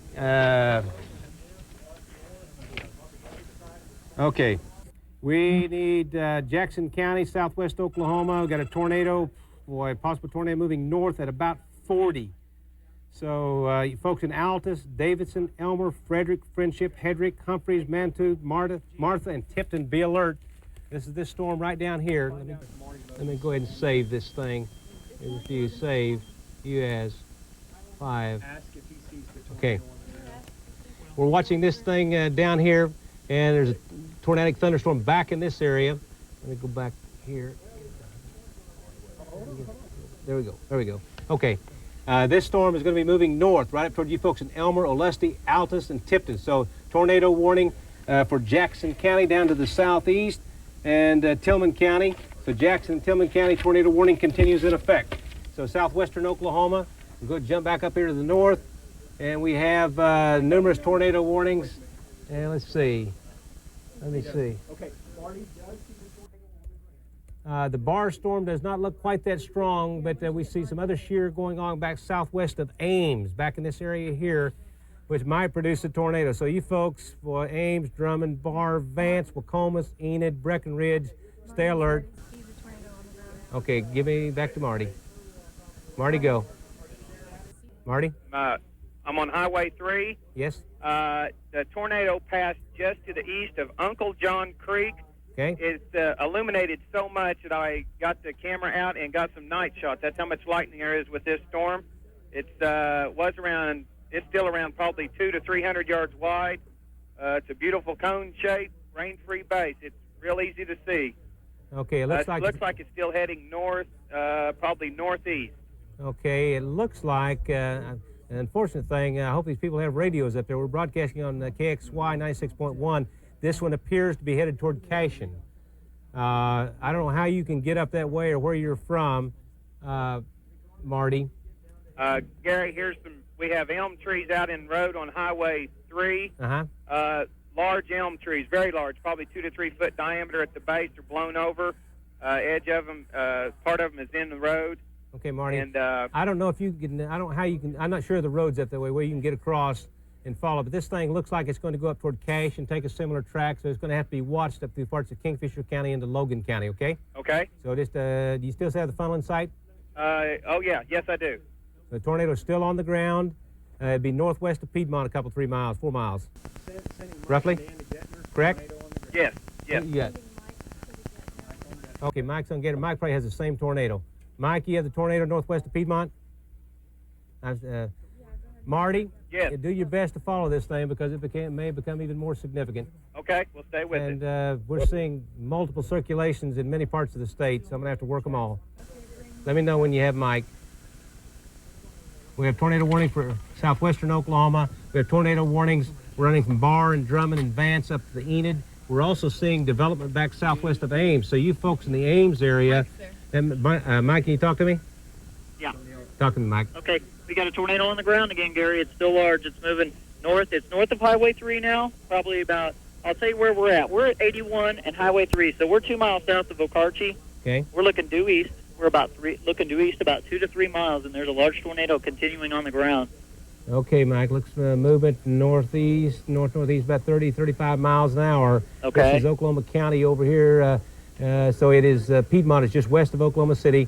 Highway 3, it's passing Highway 3, so if you're traveling Highway 3, you're going to be all right for a while. But if you're going Highway 74 up into Logan County, this thing has leaped almost, it's the southern edge of the circulation is now about a mile south of the Kingfisher border. Okay. Give me the information what it is. Yeah, Gary's large tornado. Large tornado. Very large tornado. This tornado now, the tornado warning is now for Kingfisher County. It continues on the ground. It's 3 miles east of Highway 3 to 4 miles east of Highway 81 and 2 miles north of Highway 3. Okay, here's 281 and there's 3 and here's Piedmont. So it could be, here's just northwest of Piedmont. That's right. Gary's probably about 6 miles east-southeast of Okarche. Okay, we've got it also about 14 southwest of Cashin. We've got a movement on this storm northeast at 30, so I'm afraid they're out of power in Cashin. Hopefully they're listening to their radios, their battery radios, because this may affect Cashin. This is another large tornadic thunderstorm. Yeah, moving hey, Gary? Yes. This is more of a wedge type tornado now, so it could be getting very, very strong at this point. This is much like the tornadoes earlier in the day that were wedge type tornadoes down south. Okay, just hang with it, stay with it as best you can, and just holler at us anytime you have anything. I certainly will. We have now a tornado warning eastern Lincoln County. I'm going to have to jump over there very quickly. Give me the specs on that. This thing is out of control. 7 miles south of Kendrick. 7 miles south of Kendrick. Let me take a look at the velocities over there. 7 miles south of Kendrick. Come on, machine. Okay, there it is. Moving northeast at 30. Okay, so we have this tornado in the Kendrick area. Are you talking damage path, or are you talking Between Kendrick and Davenport, we have indications of a tornado, not as strong as the other ones, but could be doing damage. So Kendrick, Davenport, Stroud, you folks take immediate tornado precautions. Kendrick, Stroud, Davenport, tornado in that area. Could produce damage at any moment if it's not producing at this particular time. Kendrick, Davenport, Stroud, Shamrock, possibly Bristow. If you're traveling I-44 northeast out of Oklahoma City, don't do it. If you're traveling Interstate 44 south west out of Tulsa, turn around and go back. Tornadic thunderstorm is just about over I-44 in the Stroud area. So take your immediate tornado precautions in the Kendrick, Davenport, Stroud, Shamrock, Bristow area. Move it northeast about 35 miles per hour. Of course, many of these are becoming rain wrapped. It's almost impossible to see them. They're extremely dangerous. Do we have any counts on what's happened? It has not been a good day. Hey, Gary, this is Mike. Yeah, Mike, talk to me. Okay. Hey, this tornado is just getting bigger, and I mean, it's been on the ground now for about 10 to 15 minutes, so it can't be stressed enough how dangerous this tornado is. It's been on the ground for quite some time at this point. Okay, for the folks, many of these people, Dover and all of them, had their power out. I don't know about, can you see lights in Piedmont? Mike, can you see lights? No, I can't see any lights at Piedmont at this point, but it's north of Piedmont, Gary. Yeah, I know, but yeah, you're trying to get an idea of damage. Yeah, Cashin and Reading right now at this time need to be definitely taking cover. Cashin may not have power at all, so we're broadcasting on KXY Radio 96.1, and this is becoming, you still have a tornado in sight? Yes, I do. Tornado is still in sight. Eventually maybe Cimarron City, Deer Valley, and that area will need to be, Wandell maybe also. Okay, once again, just give me your location and where it is and what all you see. Okay, where I'm at is Highway 81 and 3. I'm still south of Okarche by 2 miles, so I'm still sitting in the same place. I've been in the same place for about 15 minutes just watching this tornado, and it has not even shown signs of weakening whatsoever. So it's moving toward the Cashin area. We have... yes, it is. It is. We have 4 confirmed fatalities at Southwest Medical Center now. And I can't imagine how many injuries we may have, but 4 confirmed fatalities. And these storms continue very, very dangerous. Very, very dangerous. Extensive damage in Mulhall. Gary Horker and those guys are right there. Can we get Gary Horker on the I put Horker and those guys doing the damage there. Okay. What we've had extensive damage now reported in Mulhall. And Mike, just shout back anytime you have anything, okay? No lights in Piedmont? No power in Piedmont. Tell them to tell their friends if they can turn on the 96.1, because that's the only thing we can do is radio in those areas. So many areas the power's been knocked out now. Directly north of... Okay. We have a tornado warning continuing for Jackson County in southwestern Oklahoma. Say again, Paul, what do you got? We still have... I tell you what, I'm going to race these folks because these storms are moving so many different directions. And I'll tell you what I'm seeing. You're looking at what we call intensities. That's retransmission. Southwest of Cache. Now, there's near the Ames area, we're indicating shear or circulation. So you folks in the Ames area, Drummond area, Barr, be alert. Also, we're still indicating shear circulation in the Drummond area. That's moving up toward Vance and Enid. And let's see, let me move on over. I'm running 2 radars at once. I'm also looking at velocities. Just east of Marshall. just east of Marshall. Looks like it's east of Marshall. Strong circulation moving into Garfield County. Into Garfield County. Jerry, I'd put those guys on damage. They're getting ready to do a minute and a half or 2 minutes and come back to you. Then Okay. we'll figure out how much you want. All righty. This looks like it's lifting a little northeast of Marshall. Very strong circulation continues. Now, you folks in the Perry area, we're indicating a very strong circulation. You can't see it here very well, but the circulation on it, I'll go in on my velocities, which we're not showing you at home, but on my wind speeds, and I see a very strong circulation. 1, 2, 3, it's huge. It's 6, 7 miles across, just south of Perry. So from Perry down to Lake Carl Blackwell, take your immediate tornado precautions. These storms, now let me move over here once again. Any of these could produce tornadoes. So we have tornado warnings for Garfield County, extreme northern Lincoln County, extreme northern Logan County, over into the Lake Carl Blackwell area, on up into Perry. All these are, okay, what does he have? Okay. Scott, can you talk to me? Yeah, Gary, we're on I-44 now, probably about 5 to 10 miles to southwest of Stroud, Oklahoma, and there was real broad rotation, and we did have a funnel cloud right over the interstate just a moment ago. It has since lifted, and right now we're getting a lot of heavy rain and lightning. Okay, stay with it. Appreciate that very much. So once again, you folks that are traveling Interstate 44, listening to us on the radio, I-44 between Tulsa and Oklahoma City. Don't travel it. Oklahoma City and Tulsa, don't travel it. Tornado continues to be indicated northeast of Piedmont. Check with Mike on that storm. But I-44 from Oklahoma City to Tulsa, do not travel at all. And let me give you an indication on Interstate 35. We have a tornado near Cashin, Oklahoma, and then up around Noble, or in Perry, rather. We have Perry area. Interstate 35 in northern Oklahoma, don't travel that. Tornadoes are indicated there. Interstate 35 south, we have numerous thunderstorms. What do you have? Nothing right now. Hold on. Okay. We have thunderstorms along Interstate 35. I-40 west at the present time is fine. I-44 to the southwest is fine if you travel it, but there are tornadic thunderstorms south of Altus. And what do we have there? Okay, I'm going to go back up here, look at these. Yeah, keep going. Okay. Lights are off in Cashin. Lights are off in Cashin. Back on in Piedmont. Lights are back on in Piedmont. We see shear with the storm circulation in the Ames area. We see some fairly high-speed shear approaching Vance Air Force Base, which could produce a tornado. So let me just do it this way, you guys. From Ringwood to Ames to Barr, Vance, Drummond, Lahoma, Carrier, Enid, Vance, Fairmont, Covington, east of Marshall.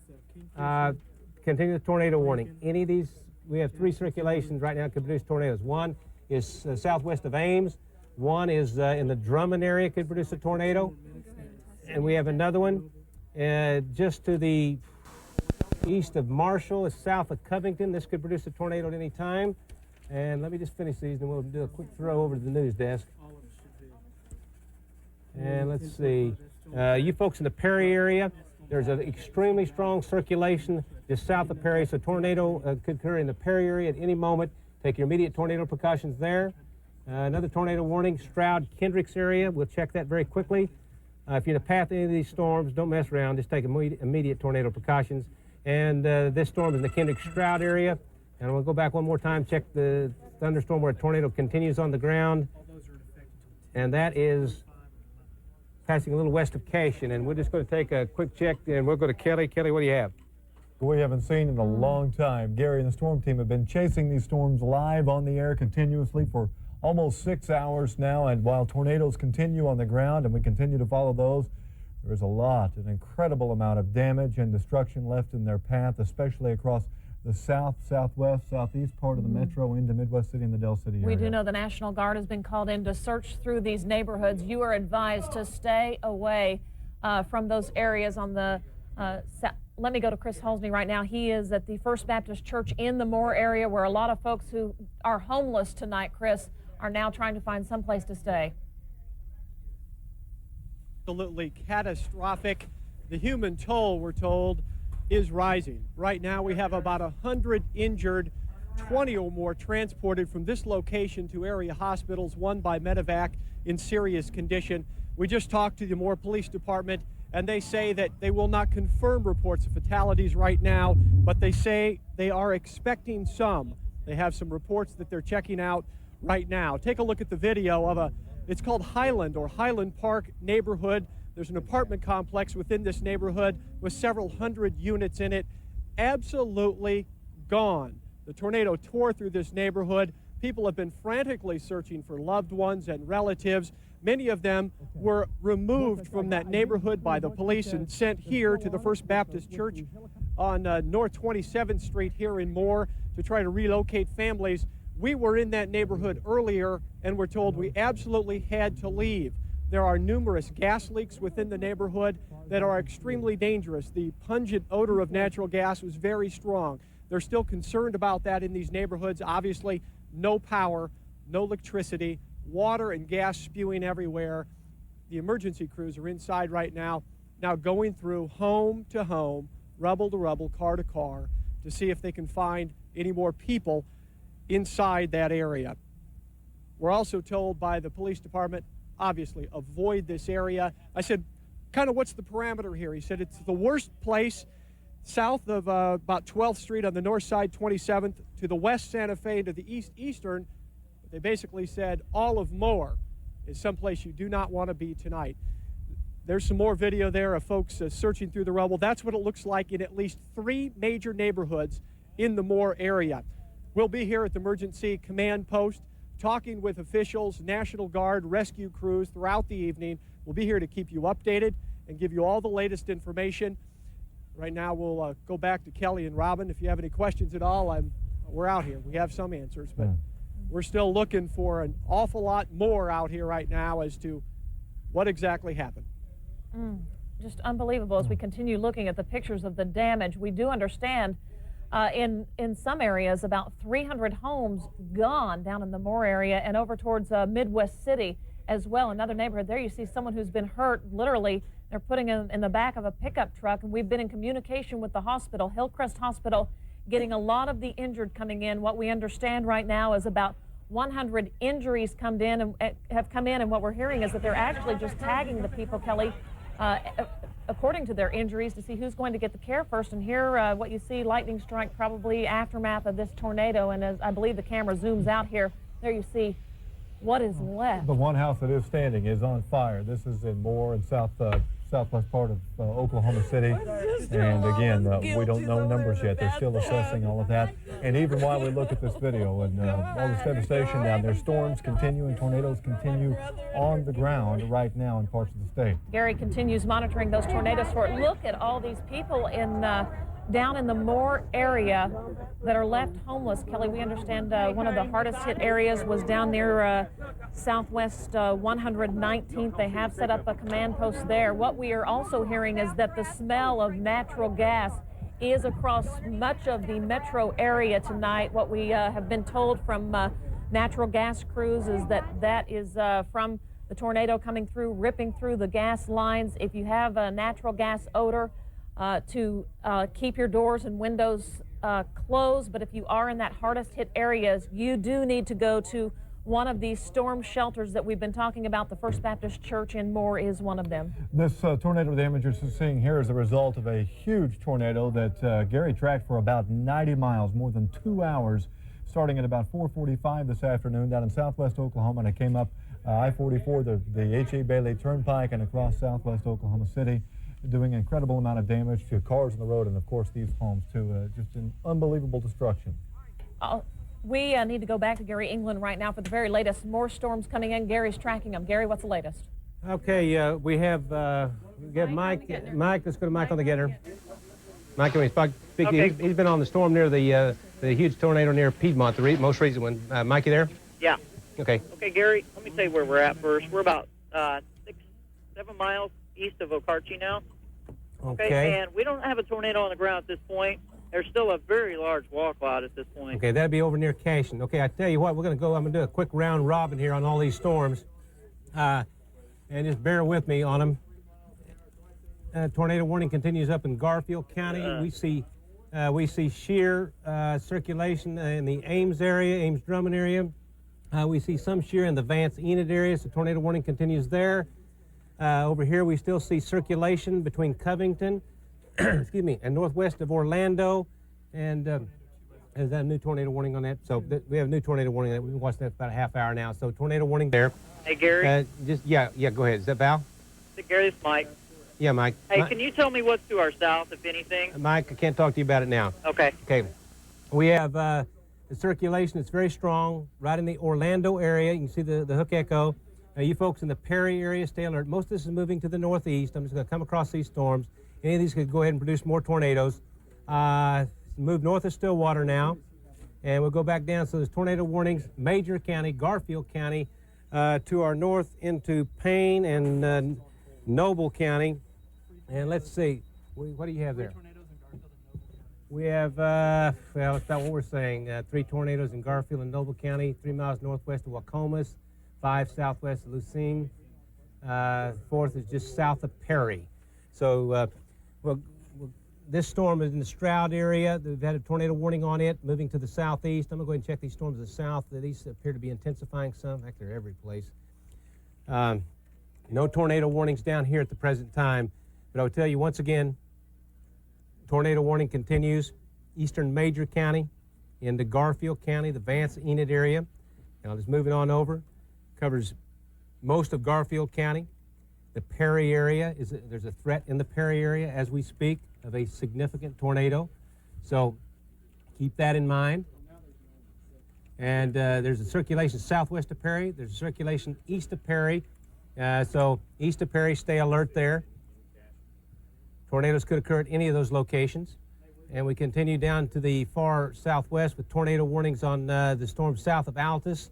I would tell you there's new storms forming right in here. As of yet, it hasn't done anything, but it looks pretty powerful. That should be moving north-northeast. Other storms forming in southern Oklahoma along Interstate 35. No tornado warnings on those, but those are not out of the question also. So that's a quick wrap on the latest tornado warnings and where we stand, so we'll go back to desk. All right, we do have crews out in the field right now. We want to go to our Rich Field, who's been out and about surveying the damage. Rich, what are you finding?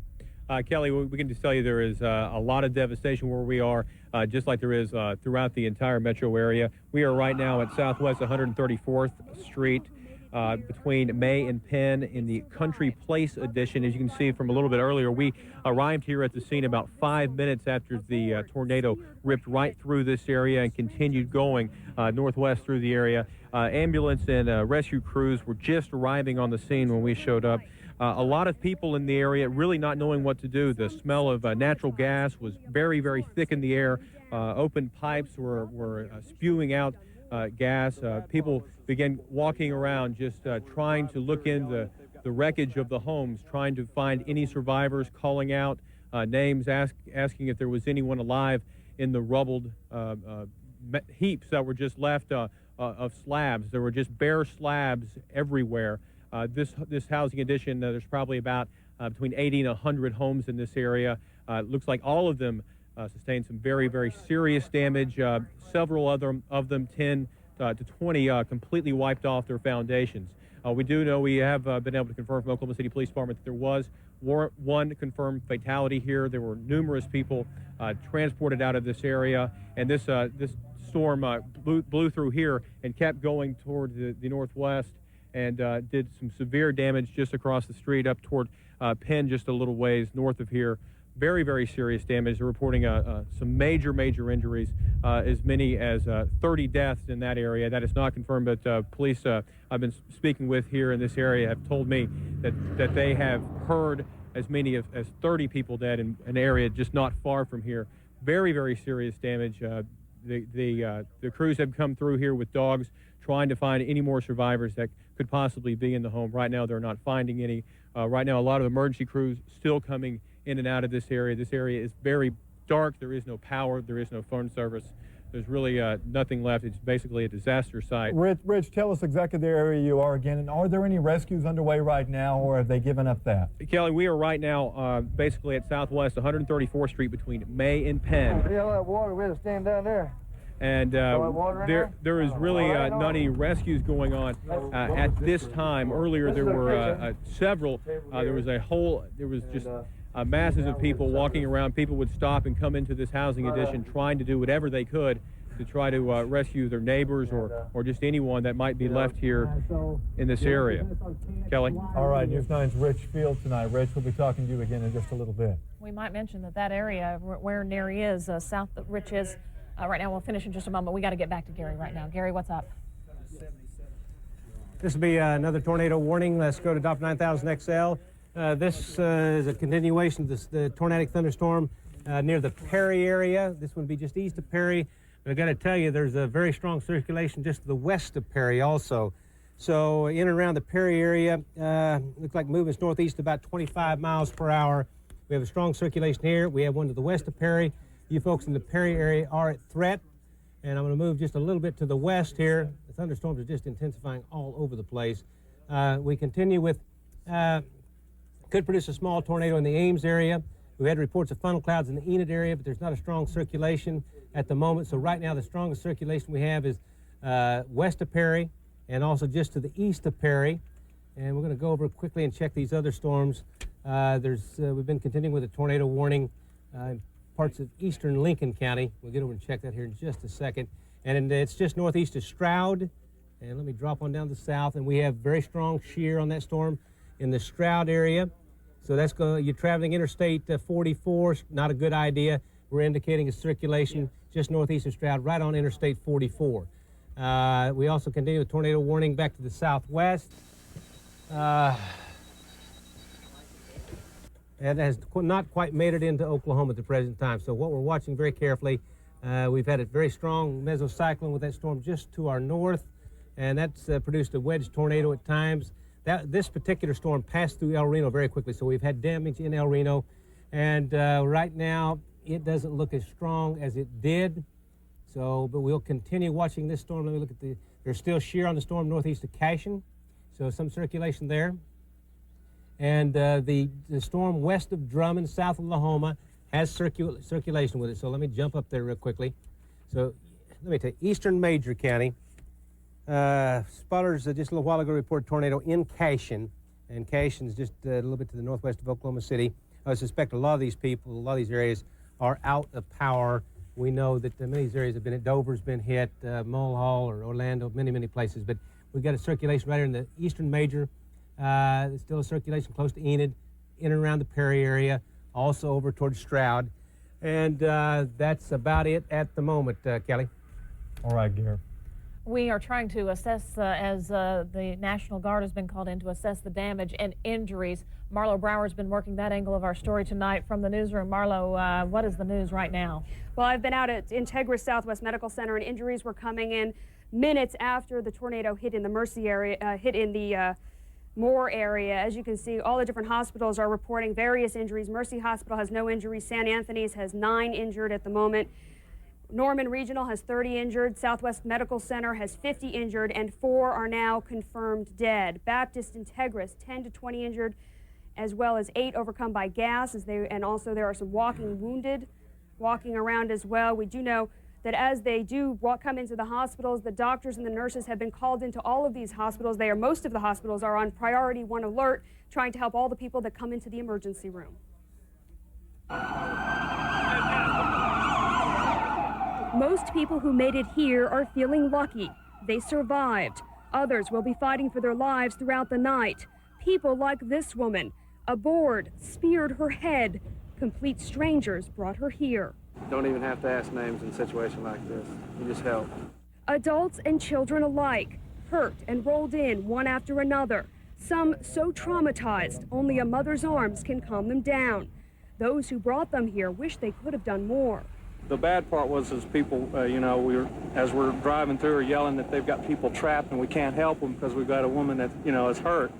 And, it's a terrible feeling. Some made it to the hospital, but doctors have no hope for them. The trauma, just too much. And we just checked with all 10 hospitals that are now accepting people who are injured. We have come up with the number 5 are now confirmed dead, 5 confirmed dead. Within all of those hospitals, we know at least more than 150 injured. And of course, we are calling the hospitals every half hour to keep you updated on exactly how many people are injured and how many more may be confirmed dead. Robin, Kelly. All right, Marla, I know you'll keep us posted on that information. It's just staggering as we see those people going in injured. Unbelievable. And I fear it's going to get much worse. Chris Harrison has been out covering the storm for us as well, the storm damage, and really looking at it from the Del City, Midwest City area. Yeah, Kelly, let me tell you in particular where we are, 12th Street, just east of Sooner Road, so about 3 miles away from Tinker Air Force Base. We drove through just as the sun was going down, and as you've seen from the other reporters in the field, just complete destruction as that huge tornado rolled through. Here's the scene when we pulled up, and we'll take a look at the video. A young lady and her mom survived by jumping in kind of a hole in their house. Here's what the mother had to say. You trapped under there? I was already in there. She just barely got in there and closed the door and it hit. What did it sound like? Freight train. Yeah. A big freight train coming. That's what most of the residents here said, and you can kind of hear the gas spewing out, just a stench all around this neighborhood, making sure the residents weren't smoking, no lighters, and that's still the problem. There's some gas leaks all over this neighborhood, cars thrown around just like they were toys. As we're walking down the block here, not one house was left standing in the middle of this. On the outsides like this, there were a few structures that were left up, but everything was damaged and several injuries. The good news, no fatalities that we have heard from. I just talked to police. No fatalities, were several injuries like this elderly woman that had to be helped by neighbors for several hours until paramedics could get in here. Paramedics having the same problems that everybody is. There's traffic and streets are shut down all over the place. Again, cars that were parked in driveways thrown down the street. Here is more damage. Trees, this car thrown into the house. We found a group of neighbors, about 13 people, that, as Gary said, took refuge underground, and here's his story. Pried it up and up on this end where one person could crawl out to dig the stuff off of it. How many folks were down here? There's 13 of us. 13 neighbors in and around here? This house. There was two, I guess, actually 3 families that was in there. There's about 13 of us that was down in there. And this was trapped, this was close yeah, shut? See all the blocks there and stuff there, and that dryer and stuff there, all that was up on top of there. Like How many of you guys did it take to open this thing? It took 4 of us. 4 of us there. We got right up against it there, and we pried it up enough where it got about that big of an opening where one guy could squeeze out to get up here and dig the debris off of it. Man, it got real dusty inside there, and the gas fumes, you know, and we're like, we got to get out of here. Yeah. Just down the street from this man's house, we met another woman that was underground. Here's what she had to say. Channel 9, and his wife and grandbaby and son was already over there in the cellar next door, and he said, let's go. And we wasn't in there 2 minutes till it hit. We could hear it just a roaring. By looking at it, Gary said you had to be underground to live through this. Yeah, and it's yeah. true. You guys were underground. Yeah. So what did it sound like? Oh, it sounded like a train, a big freight train coming through, and just when it got on top of us, we could hear stuff hitting the cellar door. So luckily, these residents were underground. They had plenty of warning. They were all listening to Gary and got out of harm's way. Again, medical crews and emergency crews still coming in and out of this area. The good news, no fatalities around here that we have heard of yet. But again, until morning when they can really get in these houses and check, we're not 100% sure, guys. Yeah, not sure what we're going to find out there, Chris. We've heard reports there could be as many as 350 homes leveled out there in that area where you're at. Is the damage that widespread out there?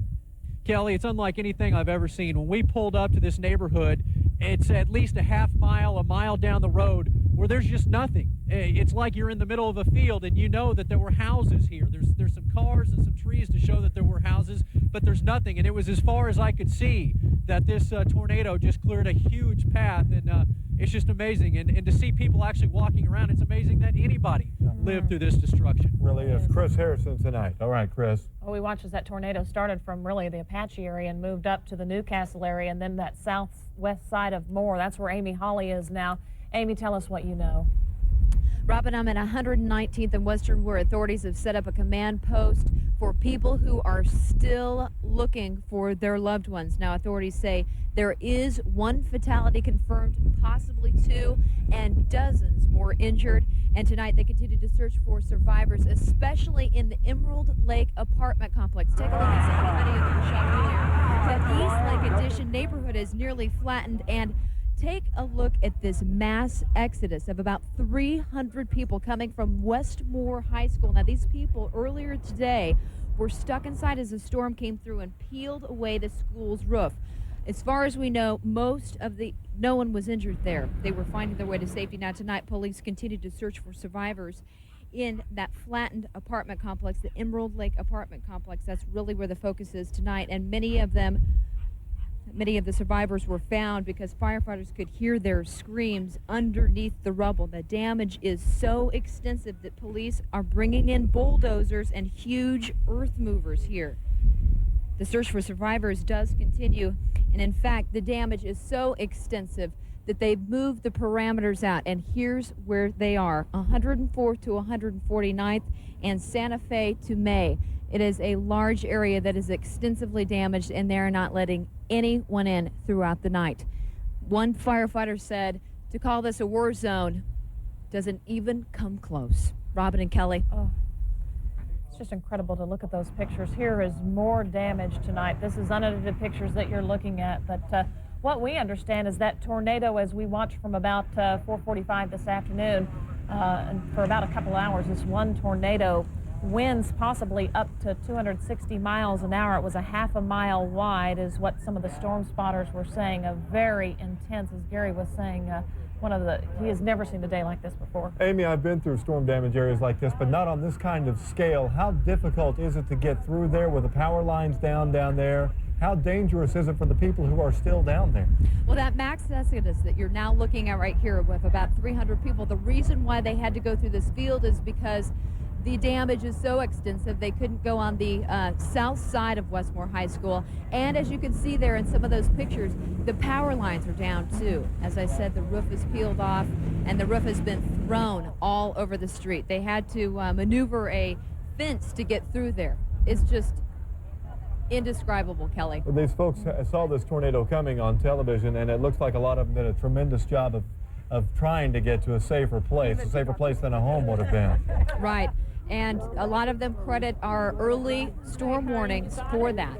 A lot of them said that they were just calm and kept listening to Gary's warnings, and credit him for their safety tonight. Hey, Amy, where are these people going to go? Did you get a chance to talk to very many of these people? Where are they going to go tonight? Yes, we have a couple of places that they're going to go, and I'm trying to find this right now. Now, Oak Crest Church of Christ at 89th Street between Penn and Western. Those people are taking some of the displaced folks here. And there's also Gracemont Church. Gracemont Church is also accepting people who have no homes to go to tonight. Amy, we might also add, we know the Red Cross has set up a shelter at the Moore Community Center at South 19th and I-35 there in Moore. So all of those places are going to be full tonight. As well as the First Baptist Church there on the other side of Moore taking folks tonight. Amy, Holly there at the scene. Keep getting information for us, and we'll check back in with you in just a moment. Gary is continuing to watch several storms across central Oklahoma tonight. Let's get the very latest from him right now. Gary. And we have another tornado warning. This would be for eastern sections of Enid in Garfield County. Let's take a look at it on Doppler 9000 XL. And the most dangerous portion of this would be between Enid and Breckenridge. So continue with the tornado warning. East, did we lose power? We're up. Okay. The tornado warnings continue for a little bit of eastern Major County, from Lahoma, Drummond, Vance, Enid, Breckenridge, Hunter, Garber area. We've had reports of a possible fatality in the Perry area also. Interstate 44 to the northeast is blocked by 18-wheelers that have been blown across the road. Lincoln County, severe thunderstorm warning. But anyway, tornado warning for Garfield County continues, and we'll take that just a little bit onto the east. These storms don't appear quite as strong as they were, which is certainly good news. Let me just move it a little bit to the east here. Still a strong indication of a circulation east of Perry, east of the Perry area. So you folks east of Perry up toward Red Rock, stay alert to the possibility of a tornado there. It is not out of the question that storm is on the ground doing damage as we speak. I'm going to drop a little bit to the south. Stillwater, you're in fine shape right now, but let me tell you, there's a lot of storms around. Some of these still could go tornadic, even though there's a slight decrease. This one near Crescent still looks a little bit suspicious circulation-wise. So many of the areas have power out. Now, I will tell you, the storm near Crescent does have circulation on it and could still produce another tornado. It is not as strong as the other ones, but southeast of Crescent, and that will be moving up toward the Mulhall area. So in the Enid area, the Perry, just east of Perry, and the Crescent area, stay alert to the possibility of tornadic activity there. And then we're looking at a very, well, let me just move on over here and look at it. We're still looking at a circulation south of Stroud, and that's with this storm right in here. And this could produce a tornado as it moves on to the northeast. We're indicating, give me that last one, because I think it's basically what I said. Now, we're going to cancel the tornado warning for Tillman and Jackson County in southwestern Oklahoma, so that's canceled. But we still have a tornado over Cimarron City, which is the one we looked up in Logan County, near Crescent. So you folks in Cimarron City, Crescent, and Mulhall should take immediate tornado precautions. And let me just slip back up that way very quickly for you. And so tornado warning continues. These folks are out of power. Hopefully you're on, listen to us on 96.1 KXY radio. Tornado continues to be indicated near Crescent and also possibly just to the east of Enid. Kelly? All right, Gary, we appreciate it. We do know in the path of that tornado damage, there are a lot of natural gas lines that have been broken. We do want to bring in Don Sherry with Oklahoma Natural Gas right now. Don, tell us what the imminent threat is, especially in that area where the tornado went through. Well, Robin, as you can well imagine, we have a tremendous amount of damage where the tornado struck. We have a lot of broken gas pipes, a lot of blowing gas. We've activated an emergency response. We're bringing employees in from all across the state, and we'll be trying to isolate the area and shut off the flow of gas. And it's been so pervasive, and I know you've gotten calls here at the station, that people outside of the damage area all across Oklahoma City are smelling gas. And the thing that I would suggest to you is that if you live outside of the damage area, if you live in other parts of the metropolitan Oklahoma City area and you're smelling gas in the air, you don't really have any reason to be concerned. But if you're in part of the damage area, if you're in the damaged structure and you smell gas, we're suggesting that people not attempt to turn off meters or turn off valves, but to simply leave the structure. Yeah, Don, we got calls from people up in Edmond who were smelling the gas tonight.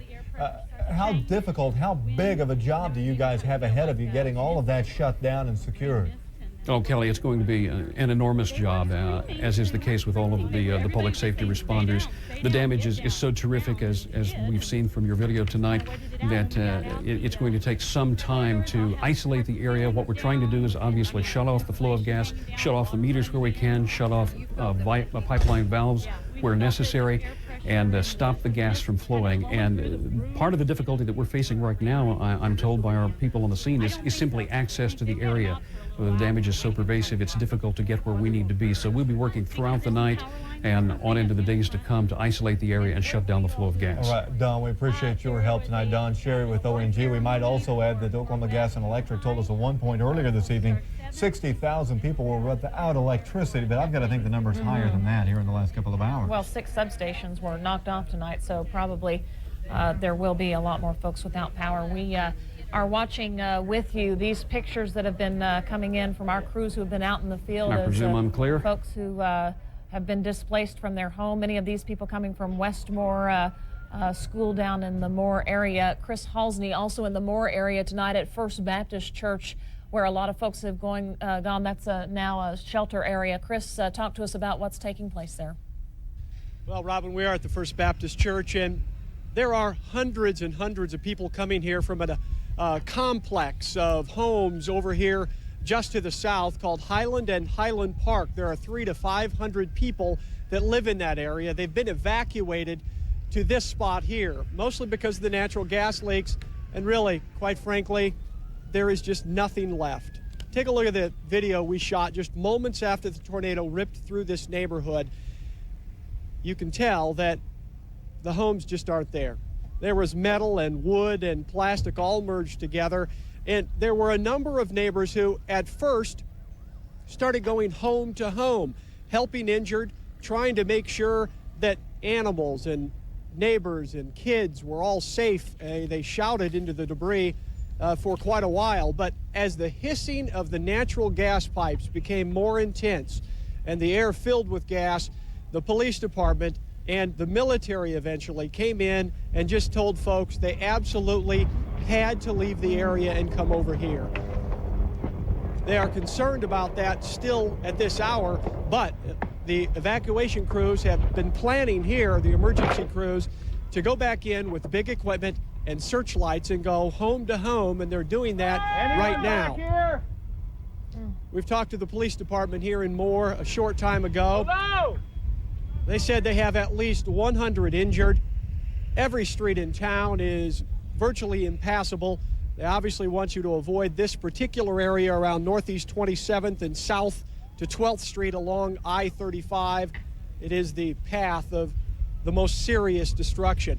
We do have some reports of fatalities here. They will not confirm those yet, but they're more than rumor. Certainly, they are fatalities that have come from this complex over here, including a missing person. We'll keep you up to speed as we get more definitive details on that. And Chris, can you give us an idea of what's happening on I-35? Is I-35 clear to traffic now? I-35 northbound is open to traffic. Southbound appears still to be closed. They've talked all night long about closing it, but to my knowledge, the northbound lane has never closed. There is severe destruction on the other side of I-35 as well, including earlier some burning buildings. But they have kept traffic flow fairly good along there. The rest of the streets in this area, however, are all blocked off. Power lines are down, huge trees are down, and cars and homes are in the middle of the street. We're talking unbelievable damage. It's amazing, and this is an area that was hit by a tornado last year somehow. Unbelievable. We continue to watch the pictures. It was just to see those people going through the debris, just shouting if anyone is even there. You were watching along. We wanted to show you one woman's reaction to what she felt as the tornado was Let us know what it was like inside of there. Well, we could hear on the radio what was going on. We had a couple of portable radios, and we could hear when things were going to happen, and then everybody said, everybody get down. We dove under some, like, countertops that were there, and you could feel the air pressure start to change, and the wind, and then we could even kind of feel like mist, like rain mist. And then what were people doing in there? I'm sure people were They weren't out. screaming. They weren't screaming. Everybody was just saying, stay down, get down, and they did. And we just kind of waited it out. When we got out, the corridors all have parts of ceilings down, and I mean insulation hanging down, water running in. So you felt it when it came over? Yeah, we felt it, the air pressure and the mist kind of blowing through the room, you know, the mist, rain. Are there still people in there? I don't think so. I think they've had them out for a little while, kind of waiting in the parking lot. Why'd they walk you around this way for? Because there's some power lines or something up near the front. And what were you all doing in there? There was an award ceremony for Moore West Junior High that was supposed to start at 7. And then my other daughter was there for a testing that they were having today. There was an AP Calc testing, and then there was also a drama theater thing going on in the lecture center. So I gotcha. There you hear the story of one of the parents and her daughter who was at the school there in Moore tonight when the tornado came through, getting ready for an awards banquet at 7 o'clock tonight, Kelly, but that was not going to happen. Oh. Our Alex Cameron was also out and about tonight down in South Oklahoma City, surveying the destruction down there and talking to the victims. Let's listen into what Alex has to say. Alex? Well, I was just north of Newcastle, southwest of Moore, around southwest 149th Street. You've seen worse damage tonight, but I'll tell you, this is just a matter of degree. Everybody in some way was impacted by this. Take a look at some of our unedited video here. This is as we drove up on southwest 149th Street. The fence pushed down, debris into the fence. This man's trailer turned over here. You can see the house there, a portion of the roof torn off.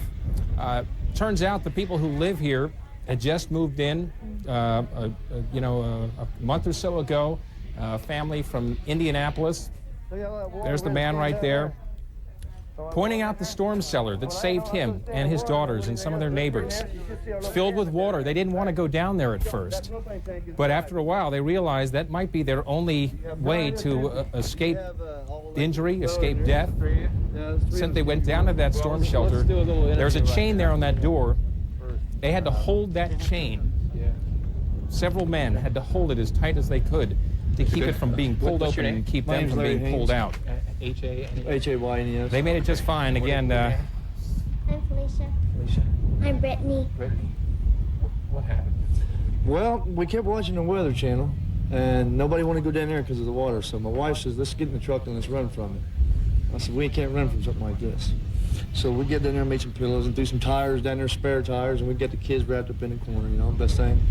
And just as it was coming across, we seen it, them guys, the other two guys come running over here, so they let me in. I thank God I did, or we wouldn't be here right now for the other two guys. It was my neighbors, because we had that chain and it was pulling us out of this thing. That's how hard it is. We raised up. I seen that house just getting demolished. What little, but it was. So if you hadn't had anyone to help you hold the door closed, nobody held that door closed, we don't know what could have happened.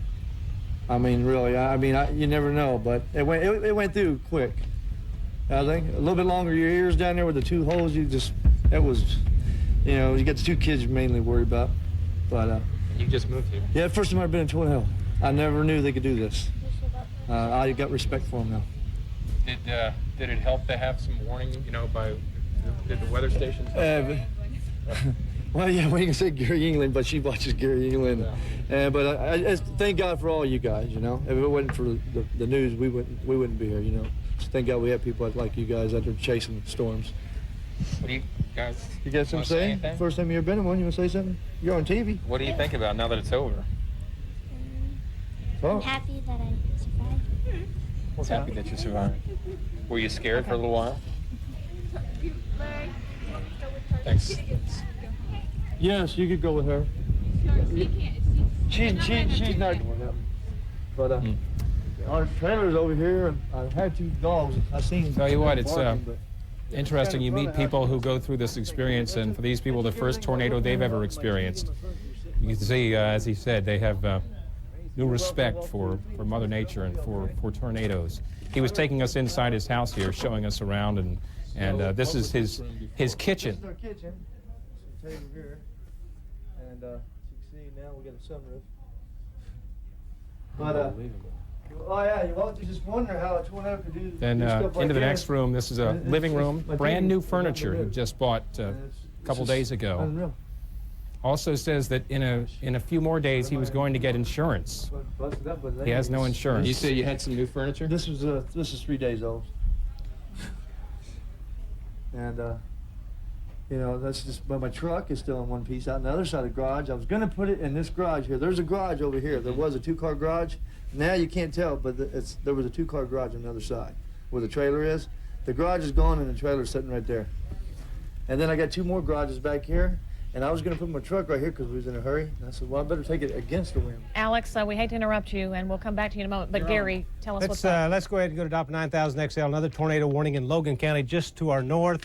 And this would be possible tornadoes about 7 miles. No. Let's see. This would be in the Crescent area. This would be in the Crescent area, moving to the northeast. Yeah, and let's to the northeast of Crescent. Okay. And so in the Crescent area, moving up toward Mulhall, another potential tornado developing.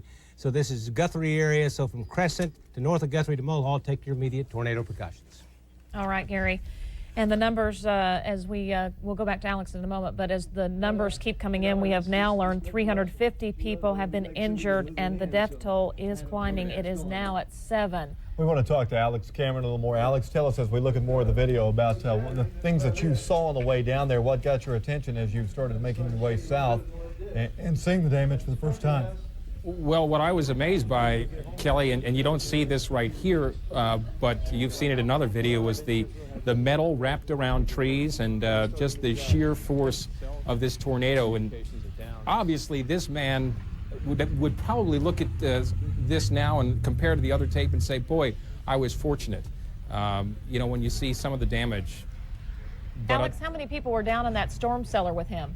I think there were probably a total of about somewhere between 8 and 10 people. There were some kids down there and several neighbors. I didn't get the exact total, but several people. And then we went just down the street from here, and there's several storm shelters out there, and a lot of people are walking around alive tonight because of those storm shelters and because of the early warning they got. Well, we just continue looking at that damage. As it went into Newcastle, some of those homes are on 5 acres of land or so. Boy, look, there's that intense, Alex, as you were talking about, metal just slapped through the tree. There you go. This is right along Southwest 149th Street, pretty close to what would be May Avenue up there. This is just this was just incredible here. These trees just totally stripped. We've been looking at some of these neighborhoods that have been established and down there for so long, and they had full-grown trees in them, and they just look, they're just barren now. Yeah, and you know, deformed, either uprooted or, you know, the branches just stripped of all vegetation and now all pointing in a westerly direction, as is the grass, as is just about everything. Gary always talks about when you see just those trees sheared off like that at the top, that is a definite sign of a tornado. We see the power lines down. Let's listen into this man right here. Oh, it was pretty scary. I was in the hallway laying down, and it came over. The hallway wall folded in on me, and well, it stopped after about 3 or 4 minutes, and I looked up, the roof was gone, see sky, and I just beat my way out of the house through the wall. I can tell that you're completely covered in mud. Was that from? It's from in the house. It blew it all in the house. What's your name? Les King. K-I-N-G. Les, L-E-S. Les. You seem really calm, Les. I'm alive. You know, that's one of the things I noticed, Robin, Kelly, that some of the people, a lot of these people smiling, even with destroyed homes, ruined cars, whatever, they're just very, very happy, realize they're fortunate to be walking around and talking.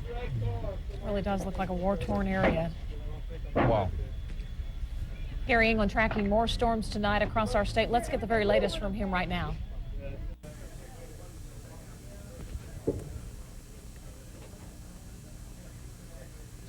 Warnings. Let's go to top 9000 XL. And this is the Crescent storm. It continues to intensify. We notice the velocities are increasing with it, moving northeast of Crescent up toward the Mulhall area. So from Crescent to north of Guthrie to Mulhall, take your immediate tornado precautions. And another new tornado warning just southeast of Red Rock, and the wind velocities on it continue to increase. So from Red Rock on to the northeast, moving about 25 miles per hour. Tornado warning from Red Rock east up into parts of Pawnee County, a little bit later Osage County. We might run a little bit of tape of one of the tornadoes. This Joe and John Mashburn shot this. They're at Newalla and I-44, and you can see this is as it's moving in to basically the metropolitan area.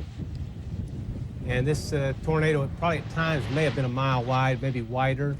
The wind speeds we don't know for sure, but could easily be 250 plus at times. It's rather small at that particular point.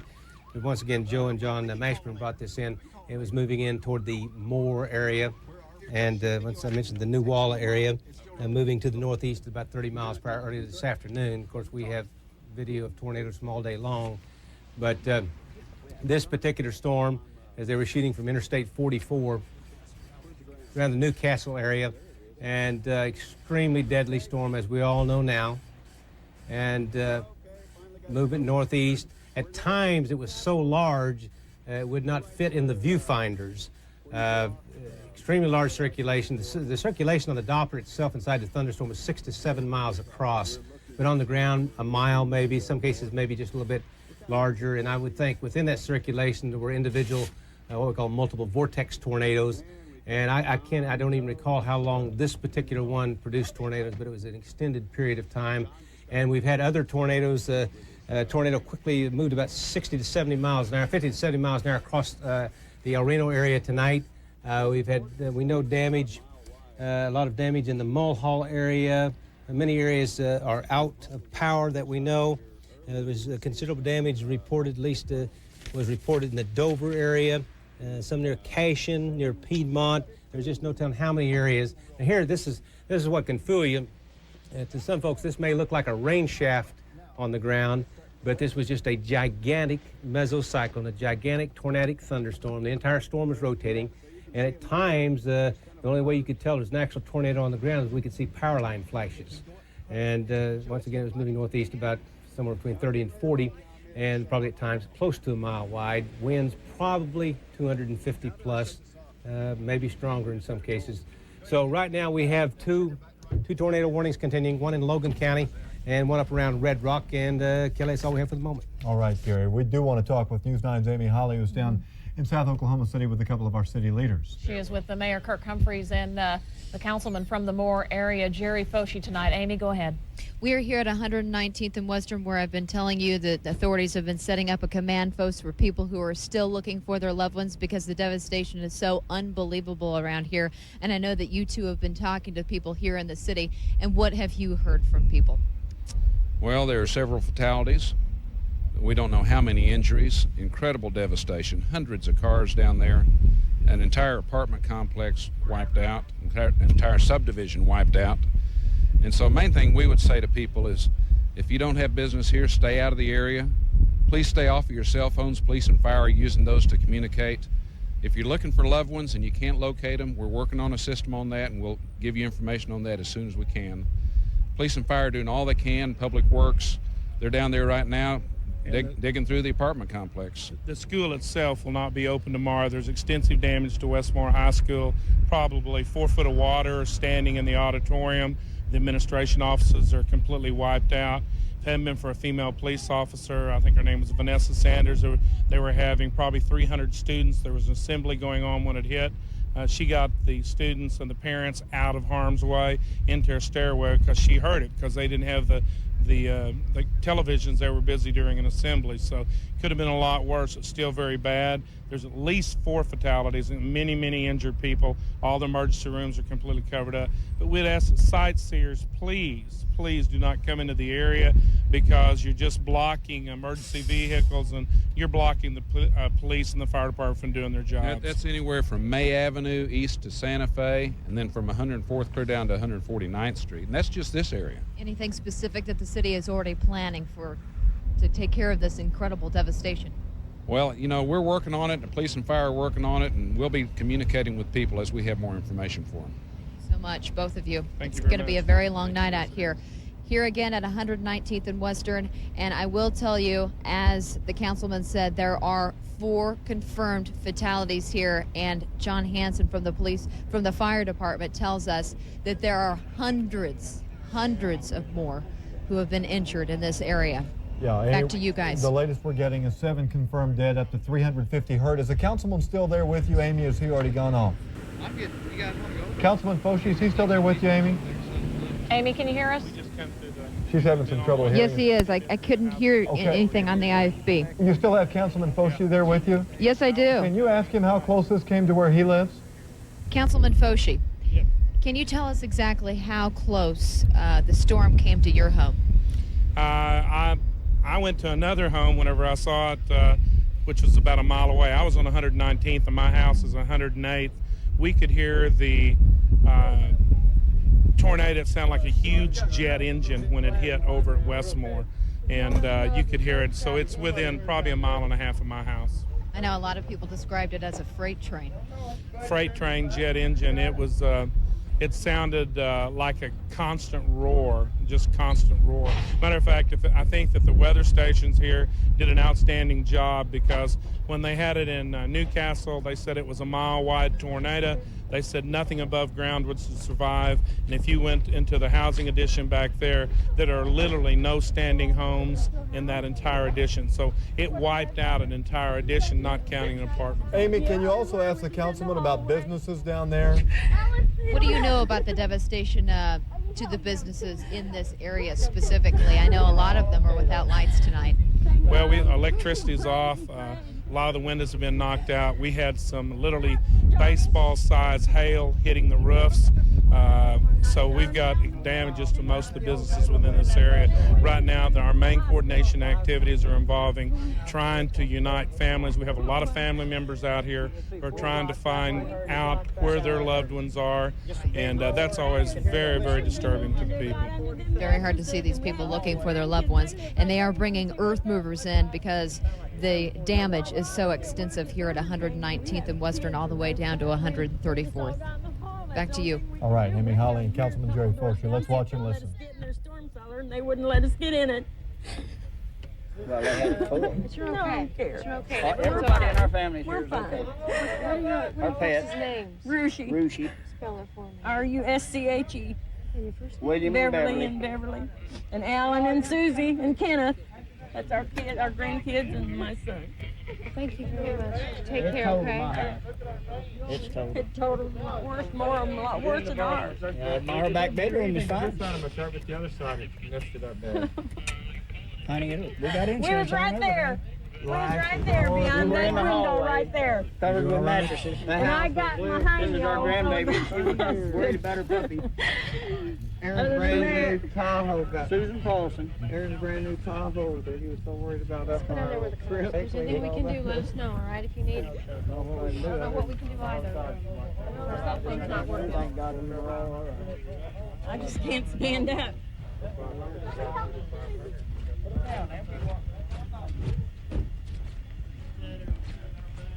You are looking at pictures from the Windmere addition down in the Moore area. There's what's left of one home. It looks like there's some type of lawnmower or car underneath there. Just house after house, considerable damage, and what we've been told in some areas, possibly up to 500 homes in all gone. I got a phone. What's the number?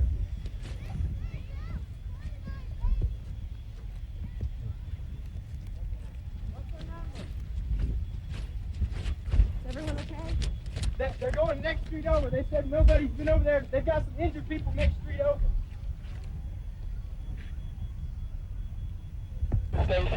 Can you do that now? Once again, these pictures are right after the storm hit, and a lot of commotion going on, obviously. Folks not knowing about their loved ones. Obviously, a lot of concern. The latest count, what we hear right now, Kelly, up to 350 people. Over here?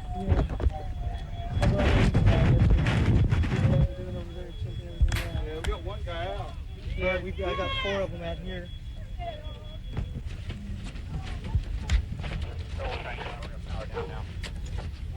That's some of the damage we're talking about, where entire neighborhoods have just been completely wiped away. Homes are nothing but a litter across the countryside, and even the trees that remain are stripped naked. The rest of them are just blown over. These are areas that were pretty well developed, some of them.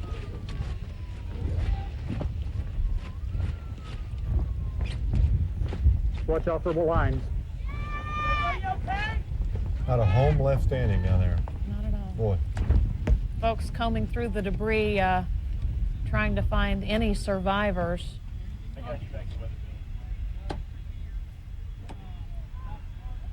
This is going to be, when we get the damage estimate of this, it's going to be phenomenal.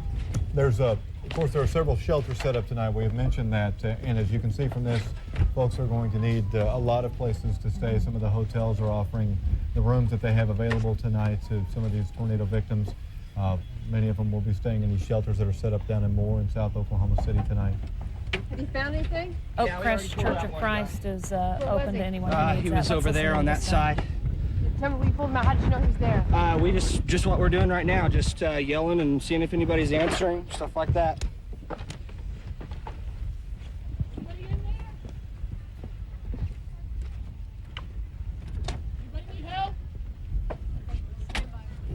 Last time, did you actually hear somebody yell, yeah, I need help? Yeah, he was buried. You couldn't even see him. We had to work a little bit to get him out. He was conscious. That's the Windermere addition down in southwest Oklahoma City. Totally devastating tonight. You can't hear him, or they're too weak to scream. Folks coming through looking for any survivors. There you heard one man saying that yes, indeed, he did find someone underneath the piles of rubble there. Gary England has been tracking these storms since early this afternoon, and he had mentioned, boy, as you see there, if you weren't underground, it would be tough to survive that. He joins us now tracking more storms tonight. Gary, what's the very latest? We'll do a checkup on the Doppler 9000 XL, and we still have a tornado warning on this storm in Logan County. It's looking quite impressive as we look at it, becoming more enhanced. The wind velocities are not extremely strong, but it looks like some golf ball size hail in the Mulhall area. Circulation's back to the southwest, 1, 2, 3, 4, 5, 6 miles southwest of Mulhall. If you're traveling Interstate 35 north of Guthrie, do not do it at this particular time. So a tornado warning northern Logan County. It may make it to Orlando, Mulhall, Orlando, over to Lake Carl Blackwell. and we're going up to the northeast. And we've had a warning on a storm up in Pawnee County, and it's shoving on off through northeastern sections of Pawnee County and into Osage County. So those are the two main ones we have at the present time. We'll take a look at some video from Ranger 9. As Ranger 9 was coming in from the southwest, you can see the damage track. I'm assuming this is part of Moore. And you see the power line flashes in the distance. And see, it's so huge, you could not, it was so huge you couldn't really tell it was a tornado on the ground, but incredible damage. Some of this is going to fall, I'm sure, in the F5 category, probably 260 to 300 miles an hour. But very wide damage path. Some areas I would think at least a mile wide. Other areas going to be smaller. Some areas going to be quite a bit larger. But once again, this was coming in, and I'm guessing on this location, probably coming in over parts of Moore and South Oklahoma City. The tornado is still on the ground. In the distance, you can see occasionally some power line flashes going on. Just incredible damage. And as we were telling you today, with storms of this type, you have to be below ground level usually to survive. And mobile homes, wood frame homes, many cases even brick and stone homes will not survive magnitude F4, F5 tornado. And at times, once again, it looked like maybe a mile wide. Other times it was much smaller, but tornado still on the ground at that particular time. Still some power line flashes going on as it was moving northeastward through parts of Moore, South Oklahoma City. We have reports now that, in fact, for quite some time now, that Interstate 44 is closed at Stroud due to damage. Stroud Hospital is out of power. There's been damage at many locations in Oklahoma. A lot of power is out. And once again, we're looking at Ranger 9 as it was tracking the storm today as it moved to the northeast. At times it moved east-northeast, other times north-northeast, but just literally, in some areas, smashing everything.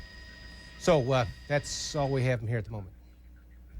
May 3rd will be a day that we will never forget. Not for a long time. Chris Halsey standing by down in Moore with an update. Chris? We're at the First Baptist Church here on Northeast 27th Street. Just to give you a reference point, we're just north of a housing addition that's absolutely been leveled. There's still hundreds of people here trying to find loved ones, and well, quite frankly, they have no place else to go. They certainly don't have any homes. Here's the update. New information right now. We have information from the police department that they are literally evacuating the town of Moore.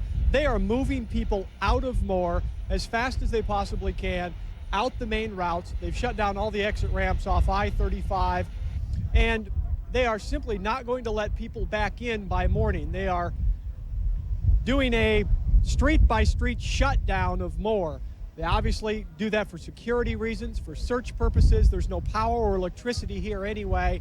They say, really, nobody needs to be here. They certainly want to give information to people who may have loved ones who have been affected, but they can come to some of the service centers like the First Baptist Church here and find some of those things out. Otherwise, they literally want this town cleared out. All right, Chris Halsey down in Moore tonight. We can also tell you the Associated Press is now reporting that 12 people have been confirmed dead in tonight's deadly tornadoes.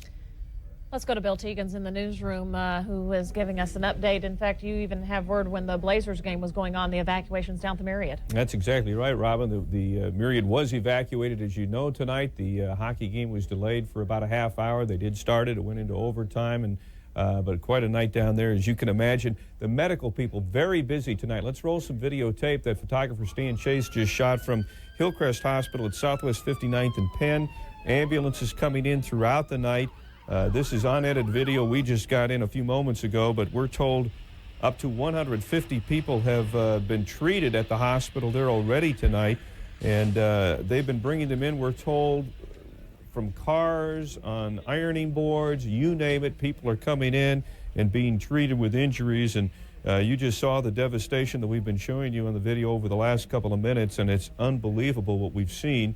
And, of course, the medical people very busy. This is Hillcrest Hospital, as we mentioned, and we're told that the cafeteria is full of beds there. The outpatient area is now full of beds, and they're just treating an awful lot of people. Here's some getting out of the ambulance, but as we've said and other people have told you tonight, they are coming in by private cars. They are coming in, being carried in by family members. It's just unbelievable what we've seen tonight and probably what we'll see even in sunrise tomorrow morning, and the devastation again is just phenomenal. And Kelly and Robin, I know you've been through a lot of these things. I've lived in Oklahoma most of my life and never really been in a tornado. I've been in floods where I thought the devastation was unbelievable, how quickly things would happen like that, where I pulled people off of the roofs of their homes with water up there, but never have I seen anything like this. And I've lived in Oklahoma most of my life, so I know you guys have covered much more of these things than I have, but it's really amazing to see what's happened tonight. And again, you people have been through this so many times, and we always see so many people pull together. That's the case again tonight with the police and the fire and obviously the medical people. And Kelly and Robin, I was talking to Ed Murray a few moments ago, and he lives northwest of town, and he and his family were in the basement. And the tornado missed his house by about a quarter of a mile. Wow. So, I mean, boy, it's striking home to a lot of people. And again, our thanks to all of the great people at Hillcrest Hospital who are just one place and many that are doing a terrific job tonight. Yeah, Bill, we've seen a lot of tornado nights, but we have never seen one like this one, Bill. Okay, thanks for updating us on that. We can also tell you, as we saw Red Cross there, that the Red Cross is opening its blood bank 24 hours right now because a lot of blood is going to be needed. That's at Northeast 10th and Lincoln Boulevard here in Oklahoma City. More tragic news coming in south of the metro, the Bridge Creek area, once again south of the metro. We're hearing from Mark Goodman, who is a Dibble police officer there, that they now have at least 10 fatalities in that Bridge Creek area, and his fear is that that count could go much higher. We'll keep you certainly abreast of what is happening there, and we fear the numbers could grow larger. We want to go to News 9's Chris Harrison, who's standing by out in the Del City area and another area out by Rose State College. Chris, where we heard that cars had been thrown all around on I-40, some of them thrown into a nearby creek. Well, Kelly, that's the least of it. I mean, a police helicopter just came over with its spotlight, and it's just eerie. I've never been in a war zone, don't want to be, but I can't imagine the devastation being much worse than this. I mean, the entire neighborhood, as you just said, is just absolutely destroyed, about half a mile to a mile wide, and the damage goes on for miles and miles. And police crews, ambulances, gas trucks still coming in and out of this neighborhood. And like Chris Halsney said down in Moore, don't even try and come to this neighborhood right now if you have friends or relatives, because police have cordoned off the area. They're checking everybody coming in. They're checking folks coming out. They're going to just hold it tight till tomorrow and then try and figure out the extent of the damage. Let's take a look at the damage. And these are some folks just on the outskirts. Here's what they had to say. Where were you? Were you in that closet? We were all in this closet. All of us. My husband was covered over us like this. I was in the hallway. What I've heard from police, there were several injuries, but right now in this particular area, no fatalities. But even in the darkness, you can see the just absolute devastation.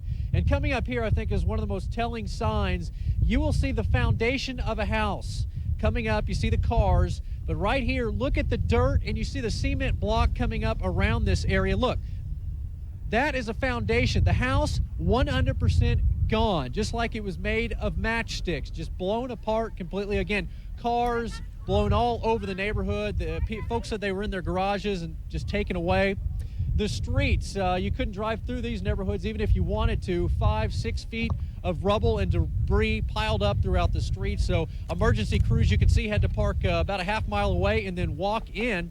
And some more trouble that emergency crews are having is finding addresses, because there are no houses, there are no city blocks. Chris, we're gonna have to come back to you in just a little bit, Chris. Gary's got another one going tonight. Let's check in with him right now, Gary. There's been another tornado warning here in central Oklahoma, Payne County. Let's go to W9000 XL. And this storm continues to develop. It looks like it's just moving northeast about 30 miles per hour. It's over northeastern Logan County. That's in this area right here in W9000 XL. So Payne County over to Lake Carl Blackwell.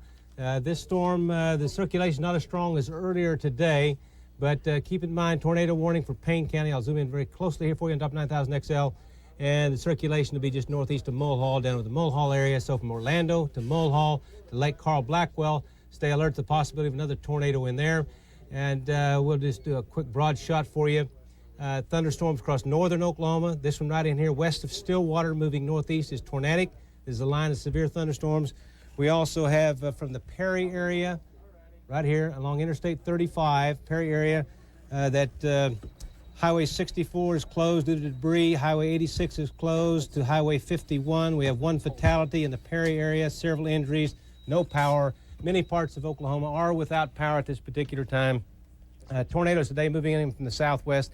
In some cases, up to 1 mile wide, winds probably 260 to 300 in some event, and we'll have more on that just a little later. All right, let's go back out to Chris Harrison and continue on. Chris, we were looking at some of the pictures from your area as you were telling us about the foundation being ripped off from one man's home. Yeah, well, several homes throughout this neighborhood. And you could see some of the houses on the outskirts of the area that remain kind of intact, but if you were in the path there, and you know, Gary says that there's certain tornadoes where you just have to be underground to survive them. Now I know. Seeing is believing is just unbelievable, and that's where you had to be. Again, the streets here cluttered. This is walking down the middle of a street. Folks looking for neighbors, and again, I've been here for years, and so have you guys. It's no surprise that Oklahomans pulled together immediately, and I was amazed by the calmness with which everybody went about trying to find each other, trying to find family members, helping each other out. I guess, you know, we've been through this so many times, I guess we're just used to it, taking care of each other. This is a house just on the outskirts. He didn't even get the full brunt of this storm. About 13 neighbors were underground. Again, as Gary said, that's where he had to be to ride this one out. And they were trapped underneath the house for a long time because a lot of the rubble, some of the blocks, and the dryer was on top of them. Took them a while to get out. One more note I want to throw out before I throw it back to you guys. A young gentleman came up to me. The Sweetbriar Nursing Home just down the street from here, 113 folks were inside. They took shelter. They are all okay. Again, it's the Sweetbriar Nursing Home. 113 folks out here in Midwest City, and they are fine, guys. Good news. Chris Harrison out in the Del City, Midwest City area tonight. We want to look at some more of that video coming in from the Windermere neighborhood down in South Oklahoma City. This video is it's difficult to watch because there's so much damage down there and so many people in distress. And this is just moments after the tornado came through.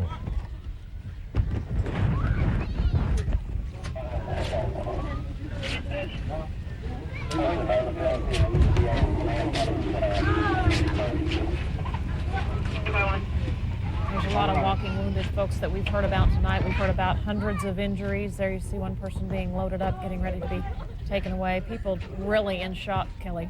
Well, what you typically see in tornado damage in Oklahoma is you'll see 2 or 3 homes hit with their roofs ripped off, a couple that are unscathed with just a few shingles, and then another one that's heavily damaged. But this whole neighborhood has just been leveled, and it gives you some understanding about how wide it was. Let's listen. Everyone okay as far as no? People really shook down there. It gives you some idea about how wide and how powerful these winds were.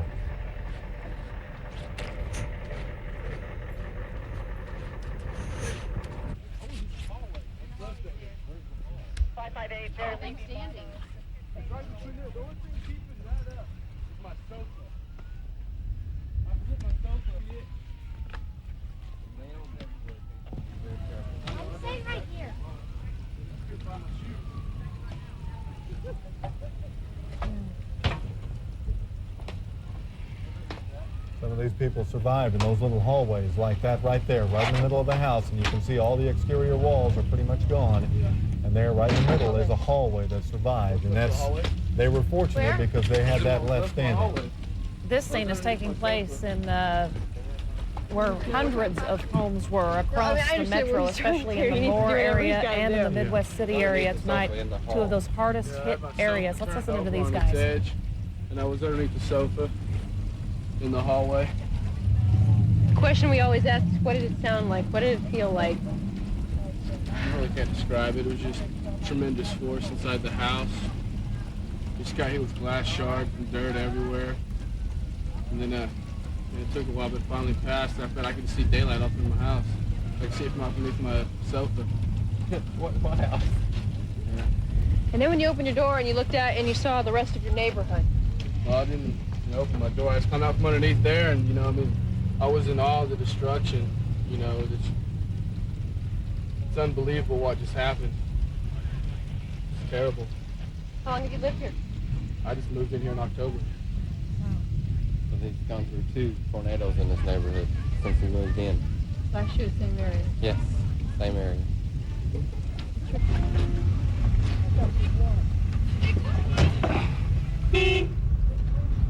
Those shots down the street and This across one. the neighborhood are staggering. It's this one right here! Denise! That's the worst fear, I think, for loved ones, not knowing. Bet somebody already down left in there. No, it's this one! These folks, She doesn't even doesn't even look like they know which house is theirs. Denise Clayton Champ! Denise! Denise! Clayton! Denise! Hey, shut up, be quiet! Denise! Denise! Hello! Anybody here? Anybody here? Denise! Hello? Denise! Hello, anybody around? Denise!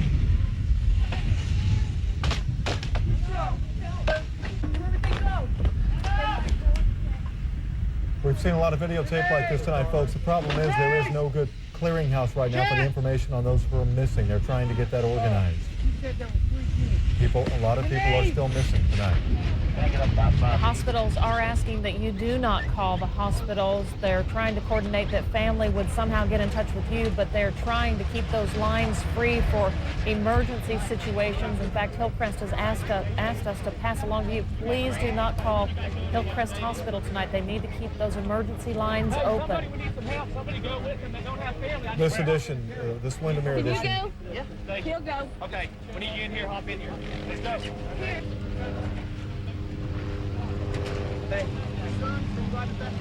This edition would fall into that area that has been closed off tonight by authorities.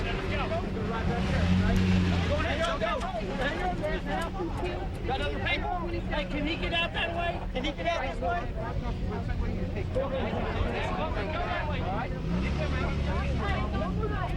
Hang on there. Don't let go too fast. All right, go ahead. Thanks, John. Chris was mentioning how Oklahomans just pitch in and help when there's a need, and obviously, once again, there's a need. Neighbors helping neighbors, strangers helping strangers here tonight, down in the Windermere Edition. We want to remind you again, the Red Cross is opening up its blood bank all night long tonight. There will be blood needed, and also Feed the Children is already organizing its efforts. And we understand we will be having a Feed the Children truck here at the TV station for necessity items. I believe that 5 or 5:30 in the morning the truck will be here. It's bright and early. We'll I believe double check it's the time. at 5:30 in the morning. We will have a Feed the Children truck here at the TV station. We also got word earlier this evening that Lowe's, one of the large local hardware stores, was going to be open as late tonight as people needed to get in there and get supplies to help in these areas hit by the tornado. Governor Keating responding tonight, saying the state is doing everything in its power to respond to this disaster as quickly as possible. Tamara Pratt was telling us about this. All of the homes in this particular neighborhood leveled except the one that was standing, which was on fire.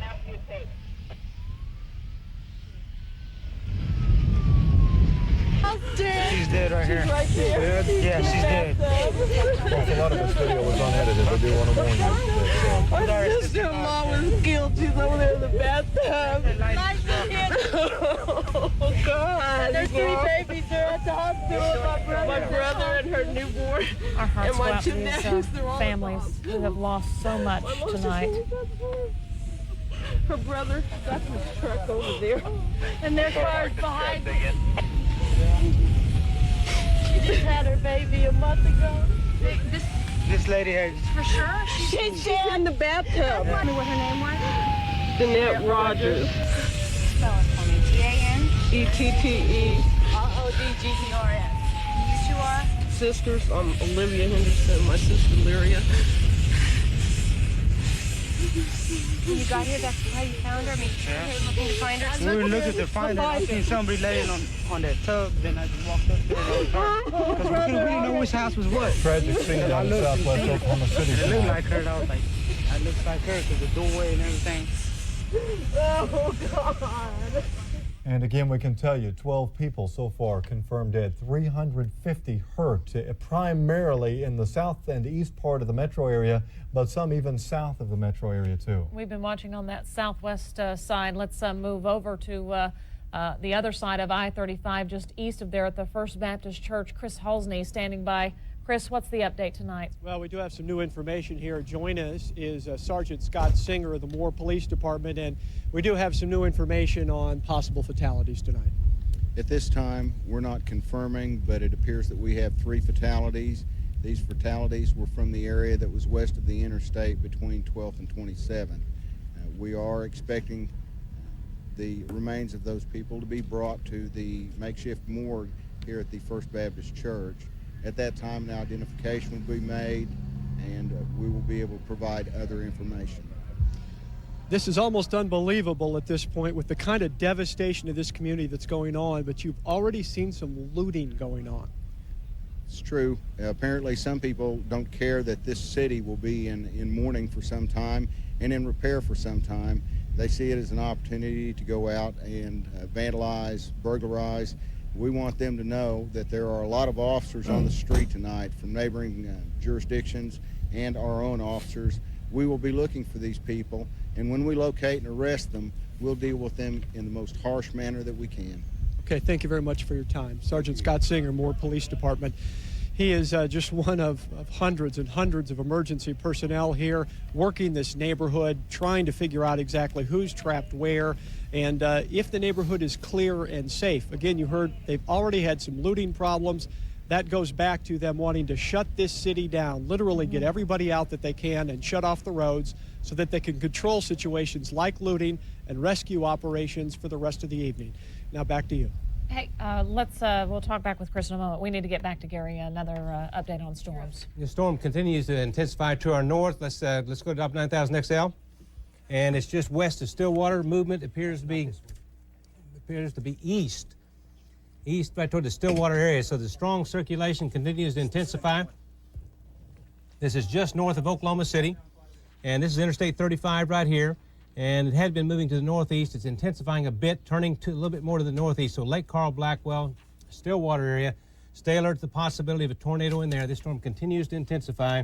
We'll call it generally northeast at about 30 miles per hour.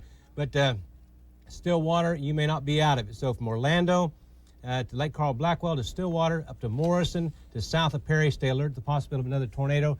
We're looking at velocities on another radar, and they are very, very strong and intensifying. This could put another tornado on the ground at any moment. Stay at TV9. We'll keep you advised. You heard the Moore police officer talking about some reports of looting down there. We can tell you Governor Keating has contacted the National Guard, and you can expect to see National Guardsmen out within the next few hours, I would imagine, patrolling some of those areas. We have received a few phone numbers where folks can go or call and check on missing family members. In the Tuttle area, the Red Cross Center, the number is 381-3875. And in Midwest City, the Red Cross number, there are 2 of them, 734-1290 and 734-1291. That is to check on loved ones in the Midwest City area. Now we're looking at pictures down in the Moore area. This near what, 119th Street, Kelly? 119th and Southwestern. Is everyone okay? Yeah, we just got cut. A little bit of glass flying around. We're okay. There's no one else you know of that's hurt, trapped, injured? Somebody hurt down there. But don't know. I'm glad you came in the bathroom. Good guy. Chris was talking about the fact that they're trying to essentially evacuate the entire town of Moore tonight to get people out. Let's go ahead and listen in to someone else from down in this exact same area. Up for a while and finally heard the windows crashing and everything came down on top of us, and then we just basically had to sit there for about half hour, 45 minutes. Literally everything came in? Right, yes, ma'am, on top of us, and they finally dug us out, the firemen from around here. Could you see the walls? Nope, couldn't see a thing. I was buried underneath everything, about a ton of rubble or so. And so, were you having to yell? Yep, yeah, basically, yeah.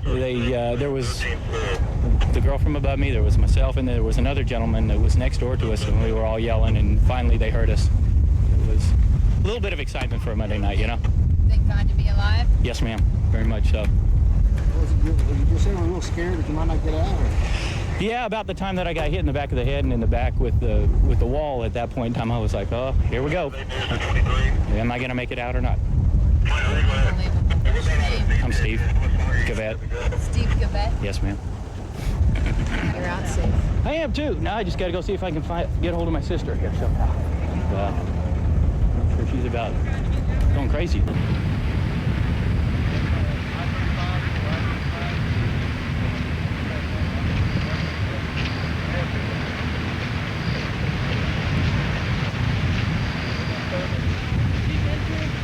Well, you know, last year. I was in the one down in Lawton, in 1980 also. You know, last year.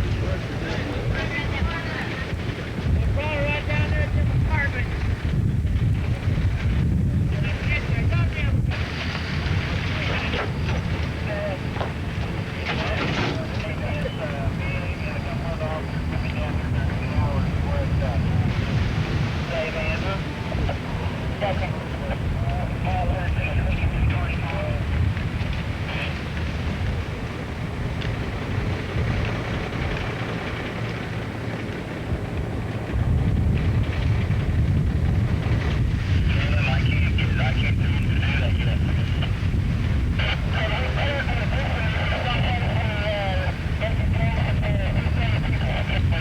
Watch these families walking down the road, and it's hard to imagine even where they were going at this point. Many of them have lost everything in this tornado, and walking down the road trying to figure out where to start again. You know, daylight tomorrow will reveal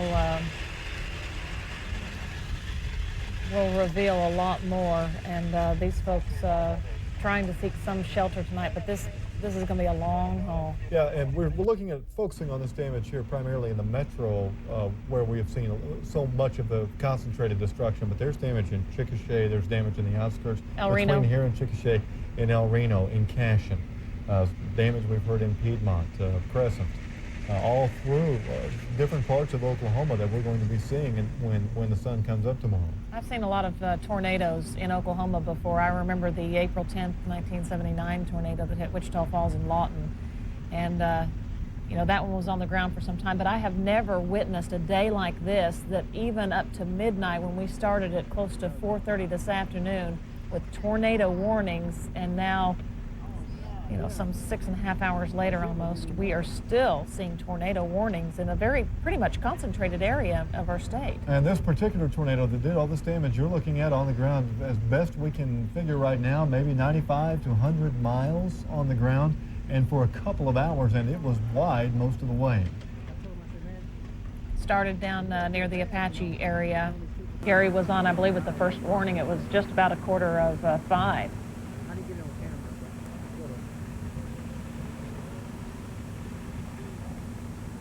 That looks like the apartment complex. That's what I was thinking. That's the apartment complex where Amy Hawley was reporting to us from. Well, that top floor. That would not be a safe place to be. Nope. I have no information on any casualties at all. Is Hanson down there?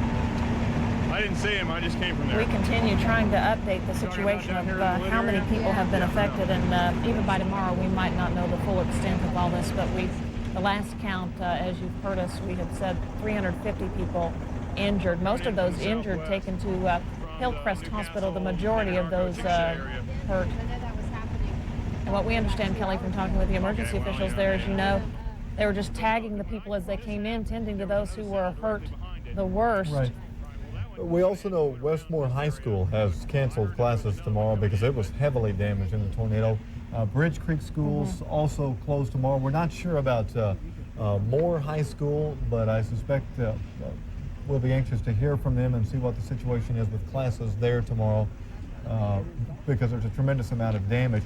A lot of it in Moore is, quite frankly, on the west side of I-35, and that's where Westmore High School is. The original Moore High School is on the east side of I-35, but there is also damage there. The two shelters that we've been told about down in that area, Oakcrest Church of Christ, open to anyone who needs shelter, and that is at 1111 Southwest 89th, and then the First Baptist Church there in Moore, which is just east of I-35 there on 27th Street. 301 Northeast 27th Street is the address where Chris Halsey's been reporting to us from.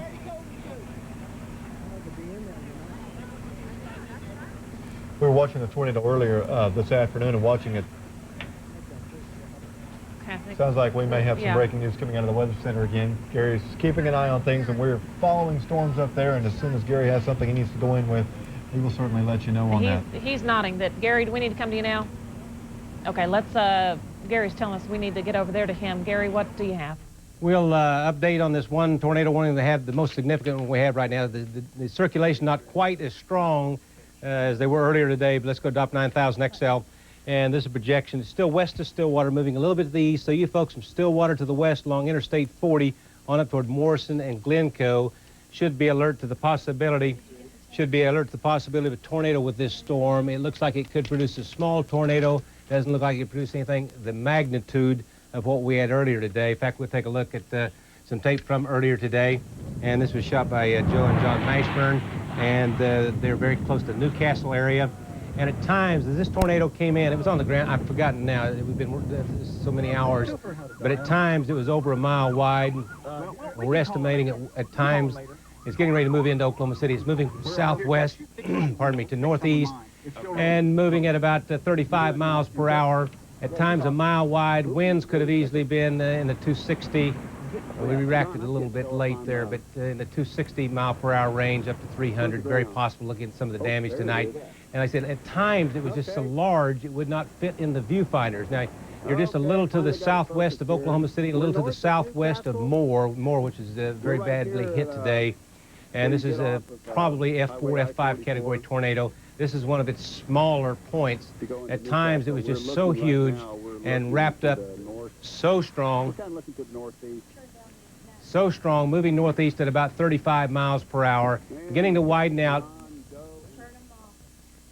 And once again, it moved for many, many miles across I-44 into Moore, South Oklahoma City.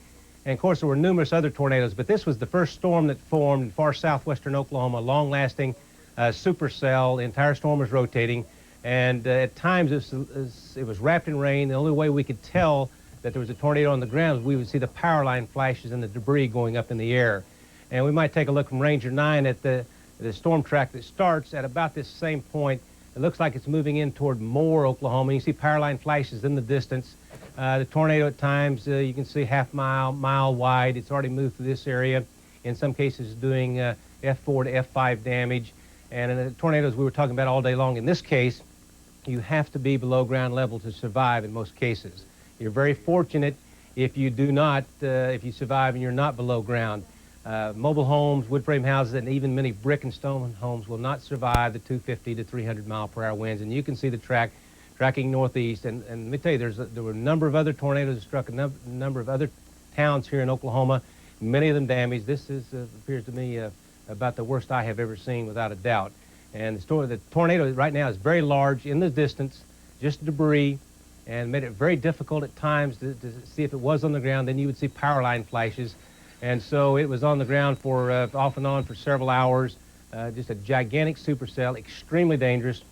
And right now, we continue with the one significant tornado warning, which would be, so we're canceling the Logan County warning, which would just be we still have the tornado warning on the one Payne County, just west of you folks in Stillwater, moving to the northeast.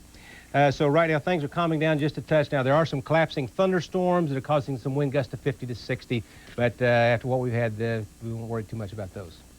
All right, Gary and the team been on the air continuously now for about 7.5 hours, and it has been nonstop. And it's definitely been a group effort. We were talking, you've storm chased a lot of those tornadoes at night, and it's very hard to see them. And our crews out there, even this evening, were so on top of those storms, so precise. Really saw them out there. Let's check in with Bill Tiggins with new information. Bill? Well, we do have some information, Kelly. We also have some new videotape to show you. This from some Southwest Medical Center at 44th and Southwestern. And again, the injured continue to come in. We're told now that 75+ victims have been treated there. There have been 4 fatalities of people brought in. The Associated Press, this is the latest from the AP. 13 people confirmed dead, at least that many. 8 fatalities in Chickasha, 4 in Midwest City, another reported by Norman Regional Hospital. Also, the number of homes damaged now could reach 1,000, is what some of the officials are saying. Governor Keating, of course, as you said earlier, declaring a state of emergency and has activated 2 elements of the National Guard to assist in Moore and also in Chickasha. But again, the way these people have been brought in today, many of an ambulance. There you see some of them coming in the back of a pickup truck. We have seen them literally carried in on ironing boards today and tonight. And so again, it's now about 1,000 homes, they believe, have been damaged. And again, at least 13 people confirmed dead. Again, all of this continues and will throughout the night. But you can see the people coming in here in a van. We saw them in a pickup truck, and it's just amazing what has happened. And the medical people very busy tonight. But again, now they're saying almost 1,000 homes, or right at 1,000 homes, have been damaged tonight. And Kelly and Robin, again, we've been looking at this videotape all night, and we see the injured people coming in, and it's just unbelievable what we've seen here in Oklahoma today. It really is. And Bill, again, we will probably be hearing about more homes and more injuries, and we fear more deaths tomorrow as word gets to us from some of the outlying areas too. We right now want to go to Chris Harrison, who is over around Air Depot, Southwest 15th Street, with some new information. Chris, what do you know? Well, guys, I am on about 12th Street, just east of Sooner Road here in Midwest City, as the rain is beginning to fall again, and folks are still walking out of this neighborhood on feet, just the clothes on their back and what they can carry. Let's take a look at some more video, as this is what we saw when we arrived on the scene. The sun was just about to go down. And I'll watch this with you guys, Kelly and Robin. If you have anything to add, you can jump right in. This young lady and her mom, they were not below ground. They were in their house, but lucky enough to survive. They found kind of a little nook or cranny in their house. Show me where you were at.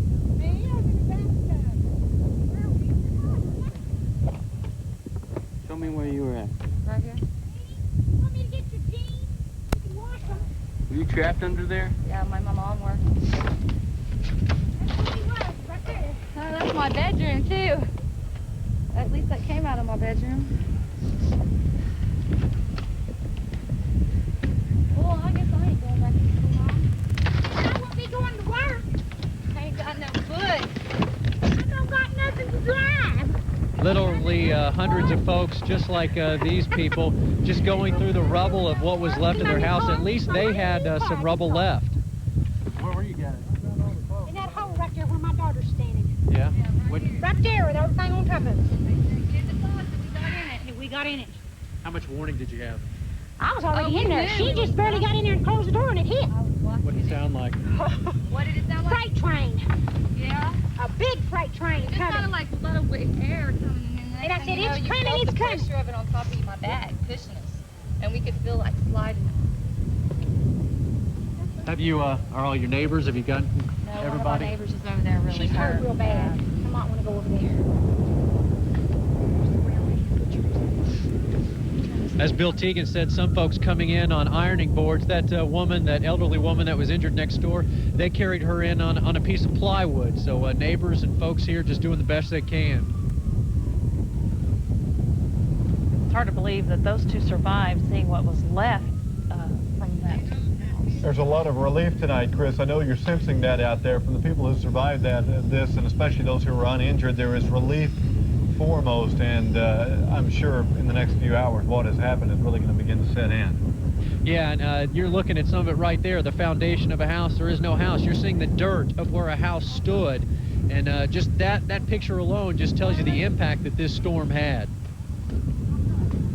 The sad thing is that scene right there is repeated over and over and over again.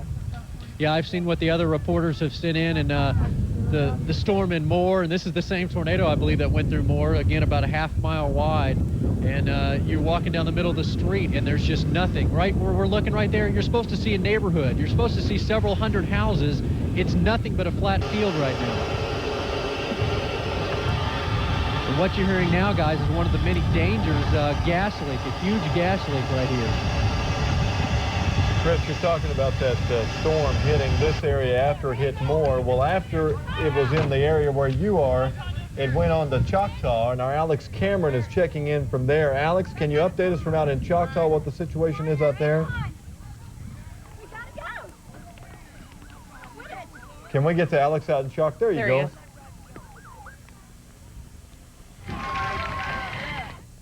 Alex, can you hear us?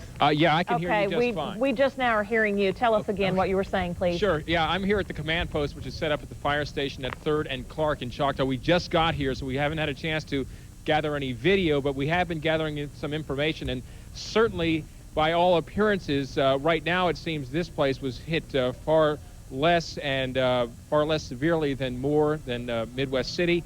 Still, there is significant damage, and we'll be getting some video to show you that, but we understand Main Street very badly damaged. Apparently, the roof of the police station here, the Choctaw Police Station, was torn off, and that building's badly damaged. Apparently, the Sonic and many other businesses on Main Street in Choctaw very badly damaged, and some scattered homes also. Apparently, when the tornado came through, it was about a 2-block wide area that was impacted. Some good news, we're told no significant injuries here in Choctaw, although police say they're going to start to do a sweep of this entire area here in... Tornado warning for you folks in Stillwater. Let's go to W9000 XL. This storm continues to move to the northeast, but also getting closer to Stillwater at all times. And so tornado warning for the Stillwater area on up toward Glencoe. And I'll zoom in just a bit for you there. And here's the Stillwater area. The circulation's on the southern edge along the highway there. So take your immediate tornado precautions in the Stillwater area. Below ground shelter is best. If you don't have that, you go to the center part of your house, closet or bathroom, middle part of your house, blankets, pillows, get down on the floor. If you don't have that, you go to a north wall or an east wall, get in a small room there, and cover up there. So a tornado warning for the Stillwater area. Stay at TV9, we'll keep you advised. All right, Gary, we do want to head back out to Choctaw, but just updating what the death toll stands at right now, Kelly. We're getting reports that it could already be as high as 24. We'll hope that those numbers will go down, but that is the latest word we're getting. Let's go back out to Alex Cameron out in Choctaw. Alex, sorry to interrupt you. We had some breaking weather news there. No, that's perfectly understandable, but I was saying maybe some good news when we hear about that death toll is that here in Choctaw, it appears there were no deaths. In fact, perhaps not even any serious injuries. We're hearing about maybe as many as 2, but police are going to do a complete sweep of the area, checking homes, knocking on doors to make sure that everybody is okay. And just one other little note, you know, as we were driving in here, we ran into a Bethany police officer working the perimeter here, just to show you that police forces and law enforcement people, emergency workers from all around the metro are pitching in to help out. All right, Alex Cameron out in Choctaw tonight, and right now we want to look at some of this video again. Ranger 9 shot as it was continuing to track this storm into the metro and giving us a look at the damage that it was leaving behind. And you can see where it looks like litter across the countryside. Those were homes that were just wiped off the foundations. Where the entryway was, and then you can just see where a foundation was, and then debris everywhere. And it really is a half a mile or so wide. You can see the magnitude of the tornado that came through there. This was right as that storm kind of went on the southwest side of the city, right after it had come up from Chickasha, and then on over to Newcastle, and then on into the Moore area. And these are those first homes that we actually got a glimpse of as Ranger 9 was tracking the backside of that storm earlier tonight.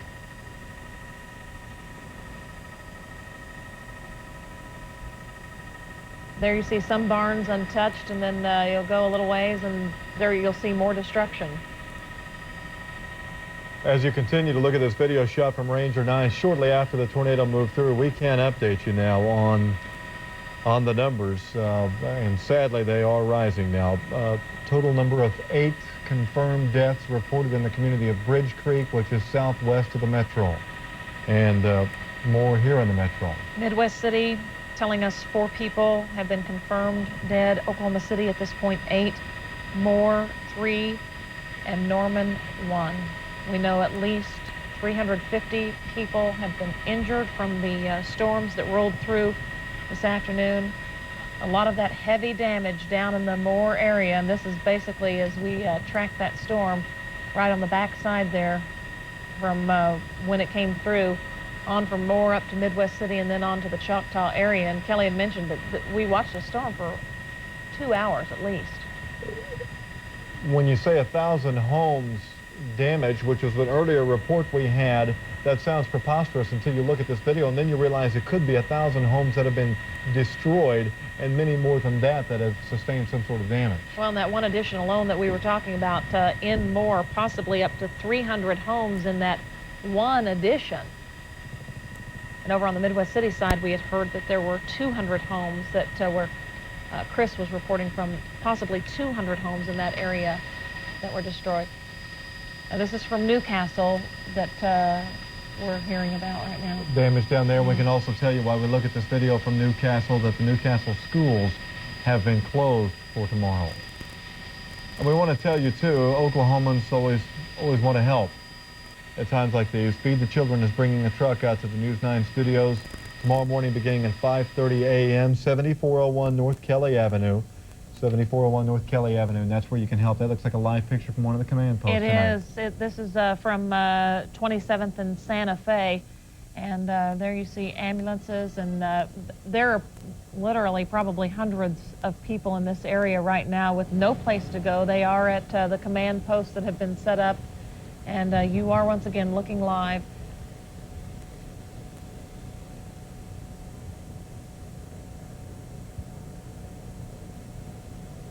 So hard to comprehend. Still a lot of ambulances standing by in the area down there too, which makes you think they are continuing the search down there for possible victims. So much debris to clear out of the way, and so difficult to do under the curtain of darkness tonight. It is, and the state emergency management under that full activation, and the last time that happened was April 19th, 1995. We should pass along too that if you work at Tinker Air Force Base and you haven't already heard this, you are being asked to check in tonight, especially people in certain areas out there that would be called into service at a time like this. And Governor Keating is expected to activate the National Guard. He is working already with FEMA, we understand, tonight. We do know the Department of Transportation has been called in, Department of Health, once again the National Guard going through during those, doing those, what's left of those homes, that search through those neighborhoods. We haven't heard a tremendous amount yet as we look at more of the video from some of the areas like El Reno that were hit after dark tonight. We know they were hit. Our storm trackers were chasing those storms even in the blackness out there. They did a wonderful job of spotting them, but we know Redlands Community College out there was hit. We're not sure how much damage it sustained. There is, we suspect, damage in El Reno. We've heard there is damage in Cashin, probably in Piedmont, along Highway 3, all west of the metro and northwest of the metro. As those storms track on through, we'll be seeing more of that tomorrow. Our Bill Tegans is in the newsroom helping us out tonight, trying to get the very latest information. Bill, what's the update that you have for us? Well, we have some information, Robin, about how you can help out. As a matter of fact, Feed the Children will have a truck here at our station at KWTV 7401 North Kelly beginning tomorrow morning at 5:30. So if you'd like to help out, the truck will be here to drop off relief supplies, and they need just about everything. Again, that's at 5:30 tomorrow morning. Also, if you would like to give blood, and there's a great need for that, there are a couple of places to give. 10th and Lincoln, that is open all night long, and also the Red Cross in Norman. That is located at 1205 Halley. That opens at 10 o'clock tomorrow morning. Again, the Red Cross in Norman and also 10th and Lincoln open all night. Now, there are several shelters all over that you can go to. Let me read a few of those for you. The Penn Avenue Baptist at 5105 Southwest Penn. In Bridge Creek, the Rainbow Fun Emporium. It's a skating rink there, Highway 37 and Sarah Road. As you watch some videotape, I'll continue to go through some of these. St. James Episcopal Church, 8400 South Penn, housing for the homeless and food. You can go there. Also, Heritage Park Mall is open for the shelter. Graceway Baptist Church, 1100 Southwest 104th. Midwest City Shelter, 100 North Midwest Boulevard near Reno and Midwest Boulevard, the community center there. People with destroyed homes can stay there. 3700 South Shields Boulevard, Baptist Church open there. Let's see, South 19th and I-35, a shelter established at the Moore Community Center there. Food and shelter provided there. South 16th and Santa Fe and Moore, a canteen is set up, providing only food and water. The Moore Red Cross shelter, South 19th and I-35, again, a shelter established at the Moore Community Center. That's for food and shelter. 6 funeral homes are open, serving as shelters tonight. Paler Funeral Home in Midwest City at 412 North Air Depot Boulevard. Sunny Lane Office Building in Midwest City, 3900 Southeast 29th Street. The Hancock Funeral Home in Edmond at 201 North Bryant. Bill Merritt South Funeral Home, 4605 South Penn. Bill Merritt, the Mustang Funeral Home at 224 West Highway 152. The Choice Funeral Home in Yukon, that's at 11223 Northwest 10th. Also, Central Plaza Motel Ballroom, 2001 East Reno. Western Hills Church in Oklahoma City, that's at 401 Southwest 44th and Hudson. Community Christian School, I-35 south of Moore. Let's see. Some of the others, Jesus is Lord Church at 700 Southeast Binkley. Mount St. Mary's High School, Southwest 28th and Chartel. Nichols Hills United Methodist, 1212 Bedford.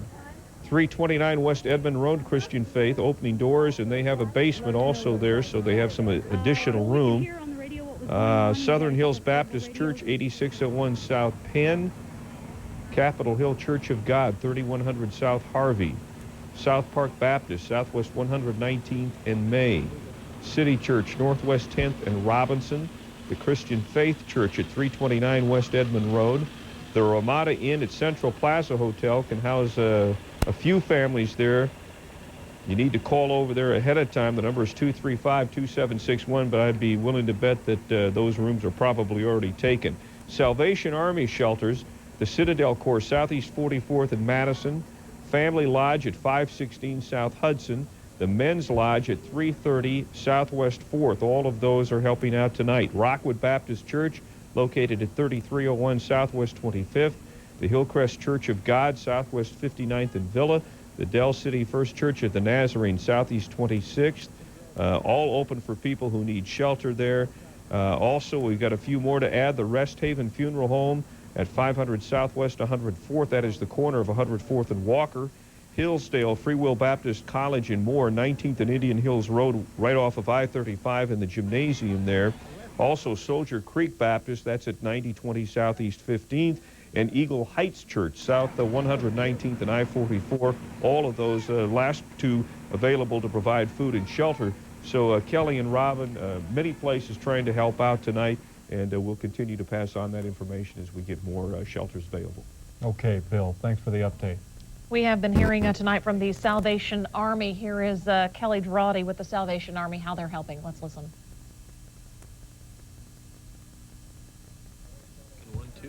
Sounds good. Okay, Kelly, tell me about the Salvation Army and the efforts that you're, undertaking tonight to help victims. Well, we've already got canteens out on the roll to the sites.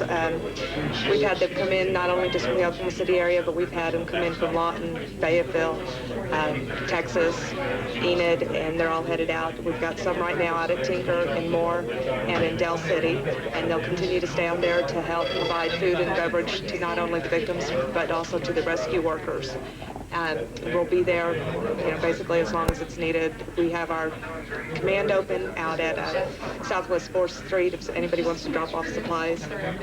Okay. When you say you said you have canteens, what does that mean? What do you provide at these sites, and where are they? They're mobile units where we can provide hot meals and beverages, like I said, to the victims and to the rescue workers. Right now, they're in Moore, they're in Del City, and they're out by Tinker, and they're mobile. They'll be driving around to find the people where they need them, because at this point the people aren't mobile themselves to get to them. We will have stationary sites set up probably tomorrow as we get canteens in from more areas across the region, and then we'll be able to let you know the exact sites where the stationary ones are. Does the Salvation Army also help in providing shelter to people that need it? Yes, we have 3 shelters open tonight. We have it at 2808 Southwest 44th, that's our Citadel Corps, and then downtown at 516 South Hudson and 33 Southwest 4th. No. This will be an update. Let's go to Dop 9000 XL. Severe thunderstorms continue, and we still have a tornado warning on this storm, even though it is weakening up in the Stillwater area, moving on to the northeast, so we'll be watching that, but it appears to be weakening at this time. This storm from Vanoss down to Sulphur, Hickory moving northeast, has some circulation with it. It does bear watching as it moves toward the Ada area. Other storms have developed here in central Oklahoma and just to our east and southeast with some hail and wind and lightning and such. And we'll also take a look at some tornado video. This is from some of our storm chasers.